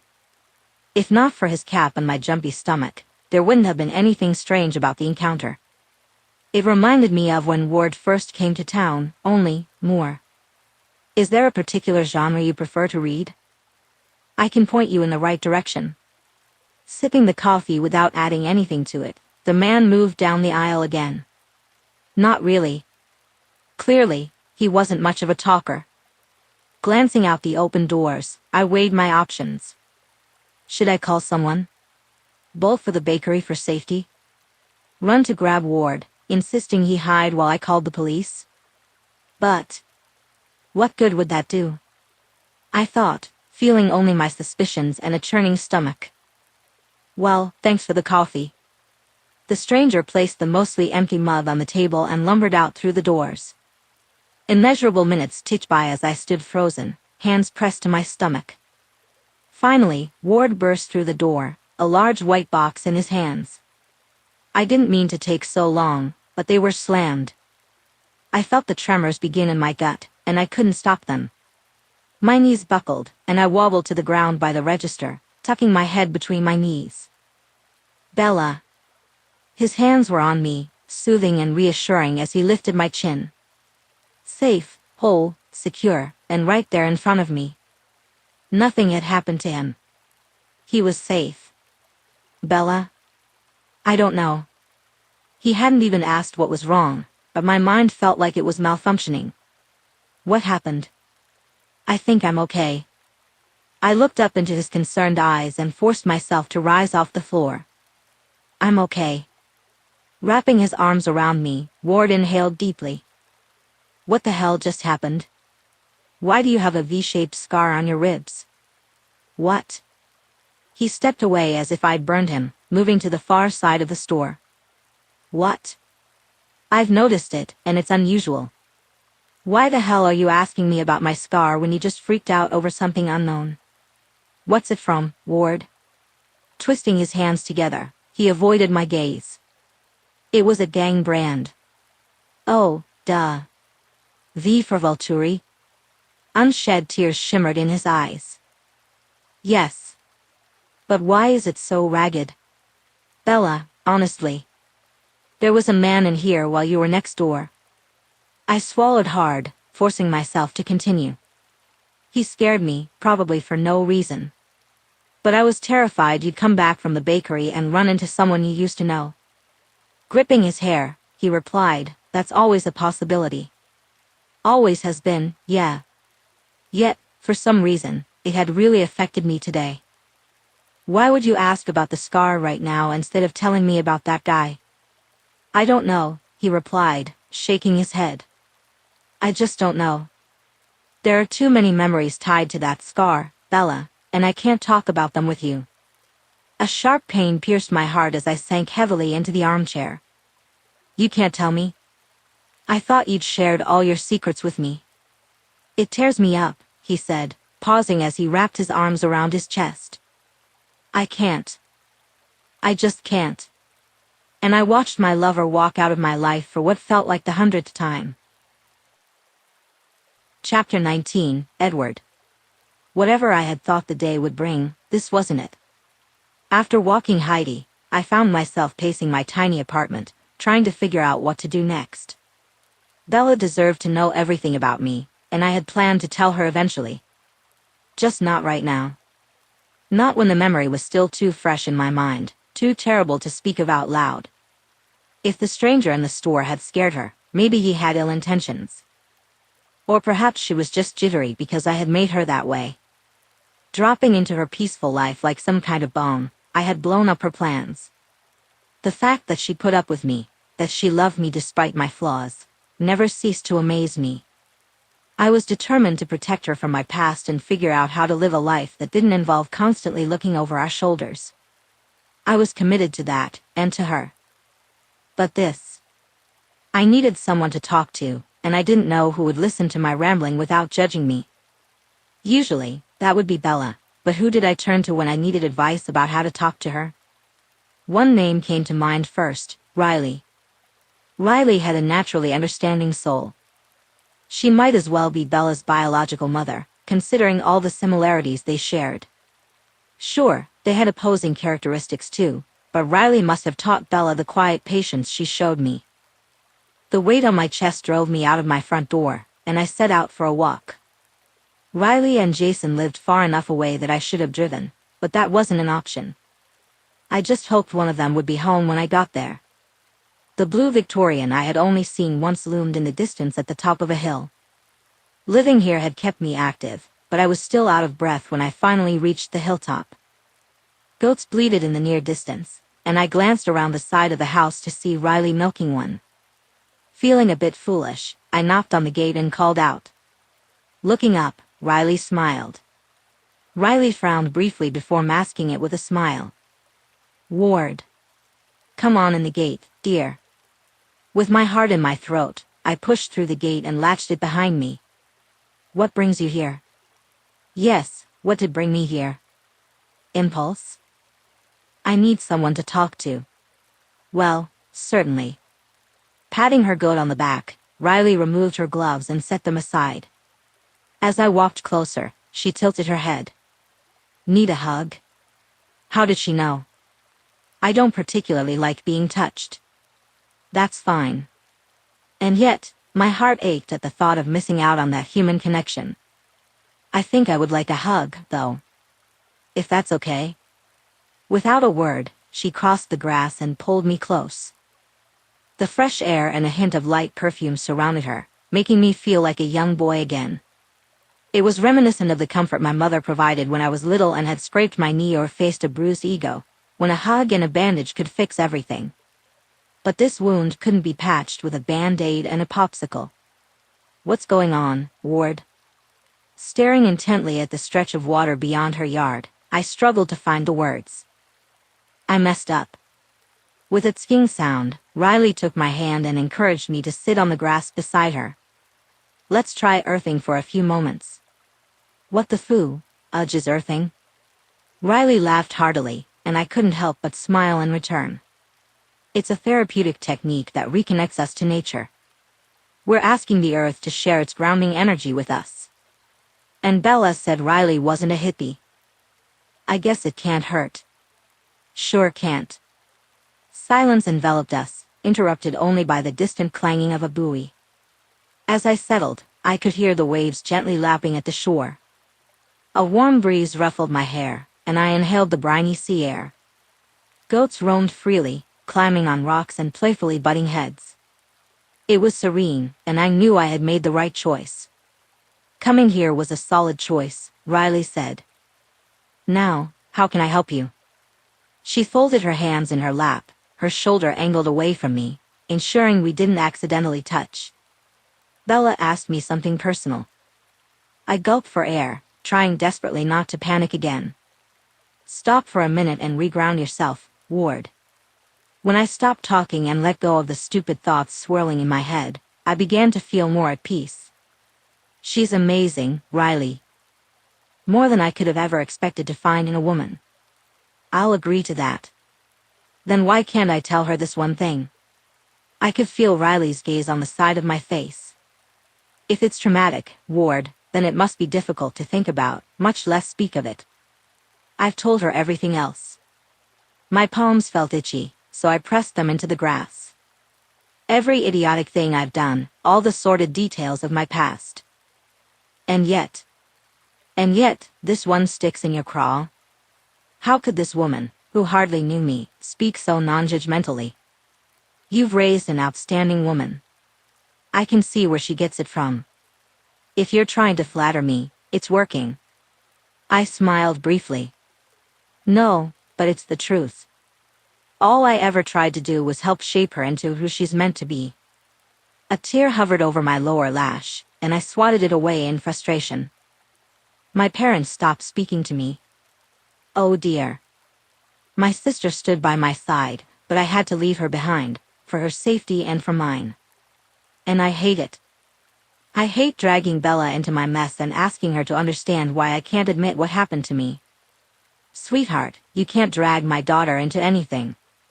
If she willingly fell in love with you, as I know she did, you can't take that back from her. If you're not ready to tell her what she needs to know, then at least tell her why. It was too difficult for me, that's why. How hard I had worked to suppress those memories was still fresh in my mind. The effort to rise above my past had nearly destroyed me. Prison broke me, Riley. I suppose if she hadn't known the truth about me before, she certainly did now. Not cleanly, not in two neat pieces I could glue back together. But in jagged, horrible shards. I'm afraid of cutting her on those edges, of injecting too much of my tragedy into her heart. Her perfect, beautiful heart. My lungs struggled as I gasped for air, the sound whistling in and out as I fought to regulate my breathing. Riley rested her hand on my back, sitting silently beside me. What do I do? I choked, running my fingers through my hair in frustration. I can't tell you what to do, sweetheart. That's a decision you have to make on your own. But what I can tell you is that my daughter is tougher than you might think. She can handle whatever it is, and maybe she can help you heal. God, she's helped me so much already. I feel like such a selfish bastard, sorry. Don't worry about me, Ward. She patted my back gently. Have you considered therapy? I had therapy in prison. I thought of the medical treatment and the way my masculinity had been stripped away. I can't say it helped. With no one else to blame for how the system had failed me, I was left blaming myself, losing self-respect, dignity, and so much more. Taking care of the threat looming over your head might help ease your mind. And there's always the water. You might be surprised at how freeing the ocean can be. Bella had said much the same once, but she had also warned me about how it could steal your happiness in an instant. I'm just scared, Riley. Terrified of losing her, of losing this town, and the contentment I've finally found. My sweet child, you can't lose us. You may not realize it, but you're embedded in this town as much as we are in you. It's how we work around here. Thank you, I whispered. I had nothing else to say for the moment. Since I try to be honest in my life, I need to tell you that Bella called me the minute you left bookish, Riley said. Of course she did. She's concerned about you, but she didn't explain what happened between you. There was mention of a man. I didn't see him, so I don't know who it was. The thought of some sick, twisted person stalking Bella sent a chill down my spine. I couldn't handle the threat to her safety. I would have to leave, and that was the last thing I wanted. I hope it was just a fluke, I said. As do we all. Riley spread her hands over the back of a goat that was nibbling on the grass at our feet and hummed for a moment. Bella respects you. Out of everything she could have said, that shocked me to my core. Tears stung my eyes just when I thought I had rid myself of them. God, why? What respectful thing have I done? The goat climbed into Riley's lap, and she winked at my frown. My daughter doesn't kiss and tell, Ward, but some things a mother knows without being told. You treat her with respect, and she reciprocates those feelings. Oh my lord, she knows I've been with her daughter. Ms. Riley, It's too late to get flustered now. I know you're knocking boots, and that's okay. You're both grown, and you're careful, right? Yes, ma'am. I felt like a randy teenager getting a lecture about condoms and pregnancy scares from my first girlfriend's parents. My point is, she loves you no matter what. If this issue takes a while to sort itself out, she'll still love you in the end. All the tightness in my chest began to loosen. I feel like I've stumbled onto a miracle. I'm pleased your feelings are aimed at my young'un. She deserves a man like you. Doesn't she deserve someone better than me? I mumbled. Nope. At her succinct reply, I glanced over at her. You're perfect for each other. Don't forget that. How can I repay your kindness? Riley? I felt empty, nothing to give, nothing to show for myself. One woman had already accepted that about me, and now I was asking her mother to be okay with it too. Lord have mercy, sweetheart, I'm not kind because I expect reciprocity. I nodded, still trying to wrap my head around it. That blows my mind, I suppose.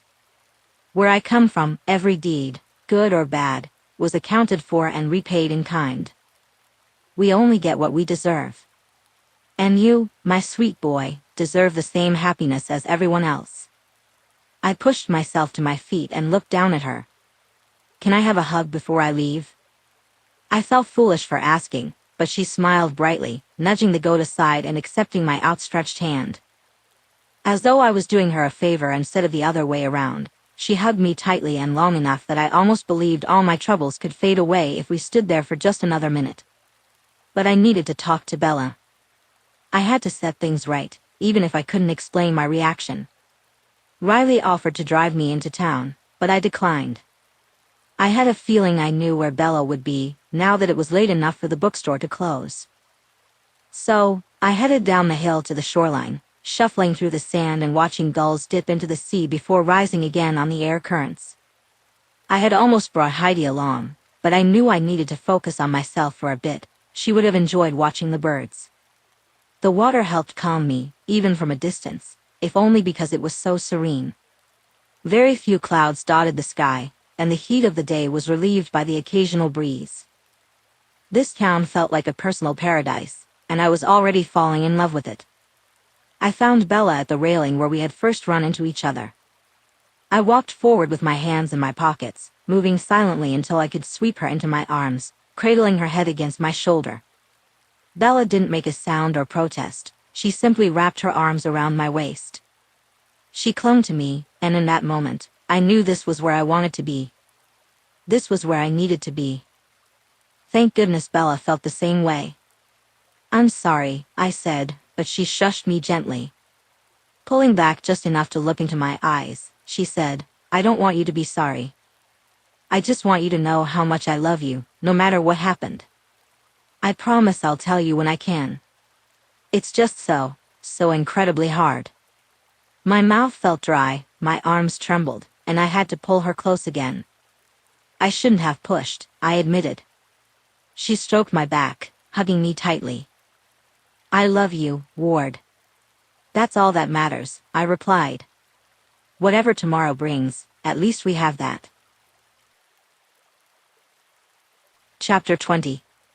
Bella. Whatever it was that Ward couldn't tell me, it had to be terrible, more than terrible, it had to be traumatizing. I craved to know every little detail about him, but I realized that it wasn't my right, especially if discussing it brought him to the brink of breaking down. I needed to give him time and love him as he loved me. He had come to me broken, and while I wished I could make him whole again, I wasn't a miracle worker. We could only take life one day at a time, filling the cracks with as much love as possible until he was fully healed. Since I wasn't going to press him, I suggested we go inland to buy a burner phone. The corner drugstore in town didn't have the right kind, but we could find one elsewhere. As the sun set behind us, I drove with the windows down. Ward held my hand on the console, and for a moment, I could pretend that everything was perfect while the wind wove its fingers through my hair. I thought we could grab dinner somewhere low-key afterward. Ward had paid for our first date, so I planned to take care of this one. But first, we needed the phone. With his head down and the bill of his cap pulled low over his face, Ward reminded me of the guy in my shop. He seemed to instinctively know how to move so that the security cameras wouldn't capture enough of his face for identification. Quickly, we chose an untraceable phone that didn't require a service provider, and we headed to the register, opting for the self-checkout. As he handed me cash, I noticed that Ward stood behind me and slightly to the side, ensuring that the camera on the register couldn't pick him up. His cautiousness hit home for me. It made me realize that there really wasn't a time when he could just be himself, casually and openly. Once we climbed into my car, I handed him the bag. He pulled out the phone, peeled it from the plastic packaging, powered it on, and plugged it into my cigarette lighter with the adapter he had bought. It needs to charge, he said, almost unnecessarily, as he dragged his palms over his pants a few times. In the meantime, I pulled into a fast food drive-thru so we wouldn't have to get out of the car or turn off the engine. Ward smiled at me, gratitude shining in his eyes. I love that you think of these things, he said. Just trying to help, I replied. He leaned in for a kiss just as a voice crackled through the speaker. Ward pointed to what he wanted, and I placed our order. Then he settled back into his seat, focused intently on the phone. By the time our food arrived, he had bent his head over the screen, trying to hide his face from the view of the car hop. Thanks, I said, tipping the worker and rolling up the window. Damn, that smells good. Absent-mindedly, Ward grabbed a few fries from the bag and popped them into his mouth while keeping his eyes glued to the screen. The battery icon showed only 3%, and I could feel the anxious energy radiating off him. Given the time difference, I would expect her to be at home, looking over case notes. The thought that he might speak to his sister in just a few minutes, easing both their worries, made my heart race. What if she doesn't answer? He shrugged, glancing over at me. I'm not even sure what I'd say if she does answer. All you need to say is that you're safe. I also need to ask if anyone has been sniffing around. Ward scrubbed his hands over his face, then picked up his hamburger and took a bite. We ate in silence for a few minutes, but everything tasted bland against the backdrop of my heightened emotions. After a while, he met my eyes again. More than anything, I want to hear her voice. I understand. After all, what wouldn't I give to hear my mother's voice? Or my father's deep laugh? Do you think, he broke off. What? I asked, running my thumb over the back of his hand. Do you think she'll be ashamed of me? My heart ached. This man was so precious to me. How could she be ashamed of how far you've come? She loved you through prison and beyond, baby. Nodding, he wiped his hands on a napkin and picked up the phone again. He powered on the phone, the battery sitting at a mere 7%. With trembling fingers, he dialed Beth's number and held the phone to his ear. I instinctively reached out and clasped his free hand. Beth, he said, but he had to pause and clear his throat. I realized he was speaking to her voicemail. Fuck, I'm so sorry, he whispered. Tightening my grip on him, I tried to convey my support, hoping to infuse him with courage. I'm safe, but I need to know if you're safe too. Please call this number when you can. I don't care what time it is, just let me know they're not after you. He hung up, picked up a napkin, and dabbed at his eyes. We sat in silence for several moments before he took a gulp of his drink. She'll call, he said, though doubt crept into my mind. Unless they've already gotten to her. I hadn't thought of it that way. I believe she's safe, and I think she believes the same about you, I reassured him. With a grateful smile, he replied, your optimism helps more than you know. We left and headed back towards apartment. Heidi greeted us at the door, and Ward kept the phone tucked away in his pocket as we walked her together. She seemed a bit subdued, perhaps sensing something was off or just too well trained to act otherwise, as we watched the last rays of the sun dip below the bay. It felt like an eternity since we had spent time at my apartment over the weekend. Anticipation for our first night at his place raced through my veins, but I pushed it aside. I knew how drained he was after a long day at work and dealing with so many emotions. Let's go to bed as soon as we get back from our walk, I suggested. It wasn't very late, and I wasn't sure if I'd sleep, but he needed the rest. A few extra hours of downtime wouldn't hurt me either. We took turns in the bathroom, mainly because it was too small for both of us, and then we slipped into bed. Side by side, we settled into Ward's double bed, a perfect arrangement since I planned to spend the night close to him. As soon as our heads hit the pillows, Ward pulled me to his chest, enveloping me in his warmth. He smelled incredible, and his heartbeat thumped in time with mine, sending a rush of emotions through me. The scruff on his jaw tickled my ear as he murmured his love for me. A wave of tingles spread through my body, but I fought to suppress my desire. Unless he initiated something, I was determined to behave. I love you, too, I whispered into the darkening night. Minutes later, he was fast asleep. I lay there, staring at the wall, listening to Heidi settle on the rug. The refrigerator kicked in, its humming providing a comforting backdrop to the otherwise heavy silence. When tears began to trickle down my face, I turned into the pillow to dry them. There was no hint of sunlight when I felt Ward kiss my temple. Blinking awake, I saw him hovering over me, fully dressed for work. I wish I could stay, he whispered, and an ache pulsed in my core. I lifted myself and kissed his soft mouth. Be careful, I said. You too, he replied before leaving and locking the door behind him. I sat up, unable to fall back asleep. Heidi was in the kitchen, munching on her food, so I figured I might as well take a shower and head home to check on my own fur baby. The water pressure was a bit stingy, but at least the water warmed up quickly. Feeling more awake, I pulled on yesterday's clothes and wondered if we should start leaving a few things at each other's apartments. After giving Heidi a quick scratch on the head, I headed out, locking the bottom lock behind me. The sun was just beginning to rise as I drove home. I craved coffee and something sweet to kickstart my day, but first, I needed fresh clothes and to check on Charlie. I moved quickly, slipping into jean shorts and my red chucks, tying my favorite bandana over my messy bun to hide the fact that I hadn't washed my hair. As I walked into the kitchen, the bakery had just opened its doors. Alice was busy ringing up customers, so I poured myself a cup of coffee and couldn't help but drool over the almond croissants Jasper was dusting with powdered sugar. I guess I know what I'm having this morning, I said, eyeing the delicious pastries. Jasper flashed me a grin, took one off the tray, and plated it before heading to the front with the rest. I found myself alone for a moment, and I peeled off a chunk of the flaky layers, trying to contain my excitement in the middle of my friend's business. Alice soon joined me in the back, with Jasper right behind her. You owe me so many explanations, she said. I know, I replied, taking a sip of coffee to wash down my bite. There's a lot to talk about. I'll be right here, totally eavesdropping and pretending I'm not, Jasper chimed in. I chuckled and pulled Alice to the table they used for breaks. Ward is absolutely amazing. He must be, since you broke your vow of celibacy for him, she teased. I rolled my eyes. It wasn't a vow, per se.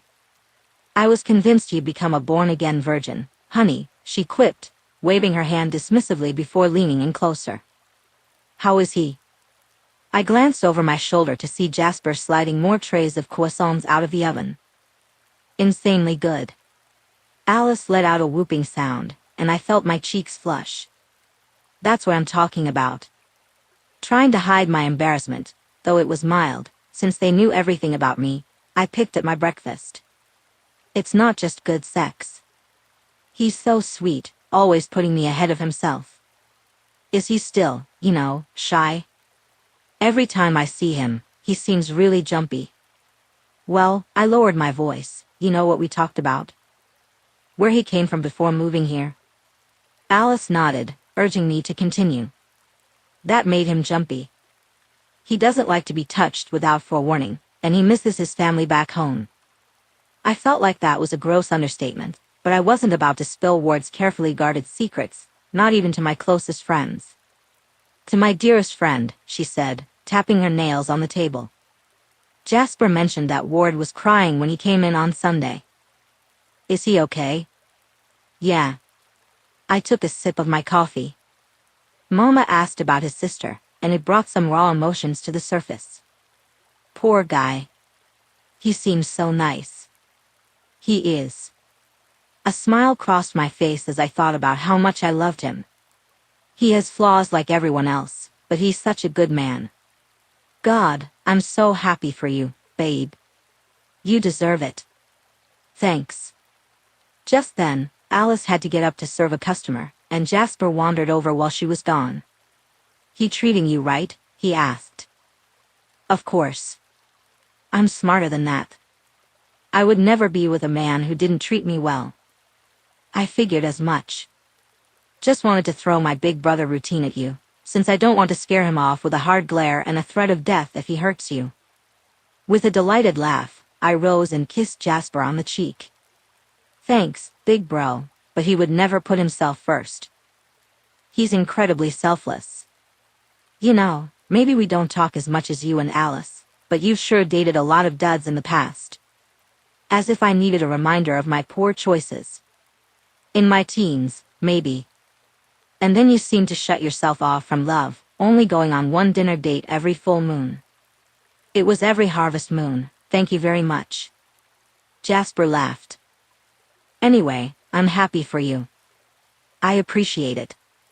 Their kind words filled me for the rest of the day as I opened up the shop, changed the blackboard out front to a standard hiring message, and restocked books. I knew I'd chosen the right man for me, and it pleased me to see that everyone else recognized it too. All the times I'd tried to convince Ward he was a pure soul, I didn't think he truly agreed with me. Perhaps he thought I was blinded by love or even lying. But everyone close to me saw the same thing. Riley had mentioned it a time or two, and Alice and Jasper had validated that. I set aside my questions about his secrets because I respected him enough to let him decide when to share.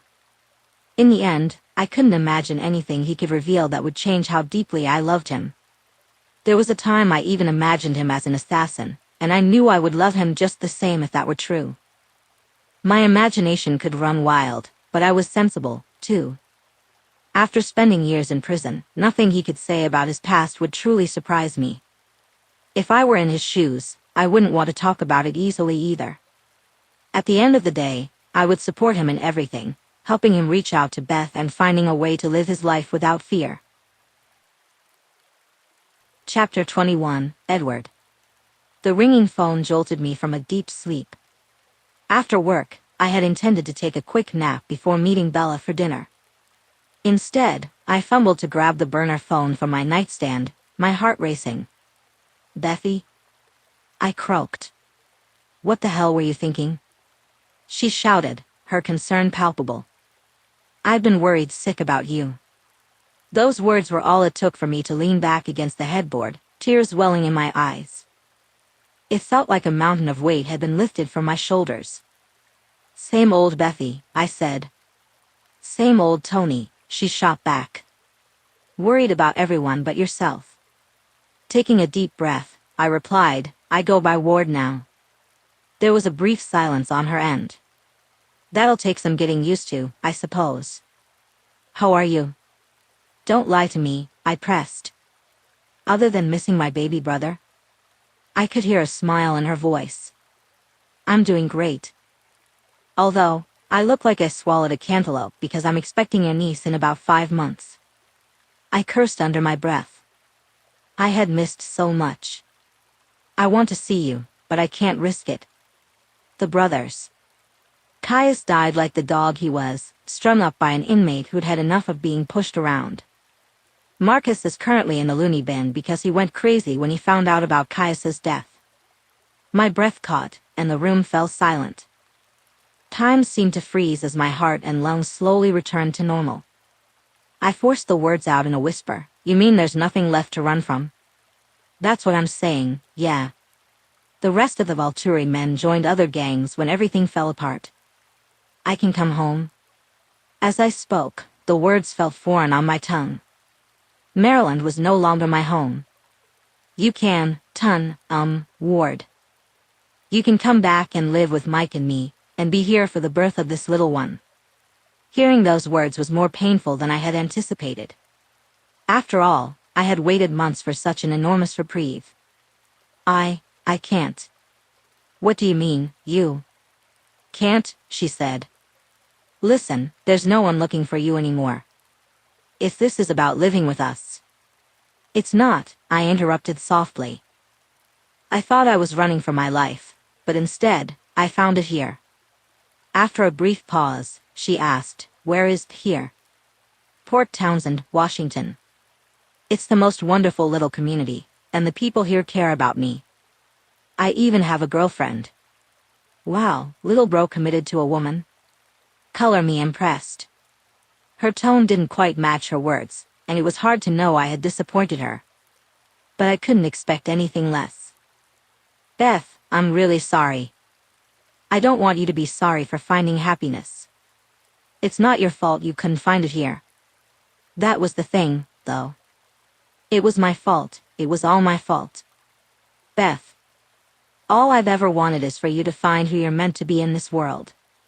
Her words echoed what Riley had said about raising Bella. You've been more of a mom to me than our own mom. I'm not old enough to be your mom. Don't make me travel across the country to kick your ass. I chuckled, feeling lighter. Please come. I need to see you for myself. There was some rustling on the other end of the line, and then I heard the muted sound of her husband's voice. Mike says he can swing it at the end of the month. I can take a week off, I think. God, Beth, I can picture you here. It's such an amazing place, you'll see. Stay out of trouble, okay? I'll call you again when I have more information about the dates. I love you so much, Beth. I love you too, Ward. Her voice was full of emotion. You're the best brother I've ever had, but I'll wring your scrawny neck if you ever disappear on me again. Laughing, I replied, I won't have any reason to now. As soon as I hung up, I pulled on some fresh clothes and ran a comb through my hair. Heidi sensed my excitement, dancing around me and thumping her tail against the bathroom door.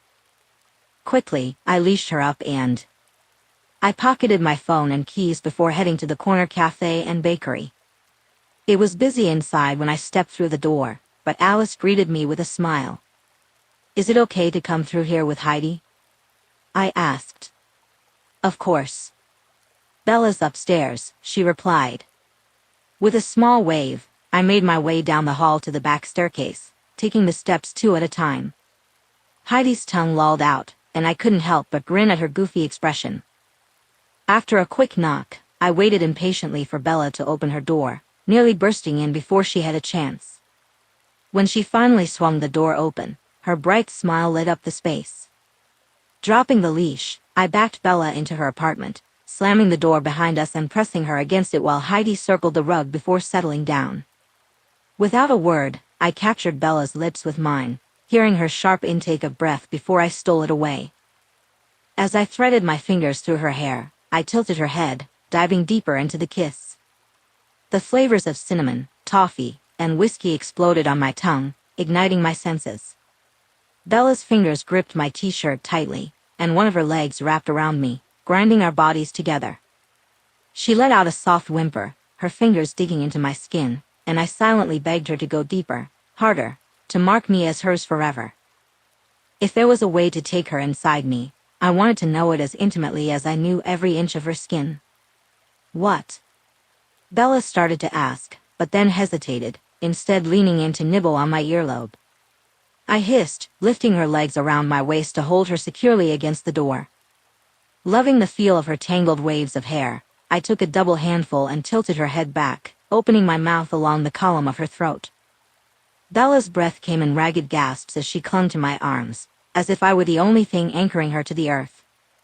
I hoisted her higher, my mouth finding its way to her shirt, where I discovered her nipple hard beneath the layers of fabric. "Wow," she gasped as I bit down. "I'm working on it," I replied. I spun around, carrying her to the bedroom, holding her close for another moment, simply because I could. My life was no longer in shambles, thanks to her.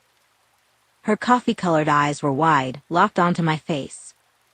My heart raced, beating faster with every surge of love I felt for her. "You're such a magnificent woman."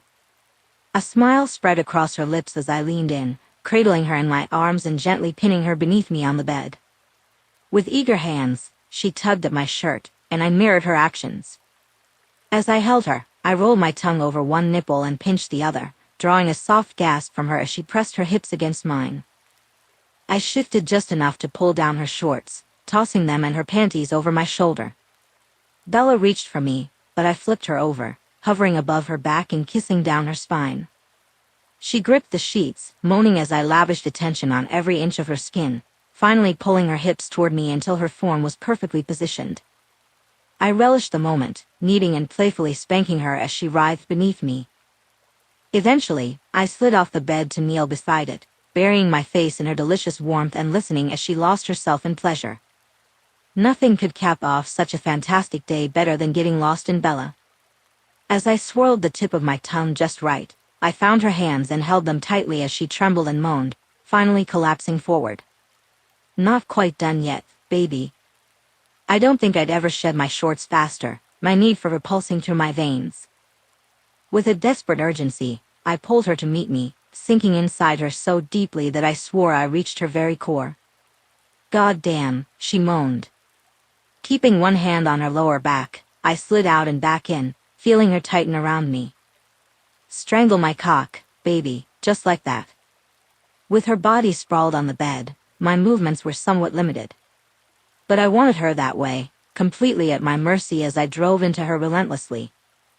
She squirmed, but there was nowhere for her to go, and I felt a primal rush of possession surge through me. I quickened my pace, thrusting into her with intensity as I chased my orgasm. "God," she broke off with a wail, tightening around me. "So incredibly tight, Bella." "Damn."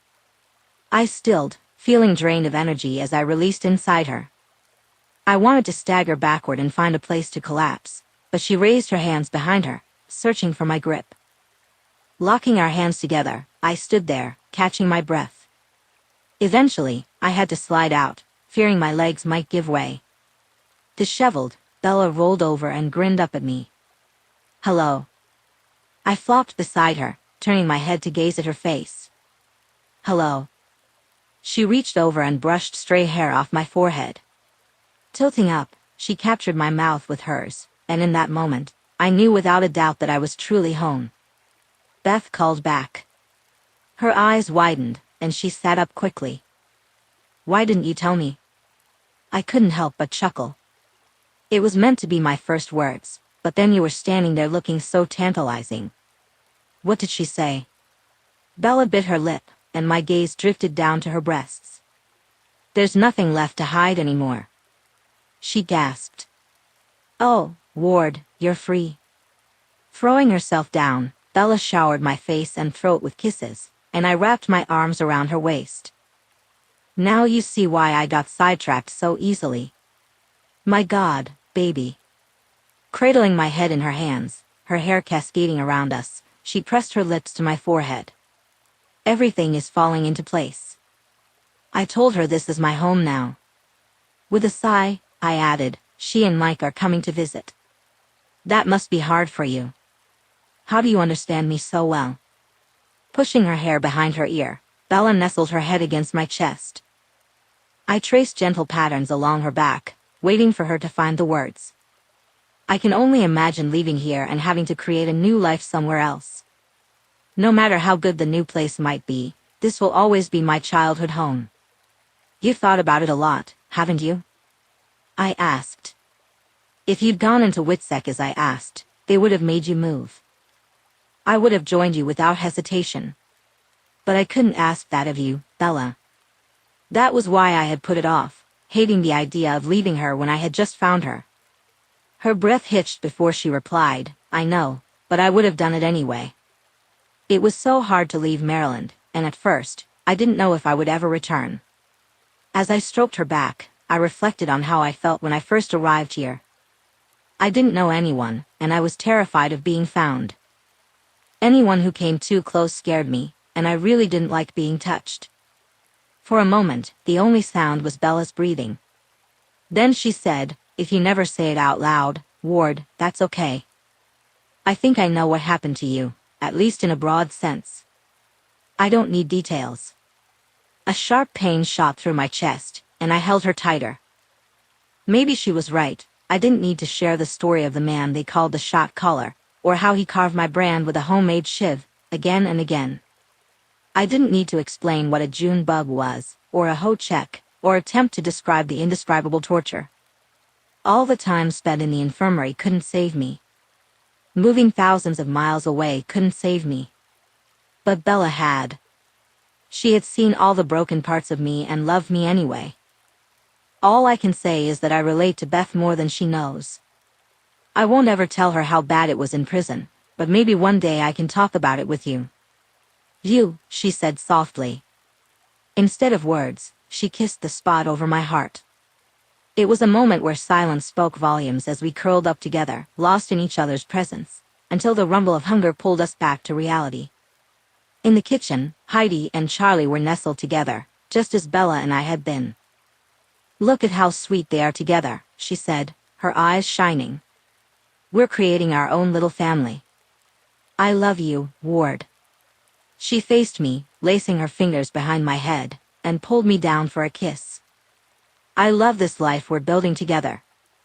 Just then, a knock on the door broke the spell. I stepped back, making sure Bella's clothes were in order. She peeked through the peephole and then opened the door, smiling at Jasper. Bella. He cast a quick glance my way, and a familiar sense of fear gripped me. It bloomed in my chest, spreading like wildfire along my nerves. I instinctively stepped closer to her, ready to defend her, no matter what had happened in the past. Jasper, what's wrong? There was a guy downstairs. Tall, dark cap pulled low. He was looking for Ward. Ice water coursed down my back.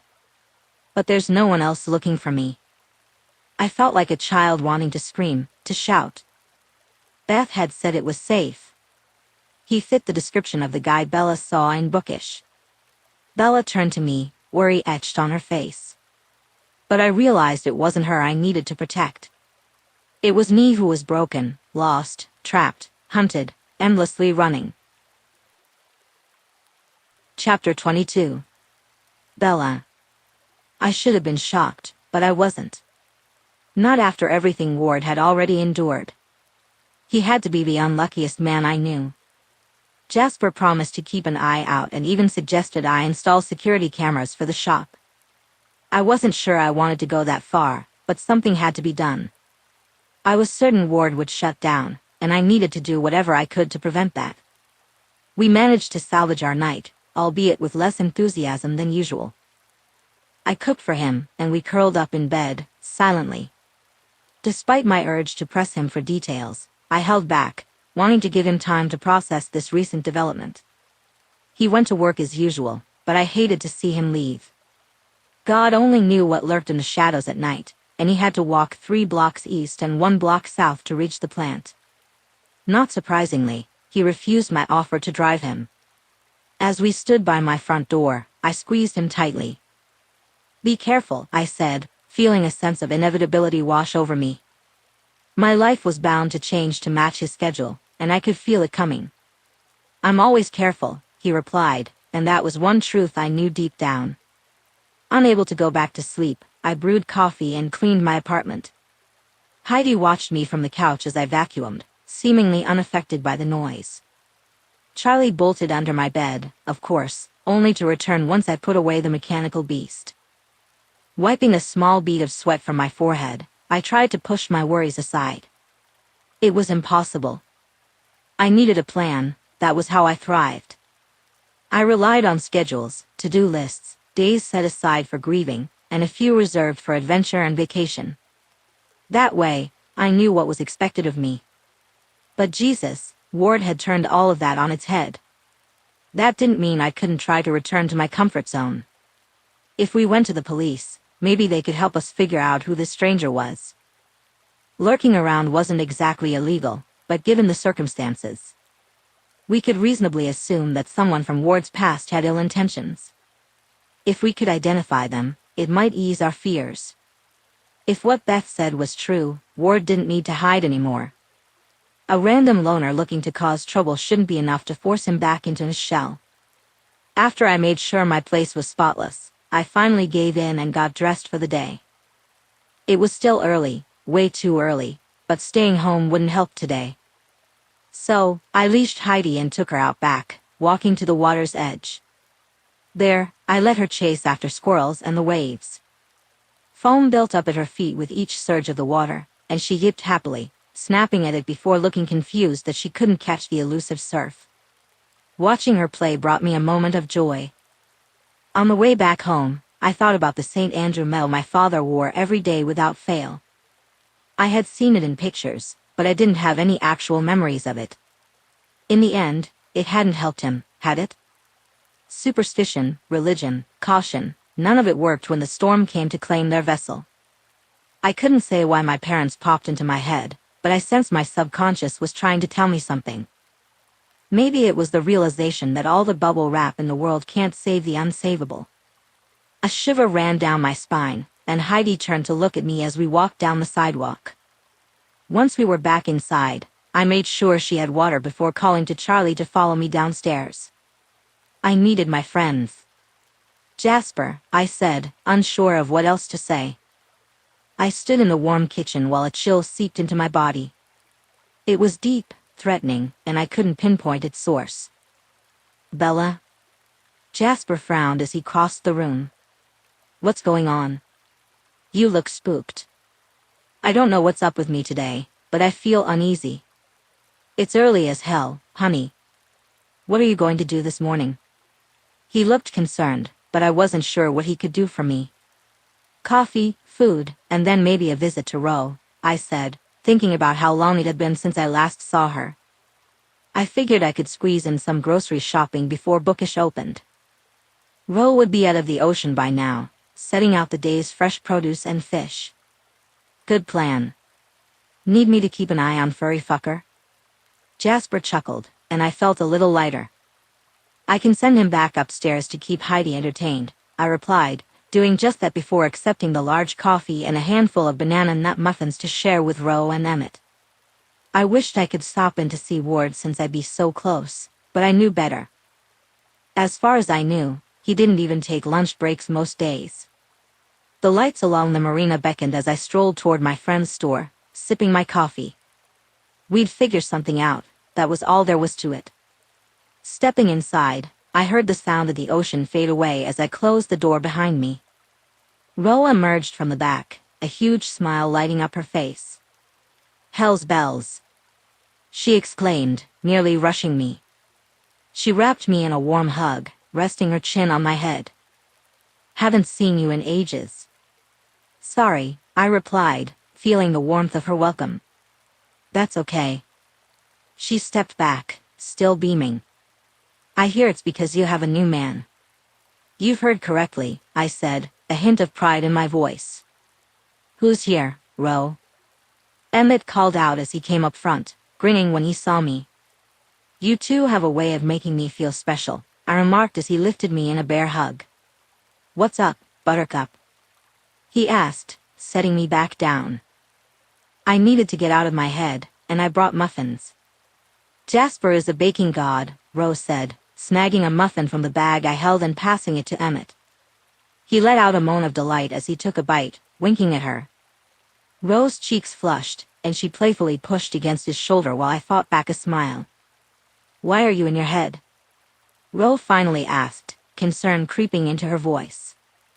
"There's a weird guy creeping around. He was in my shop the other day and then at the bakery yesterday." "That is weird, but why would it bother you?" She probed, her expression serious now. How should I answer her question? "You both know Ward by now," I said. Emmett nodded. "You don't have to explain anything else." "Really? Why?" I was surprised they were aware of his background. Anyone who pays in cash, avoids people, and lurks around town is pretty self-explanatory.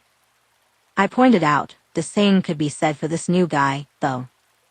And Ward is a good guy who just did the right thing in the wrong way.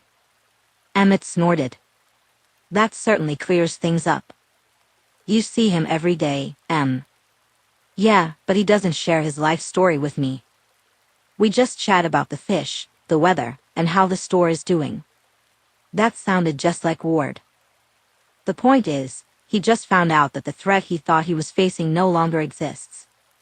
Yet there's this guy asking about him. "Stranger danger," Ro muttered. "You need to stay away from him." "I can't do that if he comes into the store." "True," she replied. "Have you thought about talking to Vic or Eric?" "I was contemplating it this morning. They're your best bet, especially if Ward isn't a fugitive after all." I shot Emmett a glare. He shrugged. "That's the vibe he gives off." "Didn't say I judged him for it." "He likes you," I murmured. "He talks about how you break up his monotonous days." "Good, because I like him too. Bring him around any time." "I'm working on it, but he has more issues than better homes and gardens." Ro chuckled at my poor attempt at humor but pulled me in for another hug. "You'll figure it out. You're a smart guy." "Gee, thanks." But I felt better after visiting them and picking up some fresh fruit. After retrieving Charlie and opening the doors to Bookish, I set out the sign and hoped the guy would stay away if Ward wasn't around. The last thing I wanted was a confrontation.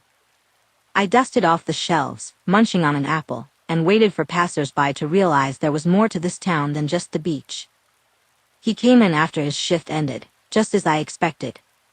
He looked tired, but mostly okay. The hug he gave me rivaled Emmett's, and that was saying a lot. "How are you doing?" I asked. "Not terrible. Just worried." "I'm sorry, baby." I stepped back as Ward wandered down an aisle, his eyes focused on my face above the stacks. What if Beth was wrong? My mouth felt dry, and my heart thumped painfully in my chest. "I don't see how, but we'll figure something out. Just like we planned before we heard from her. You once told me your heart is embedded in these floorboards. I won't let you leave that behind. And I told you that you don't get to decide for me." My voice came out rougher than I intended, but I refused to let him push me away again. "No, but if I have to leave after all, you aren't abandoning your dreams for me." "Funny, that sounds an awful lot like you deciding for me." "God damn it," he shouted. It was uncharacteristic for him to have such an outburst, and seeing it broke my heart. Charlie took off like a fire had been lit under him, flattening his body until he could squeeze under the shelves along the wall. I raised my eyebrows, resting my fists on my hips as I stared back at Ward's furious expression. I didn't know how to respond. "You're too important to risk. I'm willing to accept whatever risk you represent." Or haven't you noticed? A storm brewed in his eyes, but I wouldn't back down. He needed to understand that I was in this for the long haul. His breathing quickened, his chest heaving, and then I saw tears welling up. My heart fractured just a little more. "Bella," he said, taking a deep breath. "I don't want to leave you." "Then don't. But I won't put you in jeopardy, either." Why did it have to be so hard to love him? I envied my friends. Just once, I wanted what they had: simplicity, freedom. "Listen to me very carefully," I said. "You will not. pushed me away. When he dropped his head, I realized that was his plan. I don't want to. But you will. If it keeps you safe. Lifting his head, he met my gaze across the books I cherished almost as much as I loved him. I'll walk away every time. I had to turn my back, searching for something to focus on other than his incredibly handsome face. There was only so much I could take, and my resolve was cracking. Again and again, Bella, if that's what it takes. You'd rather I hate you? Is that it? What? What? My shoulders shook, and I couldn't continue. I sank heavily into the armchair and gazed out the window. Despite the storm brewing in my shop, the sun continued to shine, and tourists meandered down the alley toward the ocean. I thought the water had finally embraced me instead of taking from me. Turns out, I was wrong. I told you once that if we got together, I needed you to be strong for me. My words came out shaky as tears streamed down my face. You promised me, Ward. I promised to go into witness protection so we could be together. Yes. Wiping my face, I added, and in exchange for no longer running, I gave you every part of me. I kept my promise. What if witness protection isn't the answer? If they take me away from you anyway, then what have we gained? I could hear the nearness of his voice as he moved closer. I don't think you understand my words. You want to be with me, no matter what you have to give up. I want you to have what you want, what you need, even if it isn't with me. Fuck me, Ward. I stood up and spun to face him. What I have is nothing without you. Shaking his head, he took a step back. I'm drowning, baby. I'm drowning, and I can't seem to make myself swim, even if it would save my life. You'd rather go down without a fight. I pursed my lips, feeling the weight of our choices. I'm sick of running, Bella. Sick of hiding. But if it's what I have to do. I nodded, hoping deep down that what I feared about him wasn't true. You know, I never cared who you were or what you did. I just wanted to be part of your life, in whatever way possible. I sniffed, watching him as he watched me. I felt defeated. All the fighting we did to be together, and this is how it's ending? Ward's face went pale, as white as the moon. It's not over, Bella. Don't say that. You won't fight for me, much less for yourself. Closing my eyes, I whispered, you won't even save yourself. What can I do? I felt his tentative touch on my skin. Lifting my face, he pressed his lips to my forehead and then my cheeks. What's the right thing? I need you to do the right thing on your own, Ward Cullen. Opening my eyes, I saw the darkness creeping into his green gaze, wishing things had been different for us. You have to decide. I don't want to make the wrong choice. I know. Resting my palm on his chest, I said, you have a good heart, Ward. Listen to it. When he crushed my body to his, I didn't resist. Instead, I let myself sink into his embrace, melding our bodies into one. My love for him was about to pull me underwater with him, and I wasn't sure if I was strong enough to save us both. Chapter 23, Edward. I had to be strong for Bella, and for myself. She was right about that. Running had become the easier option, the simple choice. It used to be that I never backed down from a fight, but prison had changed me. I learned that fighting only made things worse. Over time, they had beaten the urge to defend myself right out of me. Bella was worth more than that.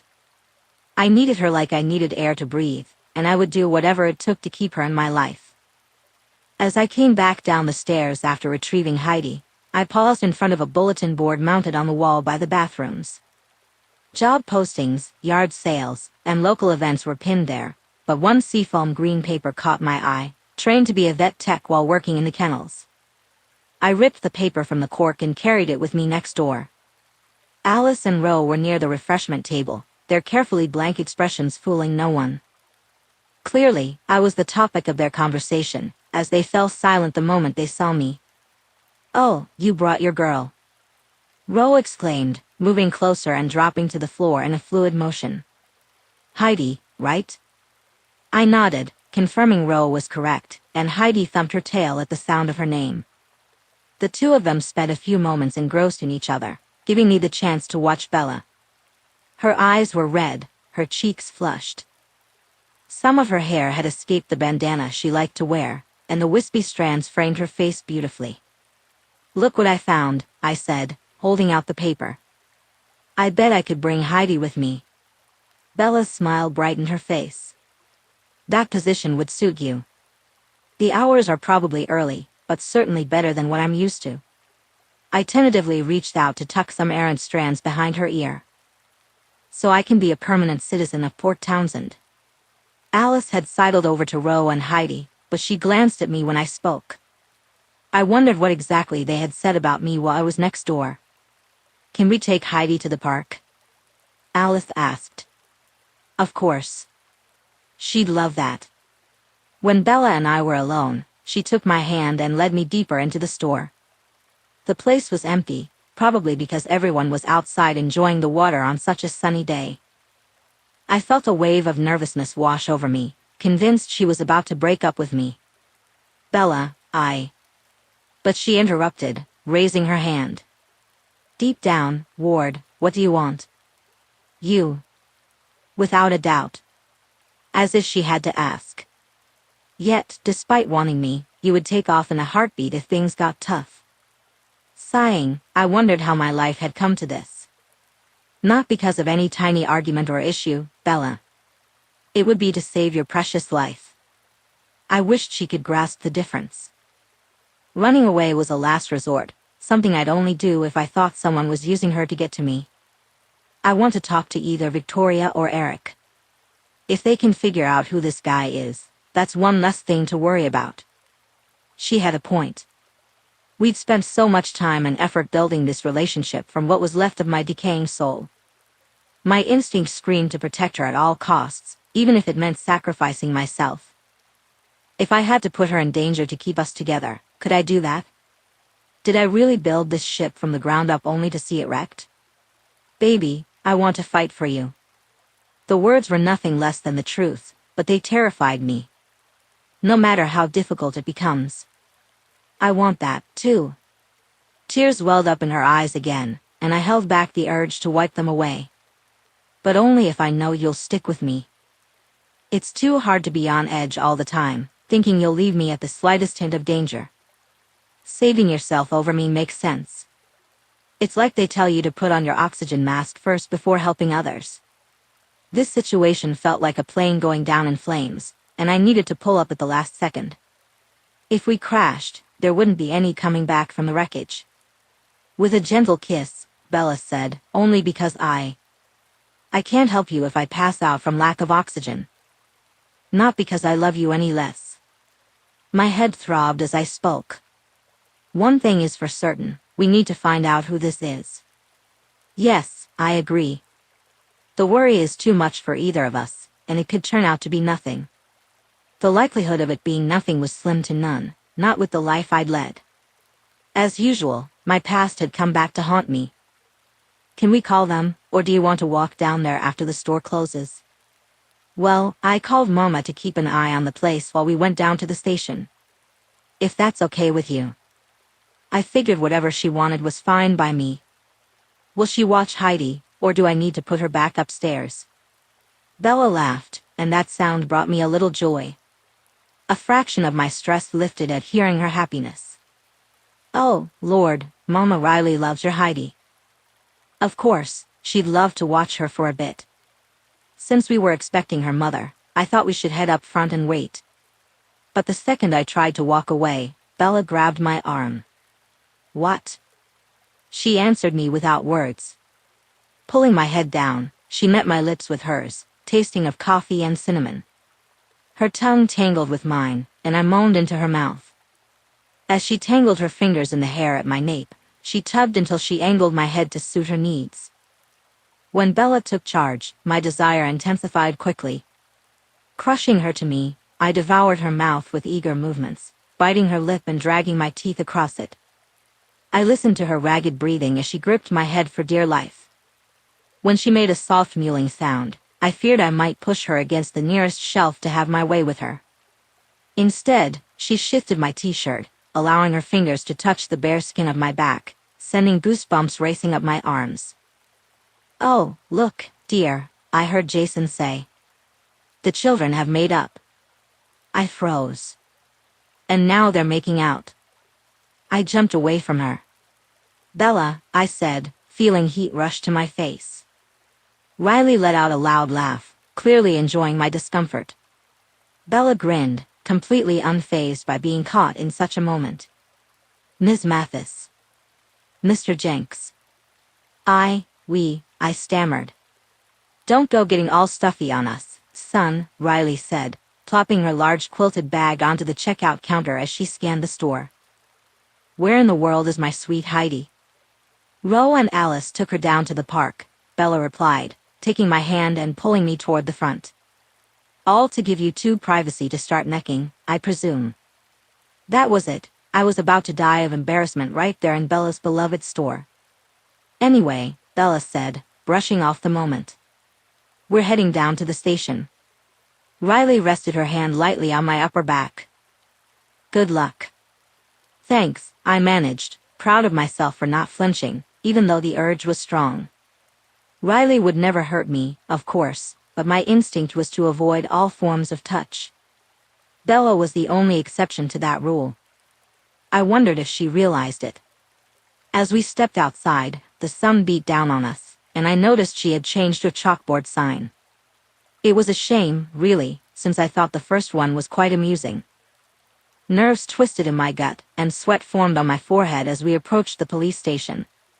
For countless reasons, I despised being inside one. The building looked just as I expected, with a small reception area and pale blue walls. Nothing stood out as remarkable, yet my stomach knotted further as Bella asked for Officer White. "Hey there," Victoria greeted us, extending her hand toward Bella. At a subtle shake of Bella's head, she retracted her hand, not reaching out to me.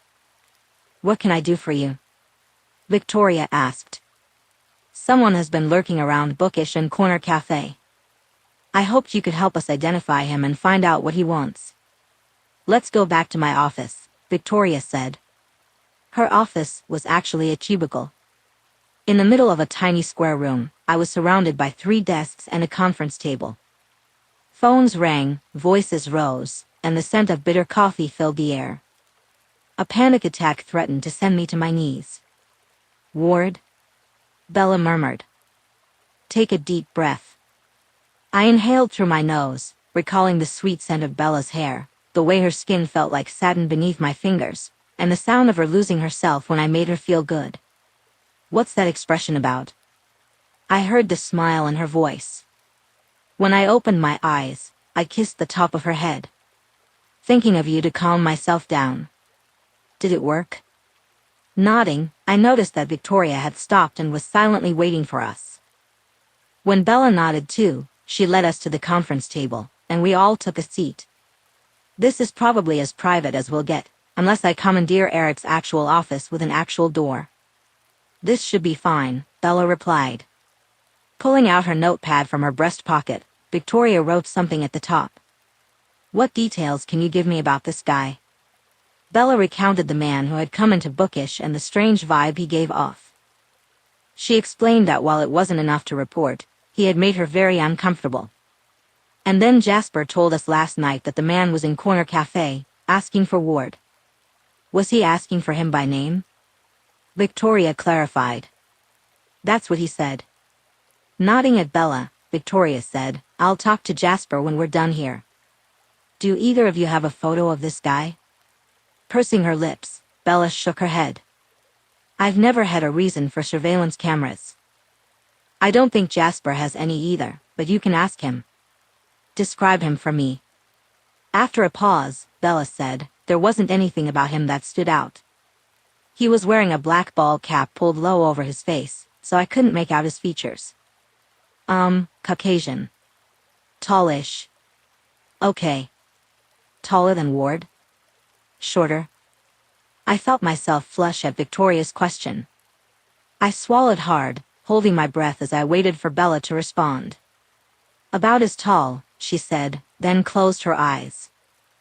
No, that's not right. We fell silent as she tapped her fingers on the table, deep in thought. Ward is tall enough that the top of the shelves comes to here. She demonstrated by holding her hand sideways at breast height. But the other guy was more like here. Her hand rose a few inches higher. Are you 6 feet 2 inches or 6 feet 3 inches, Ward? Victoria asked. 2, I replied, my mouth dry but relieved to feel less trapped. Thought so, she muttered, scribbling in her notebook. So the lurker is more like 5 feet 11 inches or 6 feet. What about his build? Bella tilted her head. Pudgy, I guess. Not obese, but definitely not slender. Just a bit of a paunch. Honestly, I didn't look at him closely, but I did give him a cup of coffee. And you didn't notice his hair color, eye color, any birthmarks, scars, or tattoos? Bella closed her eyes again, her hand moving to her neck, her fingers trailing behind her ear. Something here. Was it dark, like a mole? Dark, like a tattoo. She sighed and opened her eyes. But I can't picture what it was. Maybe a star or something. Okay, I'll note down, small tattoo or birthmark, Victoria said. What should we do next? Bella asked. Well, Victoria said, setting her pen down and folding her hands, I'll talk to Jasper and see if he can fill in any gaps in the guy's description. It's possible this is just a coincidence, and it's not the same person in both cases. He asked for Ward, Bella pointed out, clearing her throat. It wasn't a local, I would have recognized him. So would Jasper. Is there anyone you can think of who might ask about you without leaving their name? Victoria asked me. How could I answer without sounding sarcastic? There could be someone from back home in Maryland. Bella's eyes widened. It was the first time I had ever mentioned where I was from to anyone besides her. But they would just find my... It's strange they're searching in places where I've been seen with Bella, but not at my home, I said. If they found me at home, I feared what could happen to them. I was capable of terrible things. Just ask the ADA in Maryland. Victoria nodded. For now, I suggest you stay alert. If you see this person, don't engage with them. You can call me directly, or the main line. Please don't dial 911 unless the man threatens you or takes action against you. Staying alert was my top priority. Calling 911 would only benefit the other guy. If you want to install security cameras, that's definitely an option. I'll ensure we patrol the area more often until we identify the subject. Thanks, Vicky, I replied. Bella stood and looked at me, and I quietly thanked Victoria before we stepped outside. Once we were out, I struggled to find the right words. Bella took my hand, and we walked down to the water's edge. The place was crowded, and I instinctively tugged on my ball cap to hide my hair. It had become second nature, even if it wasn't necessary anymore. But maybe it was still entirely necessary. They'll figure out who it is, Bella said softly, trying to reassure me. But she had no idea what might come next. I'm sure you're right, I replied, offering a white lie, the harmless kind meant to bring comfort. Yet, why did it feel like such a betrayal to say it?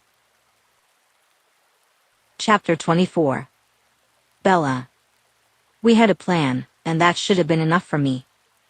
I certainly didn't want to break up with Ward or leave him to deal with this mess alone. But I couldn't shake the feeling that he might ditch me at any moment. I would accept any danger he represented over the loneliness I was far too accustomed to feeling. Being with him these past few months had been more freeing and exciting than all the years I had lived before. Having spent most of his young adult life running the streets, Ward had experienced plenty of excitement, and not the good kind. Now, all I wanted was a quiet life together.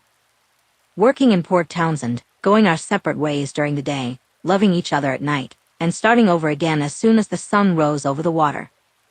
Companionship, loyalty, someone to vent to, laugh with, and mess up with.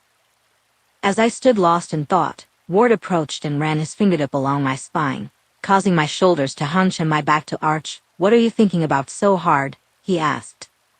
Good God, tingles spread all over my skin, coursing through my veins and pooling in a warmth of their own making.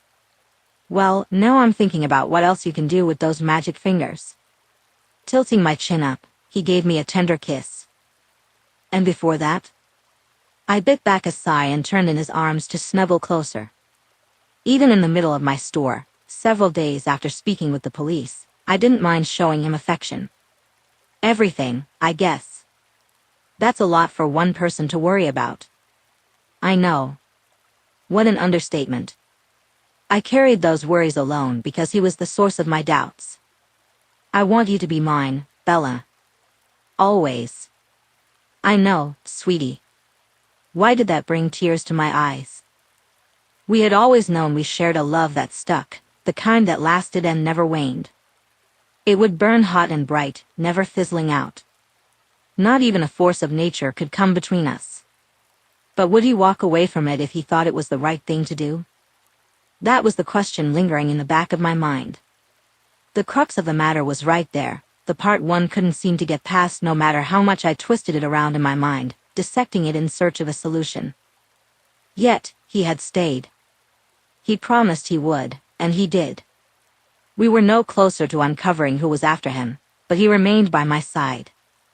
I love you. His words melted into my skin as he kissed my collarbone, exposed by my boat neck top.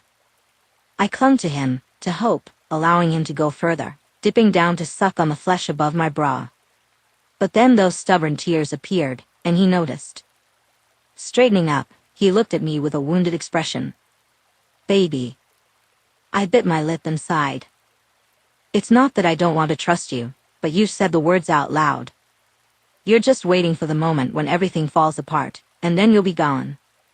Backing away, Ward gripped his hair with one hand, letting the other run through the long strands.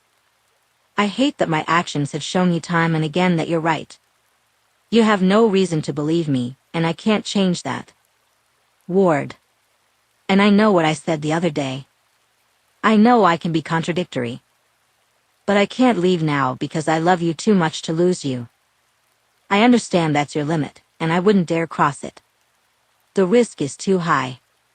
We have to stick together when things get rough, not assume we know better than each other how to handle it. Bella, I'm agreeing with you. I know, but it's just not sinking in. I shrugged, feeling foolish. Would he tell me what I wanted to hear, then do the opposite the moment he got the chance? Why was I filled with doubts now, when everything seemed nearly perfect between us? I was more certain of us before we got together, when I had to fight to convince you that we could be amazing. Now that I know what I stand to lose, I'm terrified it will slip away. Gathering me into his arms, Ward tightened his hold, and for a moment, everything else faded away. He stroked my back for several seconds. All I did was stand there, breathing deeply, inhaling his familiar scent and letting it wash over me like a comforting blanket. Listen, don't take this the wrong way, but... But what? I asked, pulling away just enough to meet his gaze. You're clinging to the idea that you might lose anything good in your life. Why is that? Because I lost my parents when I was a baby, and we lost the house I loved so much. He frowned, confusion creasing his brow. What house? I hesitated. I never got around to telling you about it, but there's a house on the highest bluff overlooking the bay. When my parents were alive, we lived there. It had been passed down through several generations, but Riley had no choice but to sell it. He brushed a stray hair from my face and asked, she couldn't afford to keep it? No. I shook my head. She might have been able to make it work for a little while with the money my parents left me, but she thought it was better to hold on to it until I was older, so I could go to college. And, of course, it helped me buy my shop. Selling was the smart move, and I know that deep down. It wasn't that I didn't recognize my struggle with separation anxiety or how it affected my everyday life. I just hadn't considered it an issue until he said it out loud. I had never loved anyone as much as I loved Ward, so thoroughly, so deeply, so exquisitely. The thought of losing him felt unbearable. Bella. I shook my head, suddenly seeing it so clearly. Yeah, I get it, I'm afraid that if we get too close, I'll lose you. And while you have every reason to believe the opposite, I want you to understand that I can't leave you now. Maybe I have Beth back in my life, but it's not the same. There's no way I can go back to being alone in the world. You wouldn't be alone anymore. You can go back to Maryland now. Sniffing, I stepped out of his embrace. You don't need to. I need you more than I need my next breath. Ward took my shoulders and turned me back into his embrace. And I've told you often enough for you to know it in here. He pressed his palm against my heart, and I nodded up at him. I know. Please hear me when I say I can't live without you. I can't go back into hiding. I won't. What I needed was to trust him, trust my heart. I had gone to therapy as a teen when the fear of losing those I loved had ruined any chance of a proper relationship. As soon as I got too close to someone, I would push them away. Maybe I need to think about going back to therapy. Since he was already there, I buried myself in his chest. You don't need to deal with my issues when you have enough of your own. For the record, I want to. That's the point of being us. He kissed the top of my head and said, I've struggled with fight or flight for a decade, Bella. I want to fight now, the way I used to. No more flight. No more running, not when I have you to hold on to. Smiling against him, I realized my head felt settled for once. It was in line with my heart, knowing Ward would never leave me. I trust you, I whispered. His chest quivered against my ear, and I heard him inhale. You have no idea what that means to me. You're stuck with me now. Nowhere else I'd rather be. Hey, you too. Jasper's voice drifted in on a current of air, and I stepped back from Ward to greet him. Hey. You know, I spoke to Vicky after you did, but I wanted to tell you I also put up a security camera in the parking lot. My brows shot up. Okay. Jasper shrugged. I want to catch this guy on camera. The last thing we need is him messing things up. Anything yet? Ward asked, his hand in mine, and I felt his pulse beating thickly against my thumb. I'm not sure. Jasper scratched the back of his neck. There was someone who... He's similar, but he didn't have the hat on, Jasper said. Can we see him? I asked. He nodded. That's why I came over. I'll have to take you next door, though. Without hesitation, I led Ward behind me, locking up and flipping the sign on the door. I had left Charlie upstairs with Heidi, so all I needed to do was follow Jasper to the tiny office he used off the kitchen. He had the video frame pulled up and paused. It was grainy, but I could make out the shape of a man standing by the back door, the door that was meant for employees only. He loitered here for about 5 minutes last night, Jasper said. He hit a button on his keyboard, and the video began to play. Looks like it could be the same guy, right? Yeah. I leaned forward, squinting at the blurry image. There's that tattoo I was trying to remember. I traced my finger over it, and Ward said, a star. Looks like you guessed it right. Jasper hit the keyboard again and fast-forwarded. He leaves, then comes back a few hours later. Was he trying to get inside, or just hoping we would return so he could surprise us? We need to send this to Vicky. Already done. Jasper looked up at me from his chair. I copied it and sent it over. I don't recognize him. After a moment of chewing on his lip, Ward repeated, I don't recognize him. The relief in his voice was palpable. It's not someone from your past. There's always a chance, but it's no one I know. Thanks, Jasper. For everything. It was a no-brainer to head upstairs. We let ourselves in, greeted by Charlie, who was doing an impression of a cat on its last leg. With a half-hearted grumble, I added kibble to his dish and watched as Ward leashed up Heidi. We walked for a long time, down the stretch of sand until the surf receded and the sun disappeared behind the bluff. We walked past dinner time, past the hour when any sane person would stroll up and down the shore. We walked until my calves ached and my back protested. Finally, in a silent agreement, we made our way up the beach path to Riley and Jason's back porch. Riley opened the door, her intuition always spot on. "Good news?" she asked. "Can I have something to drink first?" Chuckling, Riley pulled me inside for a warm hug before wrapping her arms around Ward. She led us into the kitchen, poured lemonade, and called for Jay to come hear what the kids had to say. It warmed my heart to hear her refer to Ward as one of her kids. Jay and Heidi exchanged a brief greeting that felt like a reunion of long-lost lovers, and then we settled at the kitchen island. "Jasper caught the guy on video, and it's not anyone Ward knows," I said. "Oh, that's fantastic," Riley replied, but then she paused. "But why do you look sad?" Surprised to hear it, I smoothed out my features. "I do? While it's not someone I recognize, they could still be from my past." Ward thanked Riley as she handed him a glass. "But they asked for Ward, and that's not my real name." I had known the truth was coming for a while, so I wasn't terribly shocked to hear him say it. "Okay," Riley said, waiting patiently for his explanation. "It's not really important what my name used to be because I'm getting it legally changed to Ward Cullen. I'm going to train to be a vet tech, and I'm going to live with your daughter if she'll have me." He gripped my hand. "She knows all there is to know about me, and she loves me despite it." My face flushed. "Just so you know, I planned on asking you to move in with me once I got over my abandonment issues." "There's no need to wait," Ward said, framing my face with his hands. "Is there?" "No." Tears pricked my eyes, but at least I knew they were happy tears. "No, there's not. On that note, don't be surprised when I ask you to marry me very soon." My breath caught in my throat, and I had to swallow hard to speak. "Duly noted." "That's truly wonderful news, Ward." Holding her arms out, Riley. She waited for him to step into her embrace.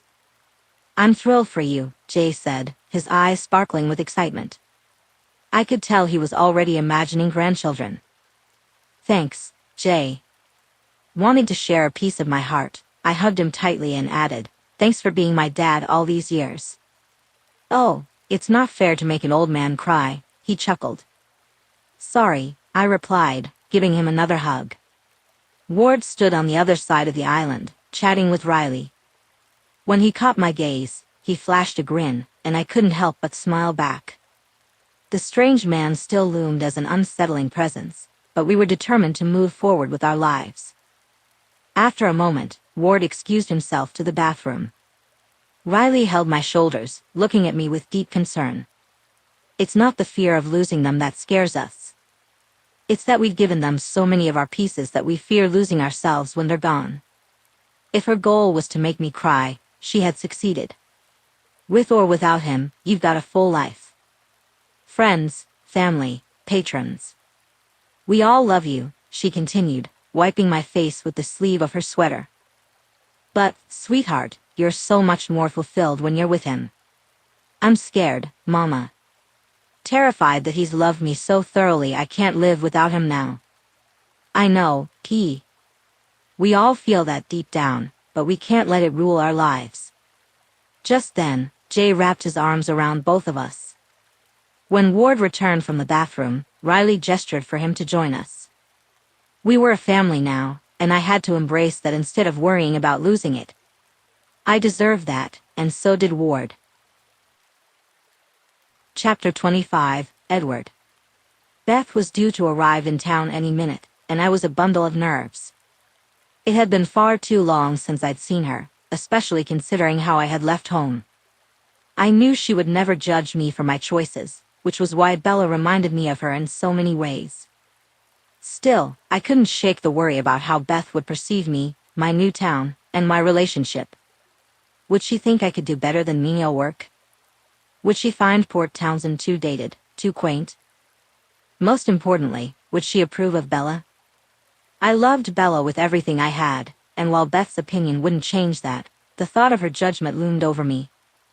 If she didn't like my girlfriend for some reason, it would definitely create tension between me and my sister. Of course, I hadn't given much thought to Mike and his opinions, but they were there, too. I decided to push those worries aside. I simply didn't have the energy to deal with them right now. A few days had passed since Vicky took possession of the video of the strange man. She and Eric were diligently working on identifying him, along with other law enforcement in the area. Everyone seemed to think he looked familiar enough to track down, but so far, nothing had come of it. My apartment was cleaner than it had been even before I moved in. Bella's apartment, which would soon be mine as well, was equally spotless because I wanted to spend more time there than at my place.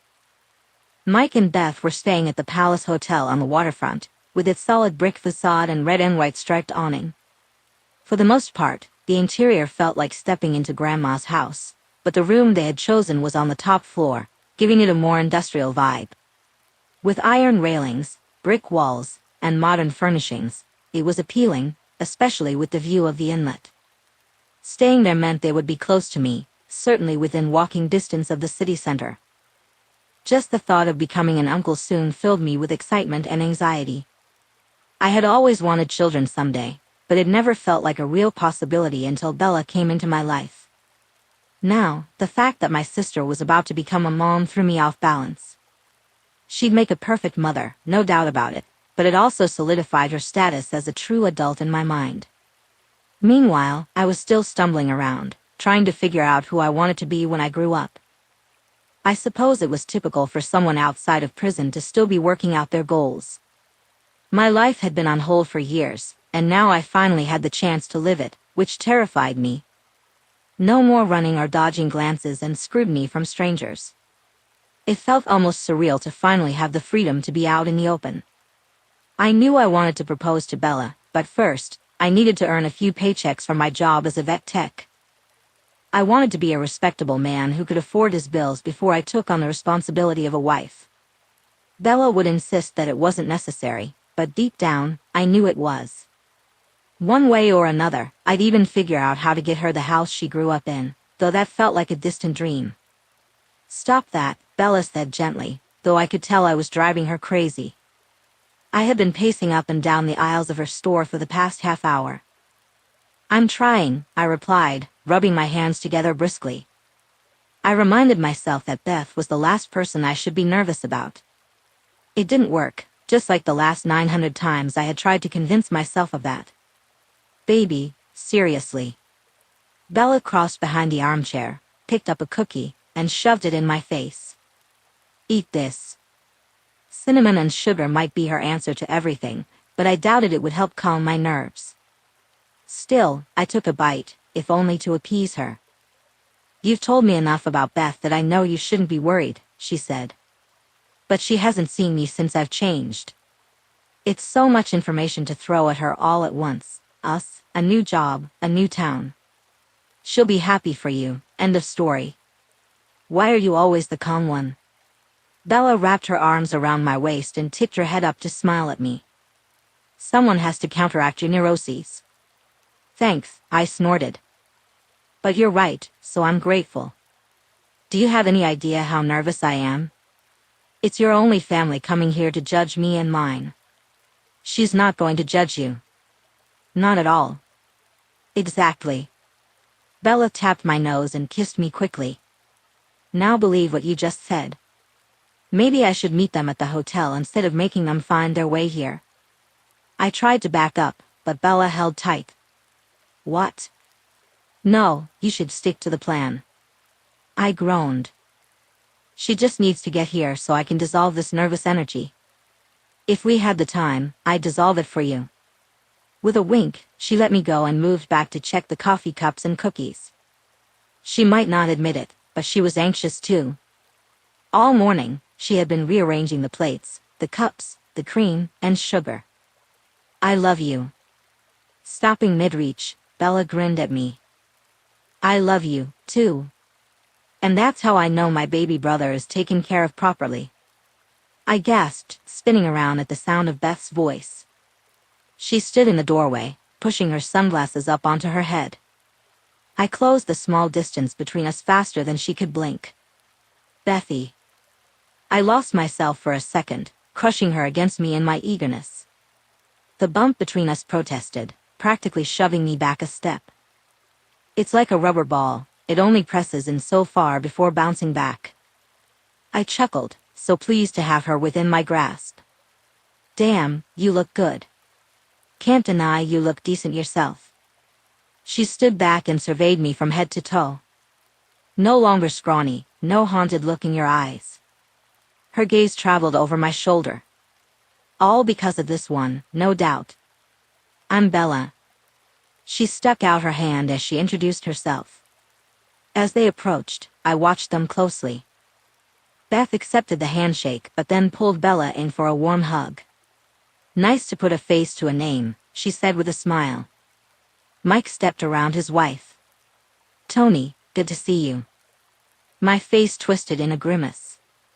Oh, right, sorry. Ward, he corrected himself, frowning slightly. I've been practicing, too. No worries, I replied. Nobody but Bella would understand if he accidentally called me that, but I was sure the others would be confused. Beth chimed in, Ward, the hotel is lovely. Sure, your town is a bit antiquated, she darted an apologetic look at Bella, but it's beautiful. The water is such a draw, I was tempted to stick my feet in the sand rather than come here. We can do that soon, I said, clearing my throat as I pushed my hand through my hair. Do you want a tour of the shop? Bella gestured grandly. Pretty much what you see is what you get. That goes for everything and everyone here. It's really great, Beth murmured, scanning the walls lined with shelves. And there's coffee and cookies if you're interested. You have to try both, I urged. Once the initial awkwardness faded and everyone had sampled the refreshments, Beth swore she'd steal the secret to the coffee before she left. I felt more at ease. Thankfully, the women seemed to hit it off, and Mike was amiable all around.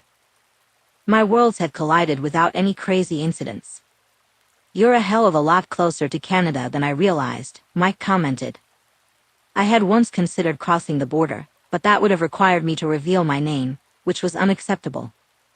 Yeah, we used to take the ferry up for day trips when I was in high school, I replied, glancing at Bella.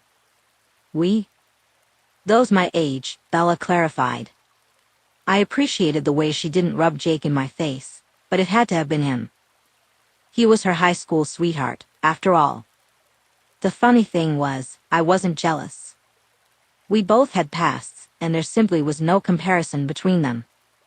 Who's the sinner and who's the saint? Beth asked, her curiosity evident. Is there anything interesting to see? Is it worth going before we leave?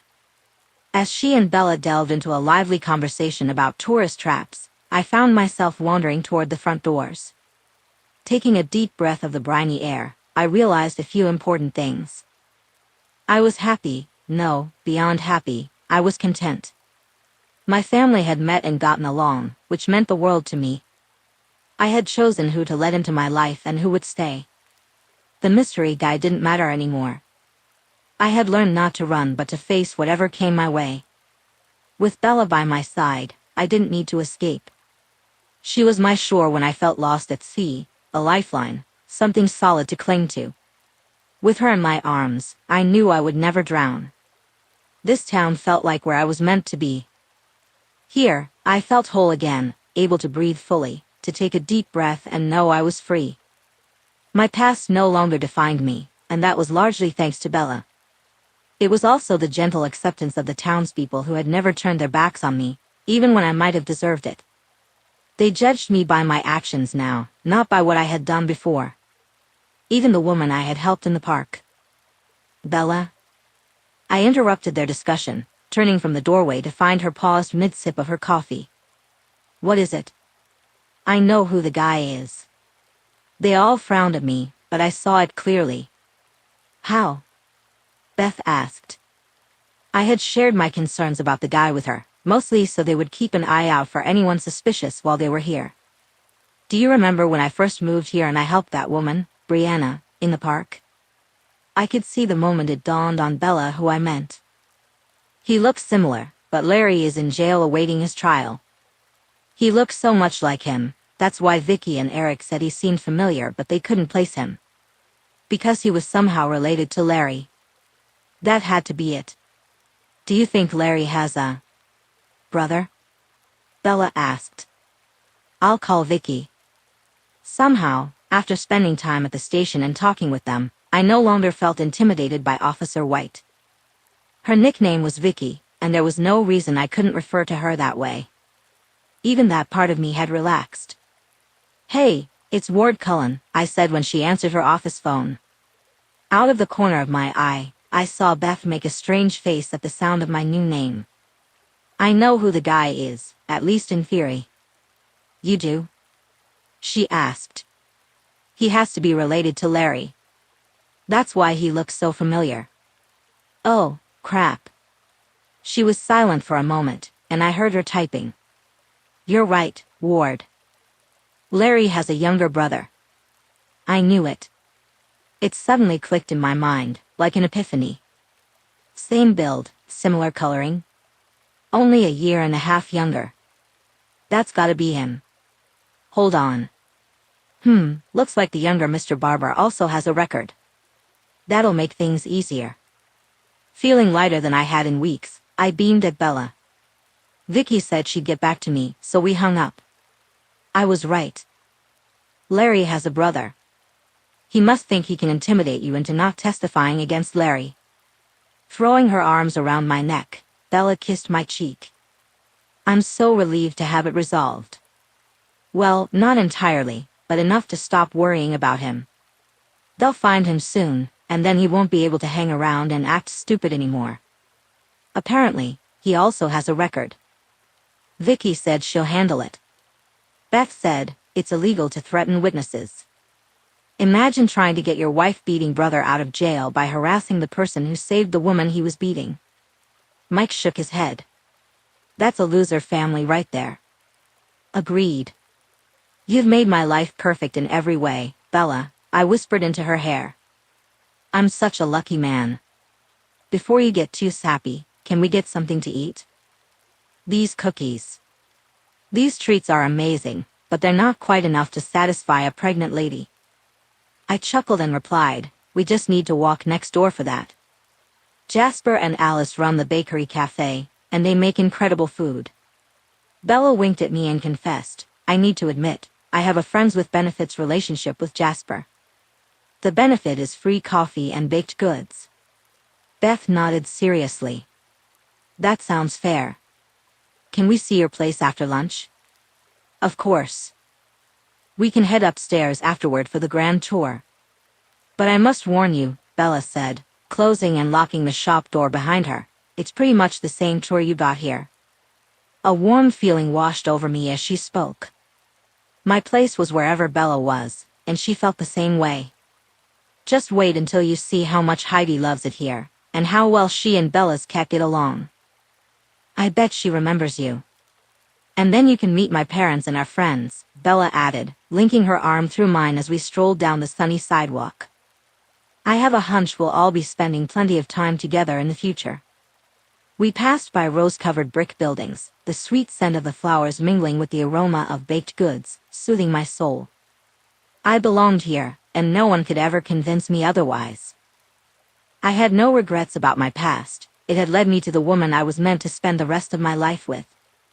Even during the darkest nights when I thought I was destined to be alone, those moments faded away as soon as I saw her beautiful smile framed by the sunlight streaming through her shop doors. She had ignited a spark in me, inspiring me to fight for my life and dig myself out of the shadows. I had to pause for a moment, pulling Bella close to whisper in her ear, you gave me my life back, and I'll forever be grateful. Chapter 26, Epilogue. Edward. Visiting Maryland wasn't as stressful this time as it had been during our last trip. For one, no one was giving birth, and for another, I'd spent enough time in counseling to learn how to manage my emotions. Chelsea was turning a year old, and I wouldn't miss her party for the world. Bella and I had come here for the birth, staying with Beth and Mike for an entire week. I honestly didn't know what we would have done without Riley and Jay. They took care of our pets, managed the store in Bella's absence, and even hired someone to help her out. It was clear to me that Riley had a knack for taking in strays. She subtly encouraged Brianna to apply for the position until Brianna thought it was her own idea. The first few times I ran into Brianna, she seemed to idolize me, which made me feel uncomfortable. But Riley set her straight, reminding her that she was strong enough to leave Larry behind and that she was a bright young woman capable of achieving anything she set her mind to. That worked. Brianna stopped trying to shower me with gratitude that made my skin crawl. While I was in therapy, Bella often joined me. We worked through her separation anxiety, and eventually, she stopped trying to push me away. That was a relief, considering I wasn't going anywhere. In fact, I had proposed to her in her parents' backyard during a barbecue surrounded by friends and family. Ro cried more than Bella and Riley combined, and soon the ladies gathered together to discuss wedding planning. None of that bothered me. I wanted Bella to be happy, in whatever form that took, especially after she had stood by my side when we arrived at the hospital in Maryland and faced my parents. I had confronted the barrel of a gun, navigated the toughest inner-city streets, and endured brutality in prison, but none of that compared to facing the people who had abandoned me in my darkest hour. Carlisle was grilling the obstetrician, speaking to her in that way he had. The holier-than-thou tone my mother often used with me was all too familiar. Esme sat in the corner of the waiting room beside the vending machine, sipping a cup of mediocre coffee. The table next to her was cluttered with half a dozen more cups, a handful of magazines, and her Chanel purse. Bella gripped my hand tighter as we approached, and I squeezed it back, taking several deep breaths to relax my shoulders and straighten my back. "Mother," I said. Esme looked up at me, her gaze distant, as if she were looking through me rather than at me. "Tony," she replied. Years had passed since we last saw or spoke to each other, and that was the greeting she chose. "It's not Tony anymore, it's Ward," I corrected her. Her brows lifted, and I noticed her lipstick feathering into the lines around her mouth. Constant frowning had etched permanent creases into her forehead, and even when her expression softened, she still looked scowling. I was surprised she hadn't turned to plastic surgery yet. "Why did you come?" she asked. I heard Bella gasp quietly, but she quickly covered it with a yawn. "Because Beth invited us," I replied. "And you are?" My mother hadn't bothered to stand up to greet me, but her glare was directed at Bella. "Bella Swan, Ward's fiancée," Bella introduced herself. Esme returned to the magazine in her lap. "Have you knocked her up and left yourself with no choice?" With that comment, I felt there was really no point in continuing the conversation.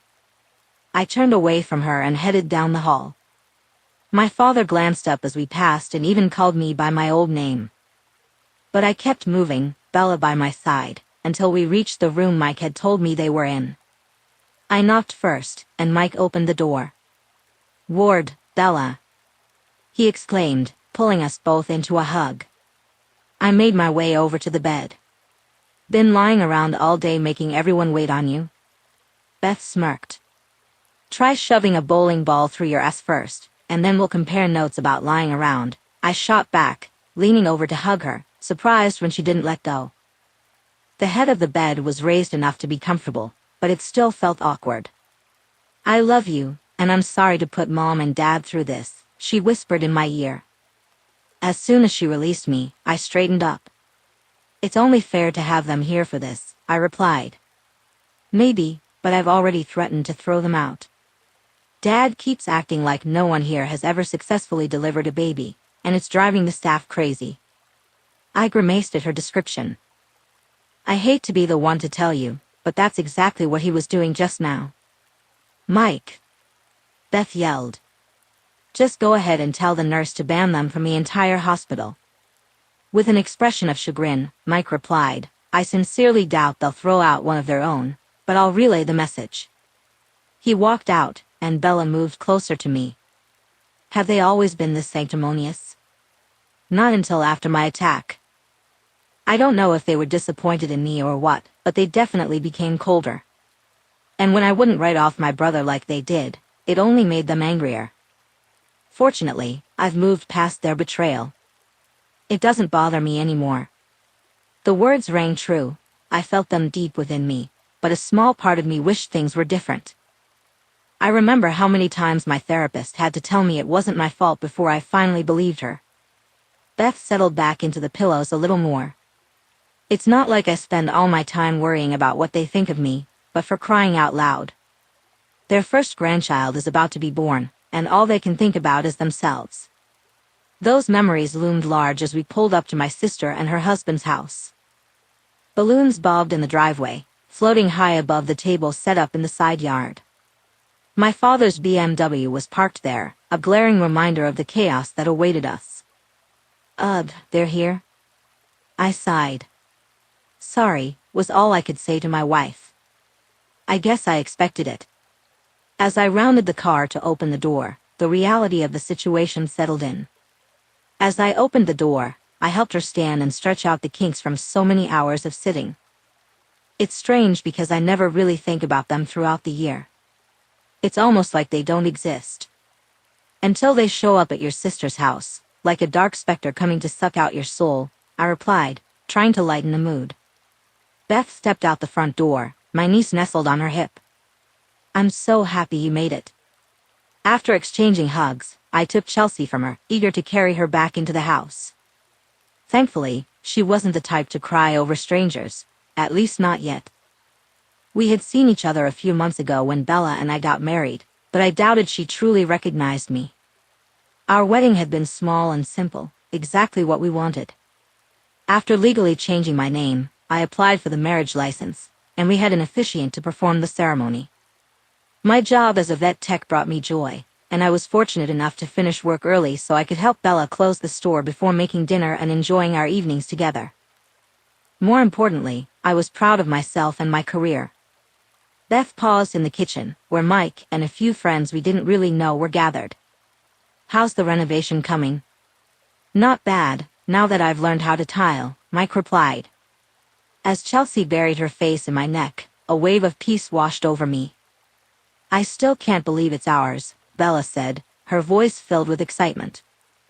Though the house was rambling and too large for just the two of us, it was my greatest wish to give Bella everything she desired. One day, the house would be spectacular again, perfect for a big family and future generations.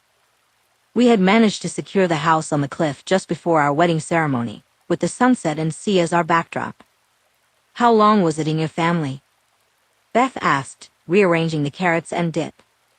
5 generations, Bella replied. "And it's sad that old man Raoul couldn't keep it in better shape, or that his kids didn't want to help him with it," I added. "Some people just don't care about that stuff," Beth said. Chelsea squirmed in my arms, and I felt a pang of guilt. She could only stand there, bending her knees, and then she grabbed my leg to avoid a faceplant. Looking up at me with a drool-filled grin, she bounced a little more, and my heart swelled. I knew I was ready for one of my own. "Is this the same woman you had with you last time, or are you swapping them out on a rotating basis?" Esme asked as she rounded the corner from the dining room, her eyes narrowing at me and Bella. I had to work hard not to shudder. "Same one," I replied. "Why do you have to greet them so rudely?" Beth shot back at her. "For God's sake, that's your son and daughter-in-law." Esme sniffed. "Odd, I don't remember attending a wedding." "That's because we didn't invite you." Instead of standing around waiting for more insults, I picked Chelsea up and took Bella's hand to lead her outside. Beth followed, apologizing the entire way. "Please stop taking responsibility for her attitude," I said to my sister, keeping my voice low as we passed others gathered in the yard. "It's not on you to apologize." "I should just stop inviting them," she muttered, taking her daughter from me. "Not on my account. If you want them in her life, that's perfectly fine." "Are they ever nice?" Bella asked. "Seriously, have they ever come here and been better than what I've seen?" "With her?" Beth nodded at Chelsea, who was playing with her mother's necklace. "You'd be shocked." "Then that's what counts." About a year later, we finally finished the renovations on the house, just in time to hold a housewarming and baby shower. Bella and I were expecting our son in about a month, and despite her protests, our friends and family insisted on throwing her a baby shower. Initially, we were both worried about becoming parents, just like any couple might be. But with Riley's example and my parents serving as a walking advertisement for what not to do, we realized it was best to follow our instincts and common sense. It was wonderful to have everyone gathered to celebrate our new home and the anticipated arrival of the baby. Alice and Jasper generously provided all the delicious treats, including the most stunning cake I had ever seen. Brianna even showed up with her new boyfriend, whom she met while working at the store. Rose and Emmett were also expecting, though they still had several months to go, and they thought it might be a girl. Beth and Mike brought along their now 2-year-old Chelsea, who was getting into everything. Always by her side, Heidi was just as diligent about keeping Chelsea safe as she was about cleaning up any crumbs that might have fallen from her tiny hands. Charlie sat on the deck, overseeing the festivities as if he had orchestrated the entire event. In this new life, we fit together perfectly, me, Bella, Heidi, and Charlie. Working on the nursery was the perfect addition to the house that held so many memories for Bella, lovingly expanding the family we had created. Life was good. I hadn't heard from my parents, and they weren't invited to our home. It was better that way for everyone involved. Bella didn't need the stress, and it was clear they were never going to change. When I walked out of that prison 3 years ago, if someone had told me this would be the life I would have, I would never have believed them. But here I was, with the love of my life, who not only celebrated our successes with me but also supported me during my failures. I had formed my own family and found the parents I always wanted to be in Riley and Jason. Our friends had become my family, and we were always there for each other. While I may have started life taking the wrong paths, those roads eventually led me to this incredible life. As I wrapped my arm around Bella's shoulder and gazed out at the setting sun casting fire across the water, I had never felt happier or more at peace.